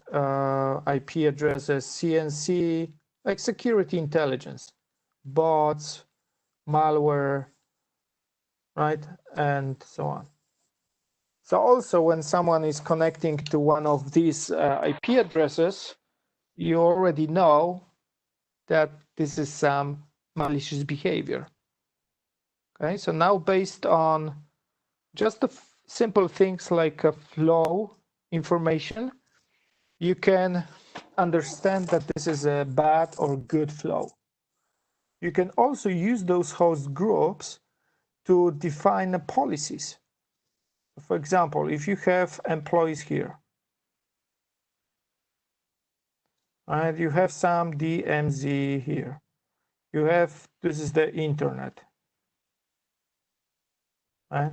You have a PCI compliant host, you have some management network, right? You have IoT network and so on.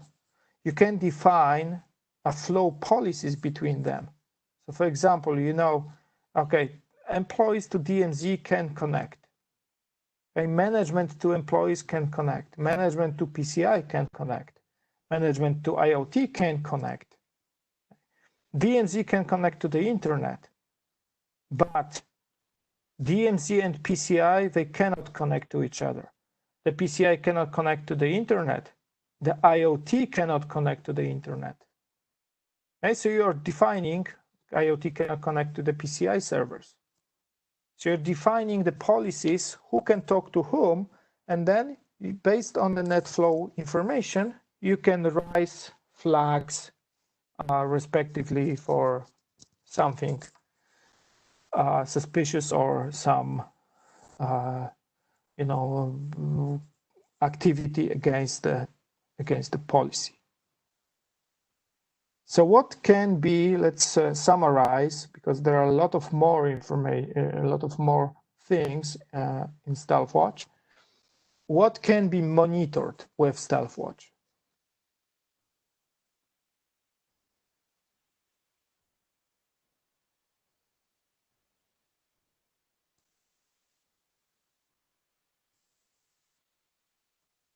Okay, so first, anomalies.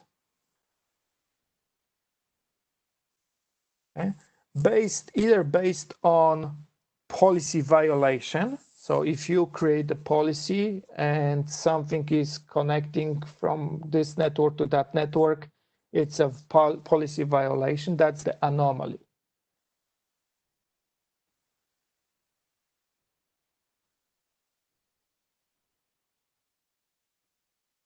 Or based on a behavioral analysis. So for example, Stealthwatch is looking at the baseline, right? And then if someday someone is connecting somewhere where wasn't connecting before or has not been connecting, never connecting to that network before, then that's going to be some anomaly. It's going to be flagged by Stealthwatch automatically. So based on behavioral analysis.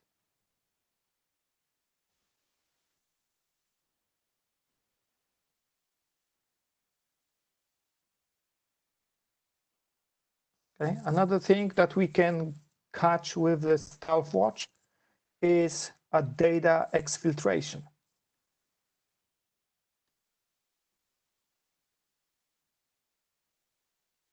Right? So if someone is grabbing data and sending that data out of your network, for example, how would you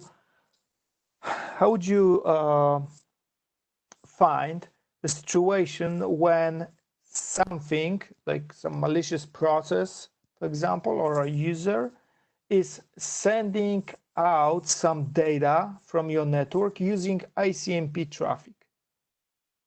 Right? The ICMP packet can include a payload. So you will not be able, using any firewall, any filtering device, even any APS, to tell that the ICMP is sending out something, you know, confidential, something really important for you. With Stealthwatch, you can find it, because that wasn't normal behavior before, and now we see that some host is constantly sending ICMP, maybe one ICMP packet every 3 minutes. Okay? But we see this as a, as a pattern, and we can raise a flag that it looks like a data exfiltration. Right? So this is really cool.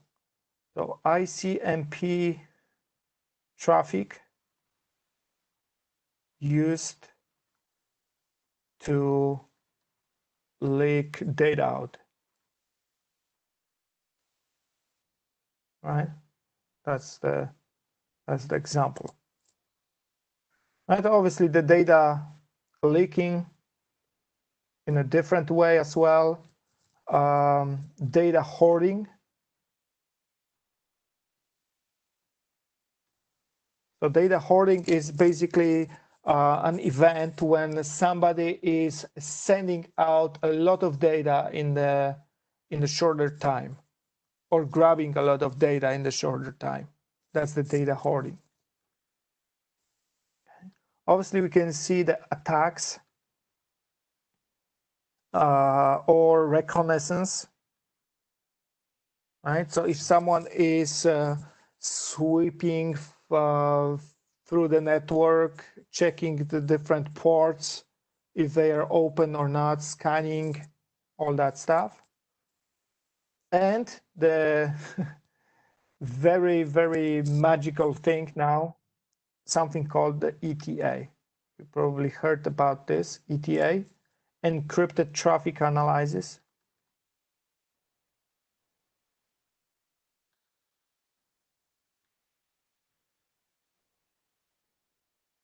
So encrypted traffic analysis is a feature that allows Stealthwatch to find an attack in encrypted traffic,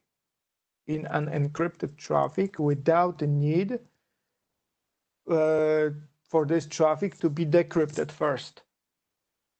Okay, how is it possible? It's a magic. It requires special hardware. Like Catalyst 9300 or 9400 switches, or ISR 4K routers, or ASR 1K, or CSR 1K. Okay. Basically everything that is supporting iOS XE from 16.6, I believe 4 or something like that, and above. Okay, that's because why the special hardware is important, because what it does. Let me describe that, or at least try, because that's not easy stuff. Let's say we have a flows on this and time. So let's say this graph, this is going to be a histogram of a malware attack, okay, malware infection, let's call it, okay, with a use of AES 256 encryption. So for example, the client connected to some website, right? Downloaded something from some content, been redirected to another website. So another connection will be to the new website. Let's say this new website, there was a pop-up, okay? So the new website was malware infected. So we have a dropper, right? We have a dropper, and dropper downloaded itself. That was the download of a dropper. Then we have some connections to the CNC. Okay, so we see this was just the web, opening the web.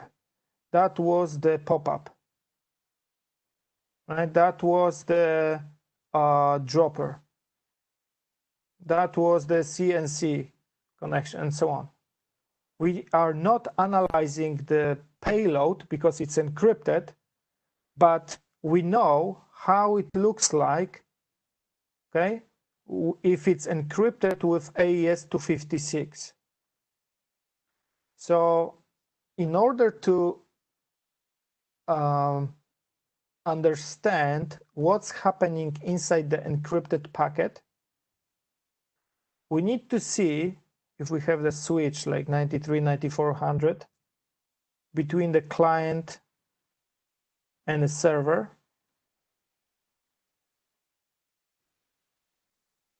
Okay.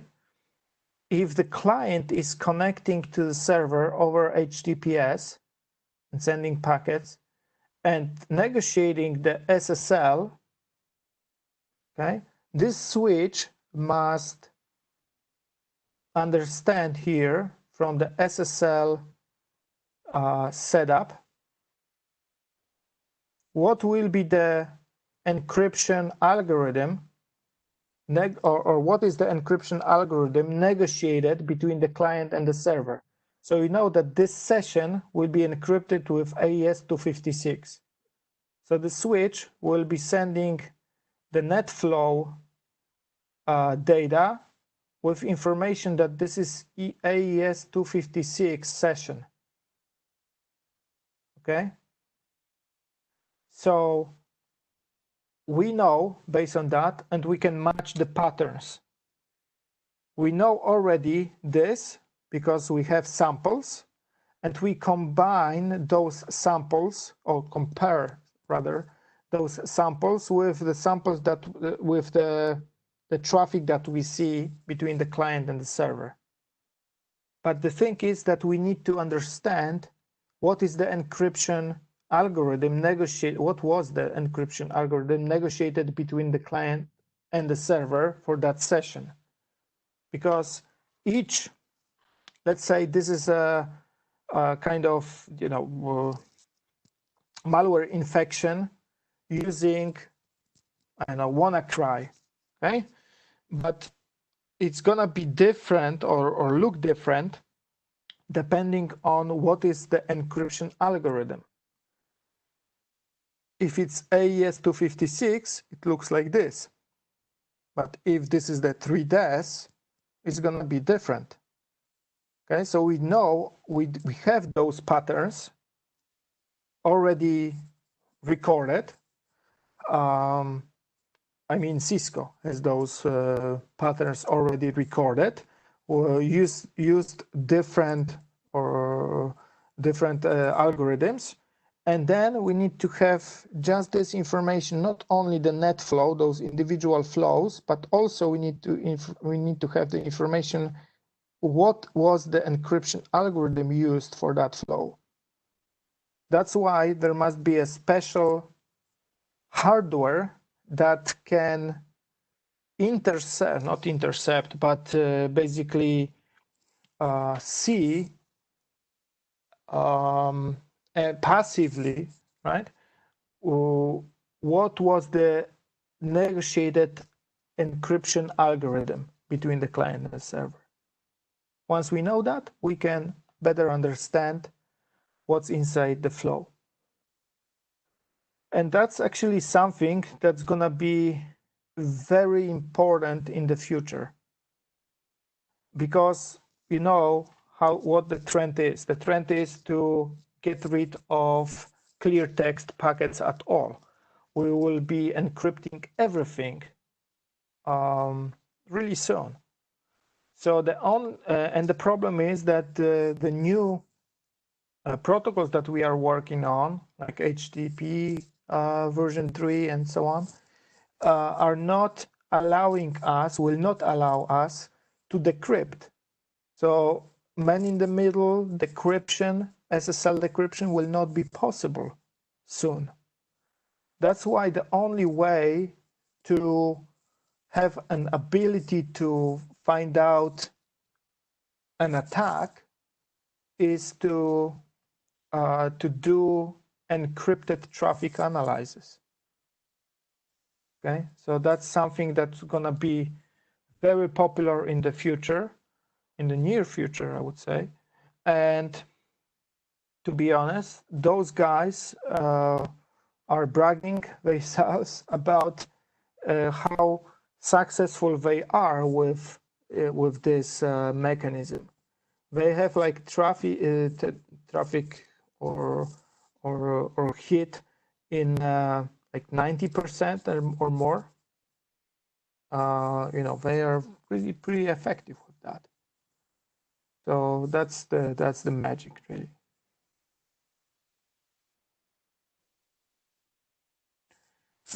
Okay, and the last thing.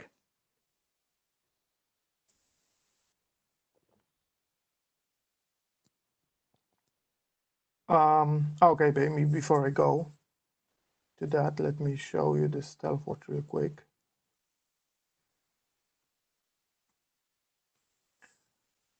Okay, so that's the Stealthwatch, the web-based analytics. So after initial login, I'm on the dashboard and I see those are alarming hosts. I see some reconnaissance, exploitation, DDoS, target, data hoarding, exfiltration, policy violation. Okay? So when I click some of them, I'm gonna be automatically sent to the to see the individual events. So I see those 4 hosts are doing something bad, especially the data hoarding here. This is just you know, information about how many traffic and stuff like that was tried to be downloaded. We see that this guy, right, the biggest pipe is here. Notice that between the group of confidential servers, okay, this guy grabbed more than 200 gigabytes of data from confidential servers. Okay, so that might be something suspicious. We would need to check on that, right? And we see this suspected data hoarding from multiple hosts, but from the confidential servers, that was the you know, the biggest pipe. Just an example of things.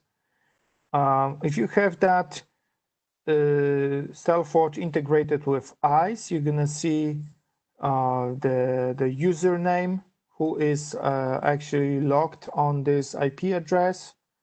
Okay, you can also use ICE ANC policy, as you can see here, and then you have a quarantine button here, so you can click and quarantine that guy. I mean, ICE will tell the switch to shut down the port or to isolate this this guy straight away.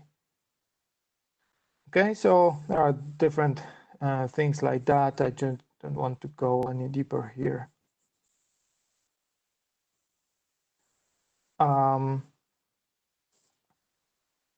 the last thing I wanted to talk about real quick is Umbrella. So you may heard about that already. And most of people think that Umbrella is basically the OpenDNS.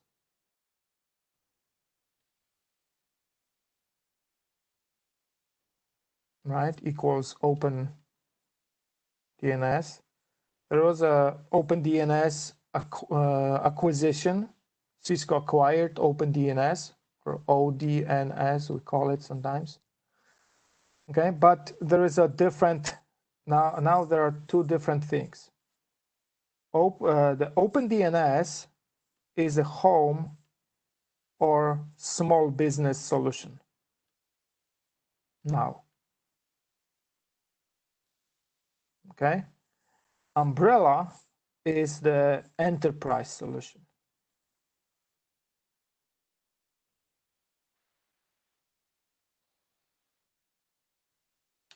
You can go to the OpenDNS now and use it for home. I'm using it because it's really cool. What it does, it's not just providing a DNS services for you. It's more than this. Google is providing DNS for free, right? Obviously, there is nothing for free in today's world. So you need to know that Google is, or anybody else is gathering some information about you. Okay? So it's not for free. But here we are also gathering some telemetry data, I mean Cisco, but in addition to that, it gives you something more. It gives you a basic URL filtering capabilities. So what does it mean? If you have a home PC, right, and this is the OpenDNS server here, and this is the server that you would like to connect, right? So first off, you're pointing to the OpenDNS instead of Google's DNS or any other DNS that you use. You ask for a server, right? And you get a response, right? Typically to the DNS. And you can get the response of a real IP address of this server or something that is kind of, catch-all page or blocking page, depending on how malicious this server is or that IP is actually. So it's up to the DNS. DNS will give you an URL filtering, will send you a real IP address of that server, or if this IP address, if this what you are looking for is malicious or not good, it will send you to the catch-all or blocking page.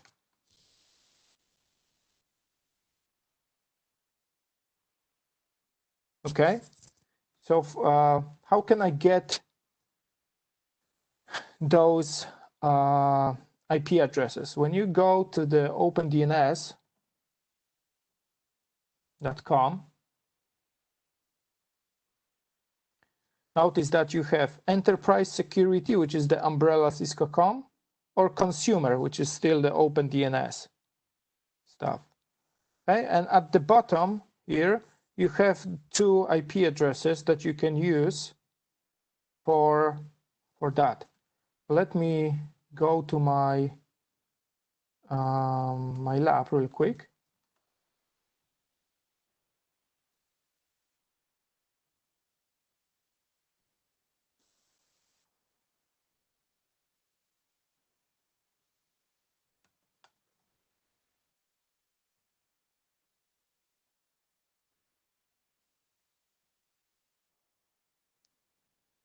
And I'm gonna change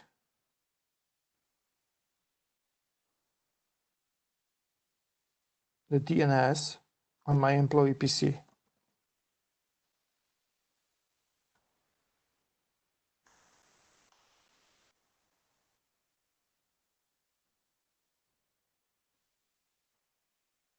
Okay, from using my here, I'm gonna change it to 208.67 to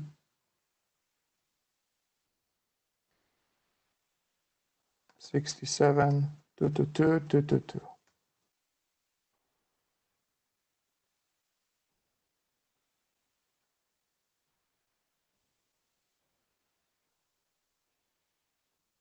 Okay, let's try something something good first, like I don't know, Cisco.com.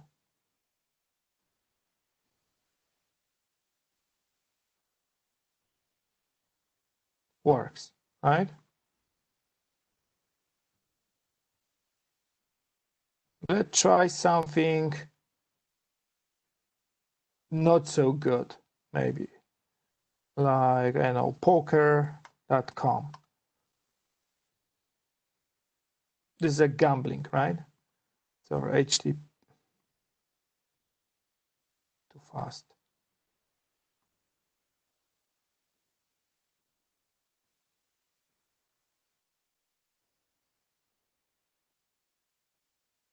Okay, it's opening, even though it's gambling. Okay, let's try something bad. Maybe, I don't know, porn, maybe. Try to do that. I hope it's gonna be not opening.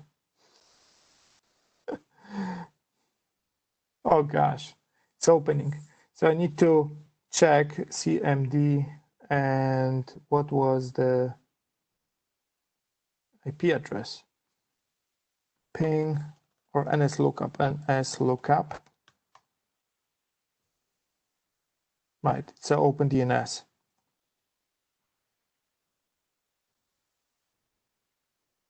Okay, we have that.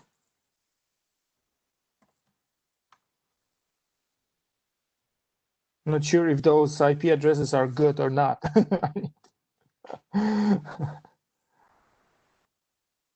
There was some website that my daughter asked me about recently because it was blocked by the umbrella. What was it? It was some manga man. Oh, this mangago.me. Okay, let's check that.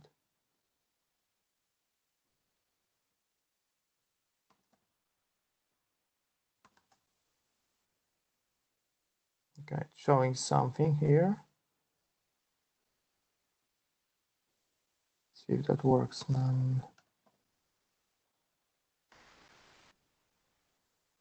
Mangago. It's opening. It's opening.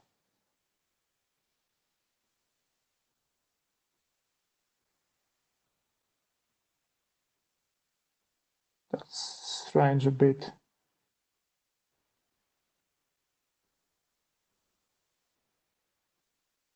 Pretty sure that that site was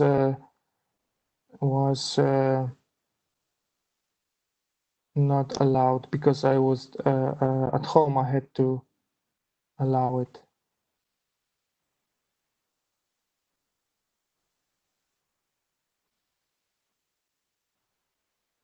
Huh. Something changed.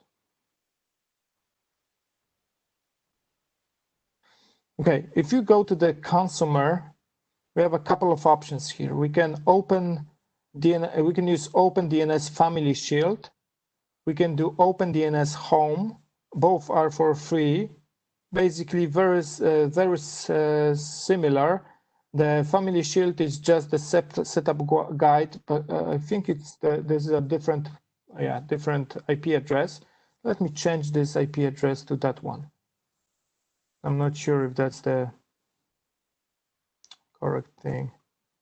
Maybe this one is using the URL filtering.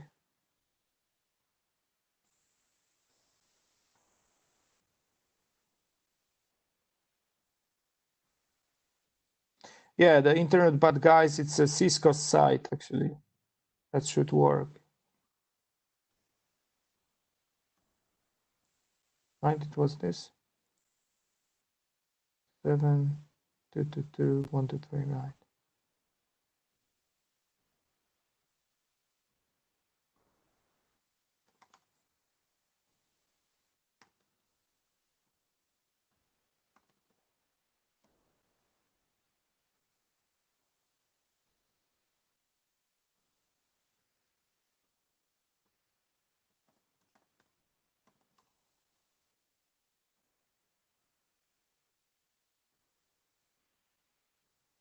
The same.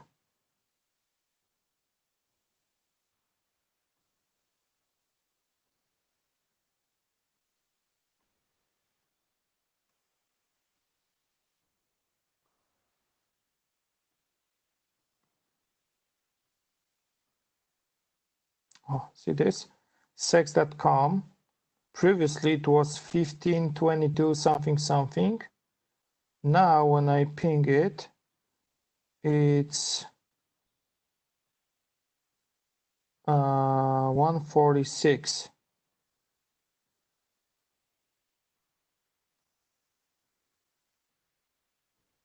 Right.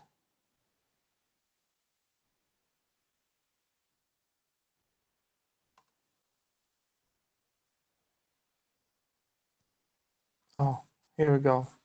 So I have a blocking page saying Cisco umbrella that this content is blocked due to content filtering. So that works like this. If I'm asking for something good, I'm getting the right IP address. If I'm asking about something potentially malicious or not relevant, then I will get IP address as a response that will guide me to the to this blocking page. Okay, so you can use that at home. Really useful and nice solution. So it's a basic. Change the color. Basic URL filtering. Okay, based on DNS. Okay, it's for free. No login required.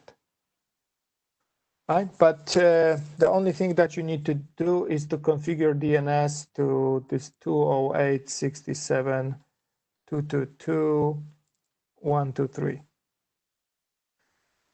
Okay, the other option that we had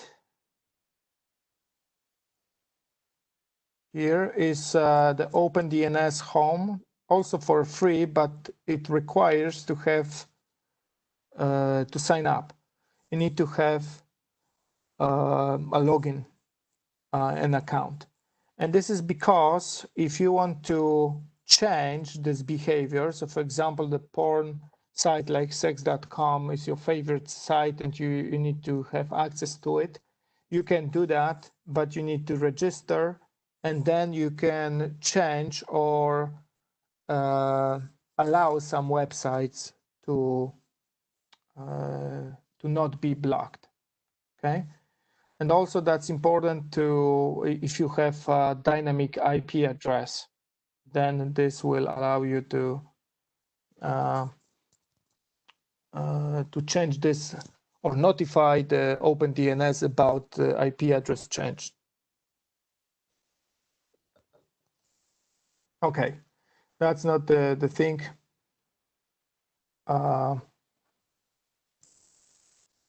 Nice for home. But Cisco Umbrella is a little bit different. Okay, it's still using the OpenDNS infrastructure.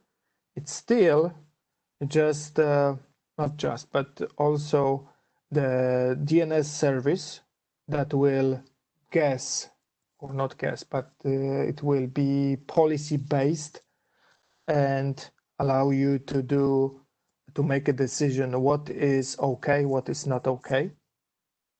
Right, so you're gonna get a typical enterprise solution with a dashboard, with a statistics, with a reporting, right, with policies that you can configure for your users, or you can query for anything, you can use API, plus you can investigate, right? So you have API or non-API just through the web investigation module that you can investigate what's going on with your domain, associated domains, if somebody is trying to register or registered a similar domain to your domain, and so on and so on. Actually, the umbrella is really simple to be deployed. And that's the one of those products that is, the deployment of that product is like 5 minutes. Okay. Why?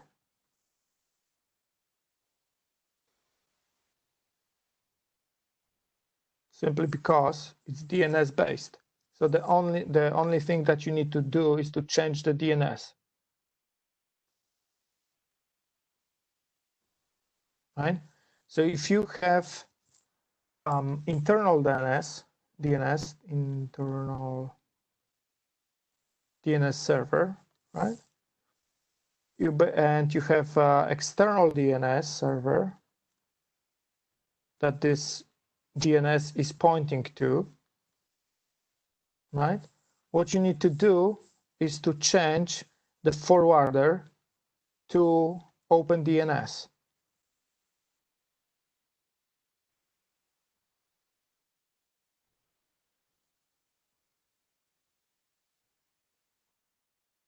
Right? And that's it. And your users trying to use or using your internal DNS will automatically work on that. Naldo is asking, this service does not overlap with other products. What do you mean by that?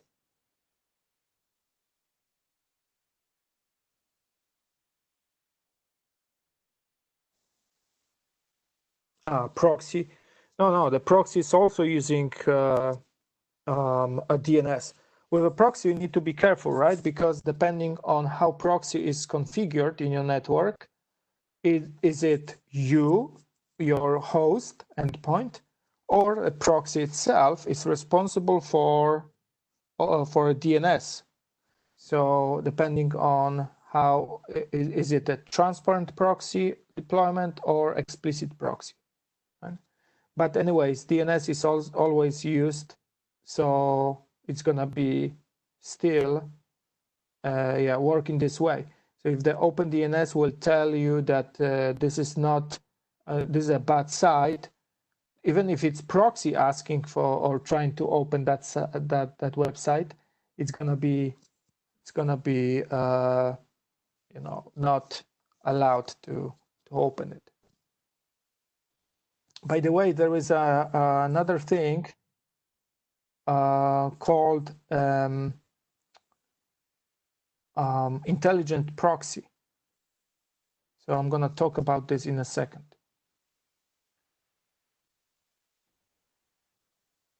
Okay, the second option, this is the changing DNS server, is for internal users, for your networks. But what about the roaming users or mobile users? You may have an agent installed for employees, right? Or mobile users. And there are two agents basically. One is the AnyConnect module. This is called, it was called roaming security module. Now it's basically, it's still roaming security.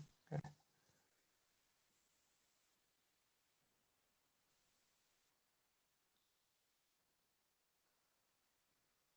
Right? Or another one is the umbrella roaming client.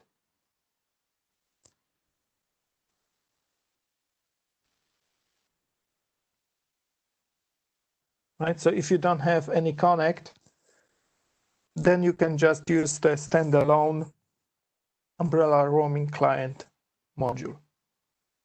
This client is there to understand who is on the endpoint.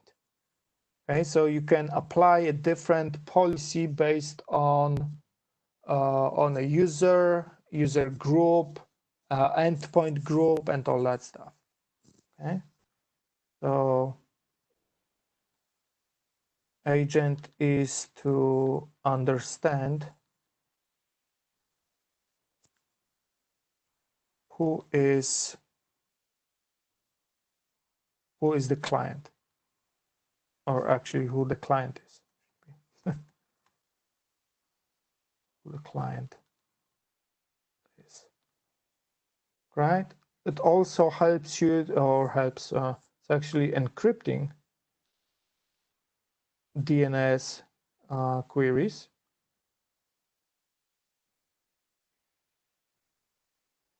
And also can provide intelligent proxy.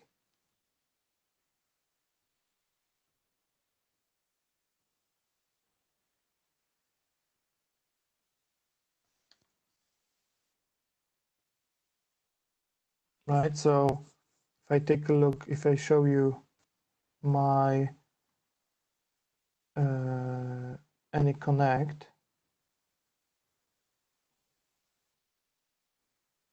here, this is my AnyConnect on Mac, and I have another module which is called roaming security, and I'm not connected to the VPN, so I'm outside of the network, so Umbrella is active, which means this module is overriding my DNS, is encrypting DNS queries, okay, and might be using the intelligent proxy, which I'm going to talk about in a second. If I log into the network, to the company's network, then it's gonna tell that the umbrella is not active anymore, because now I'm protected by the company's security. Okay.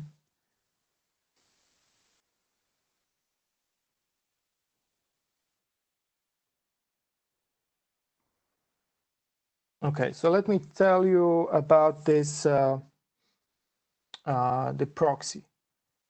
So the whole idea behind it is this. Call it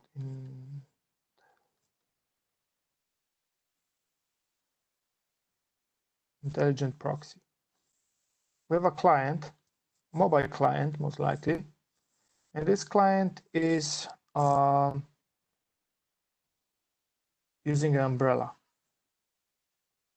So basically, this is the internet. Let's go. This is the internet. And inside the internet, we have Umbrella as a cloud service, right? So basically the DNS. So if, let's say this guy is malware infected, okay? Malware tries to connect to the CNC. So malware uses the DNS and asking who is this, okay? Which might be the generated with the algorithm, domain generated algorithm, domain. Umbrella, where the DNS will notice that this is the generated domain, okay? Or basically might be based on some algorithms or based on some blacklists. So we'll answer us or answer this to the client block, right? Or basically the IP address of the blocking domain or blocking website rather. Okay. What if we are asking for something good? If we are asking for something good like Cisco.com, right? We get answer, okay, go to 100.111, right? Which is an IP address of the Cisco, let's say. But if we are asking for something, let's say gray, okay, like I know,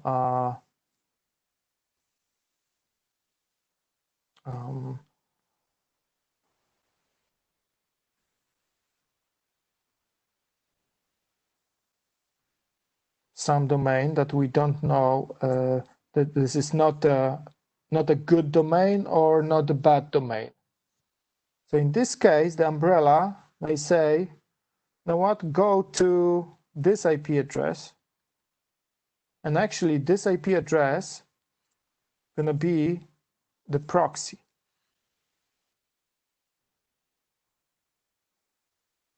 Okay, the proxy in the cloud. Maybe some of you remember that Cisco was selling a product called CWS, the Cisco Web Security. That was the proxy in the cloud. So now this product is not being sold. We cannot sell it anymore as a separate product. It's part of the umbrella intelligent proxy.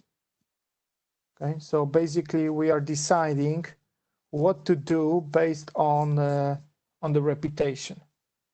Okay?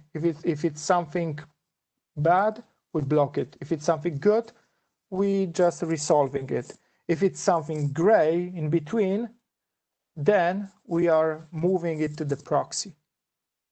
So you don't need to have a proxy in your network.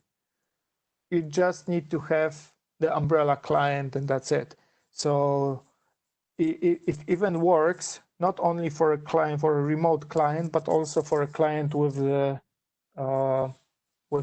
umbrella roaming client that is sitting in the LAN, in the network. It doesn't need to be necessarily the remote client. All right, so if I go to the umbrella,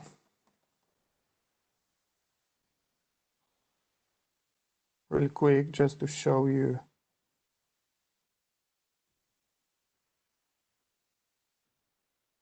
how it looks like, at least.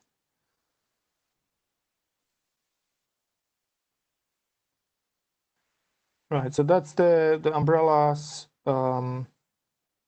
overview dashboard.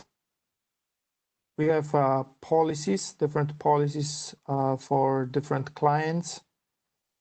We have reporting, right, deployment, and so on. When I have some policy, inside the policy, identify my clients. I can do some basic security controls like block malware, phishing sites, and so on. I can block the applications. I can block the files, file analysis. I can change the umbrella default block page to see to make it more custom. I can enable intelligent proxy. It can also work with SSL decryption, which is really cool.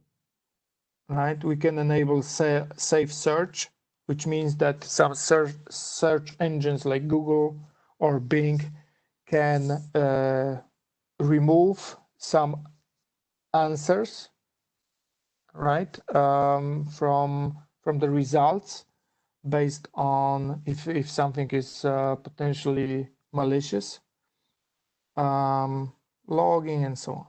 So this is just a policy, and we apply the policy to our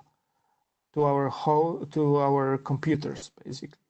So we can just create networks. We can apply policy to a network, to the roaming computers. Okay, so each computer or each group of computers may have a different policy, and we can do the reporting, right? And we can do investigations. Investigate is a separate thing that you need to pay for that extra, because and by the way, this is a really simple thing like this, but you can put whatever you want here. Okay, it can be the host name, IP address, the domain name, the hash, anything that you would like to investigate for. Okay, so for example, I'm gonna do this for my how-to.pl. Fortunately, it's a low risk. I see the DNS queries for that domain over the time. I see the addresses associated with that domain. I see the name servers, some basic information. I see the countries. So what are the countries that are looking for that domain? Okay, so as you can see, Germany, US, and Italy.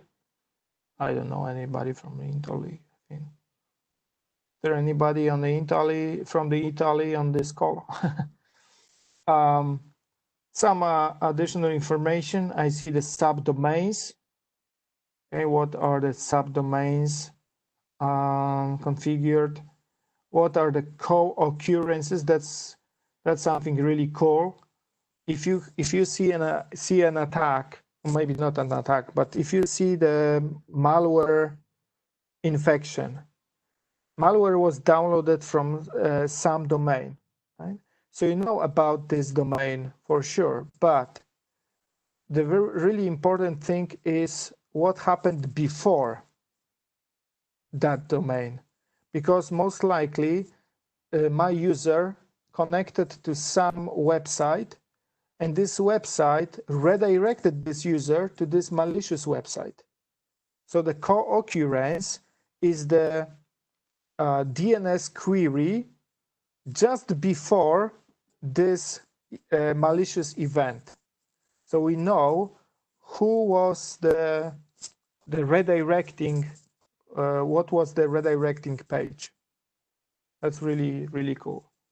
Unrelated domains and all that stuff. So we can do investigation about about anything that we want to.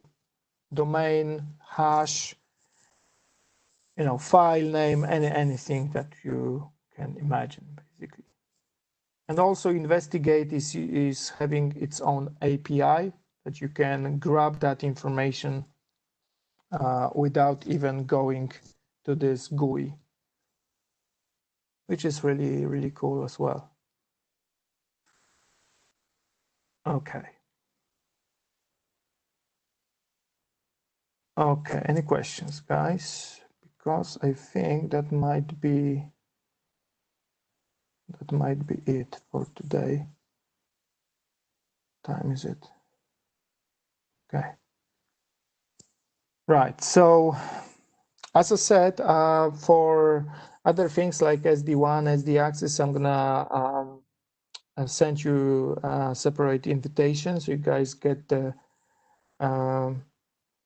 some more information about those things. In case of the lab access, I'm gonna keep the lab up and running probably till something like 20th, let me check, of August, right? 22nd, something like that, because I need to have at least 1 week to prepare the labs for another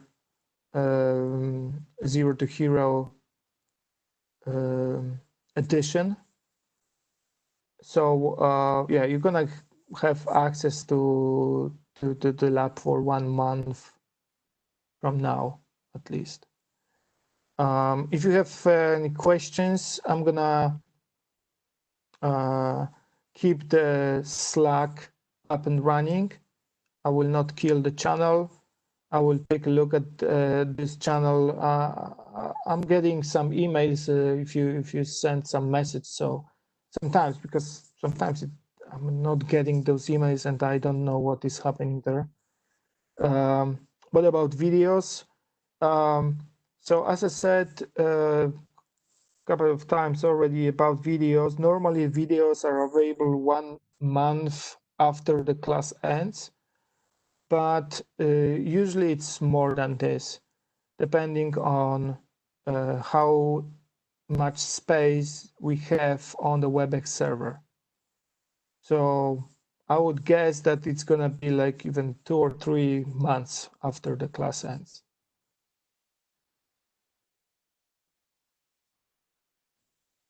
Right. Right. Okay, guys. So stay in touch.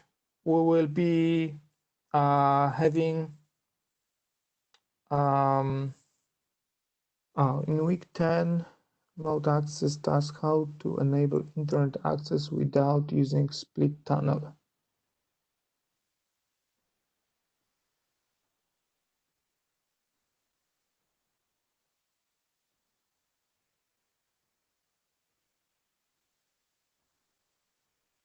Okay, you mean we don't have a split tunnel and you would like to do the U-turn to the internet.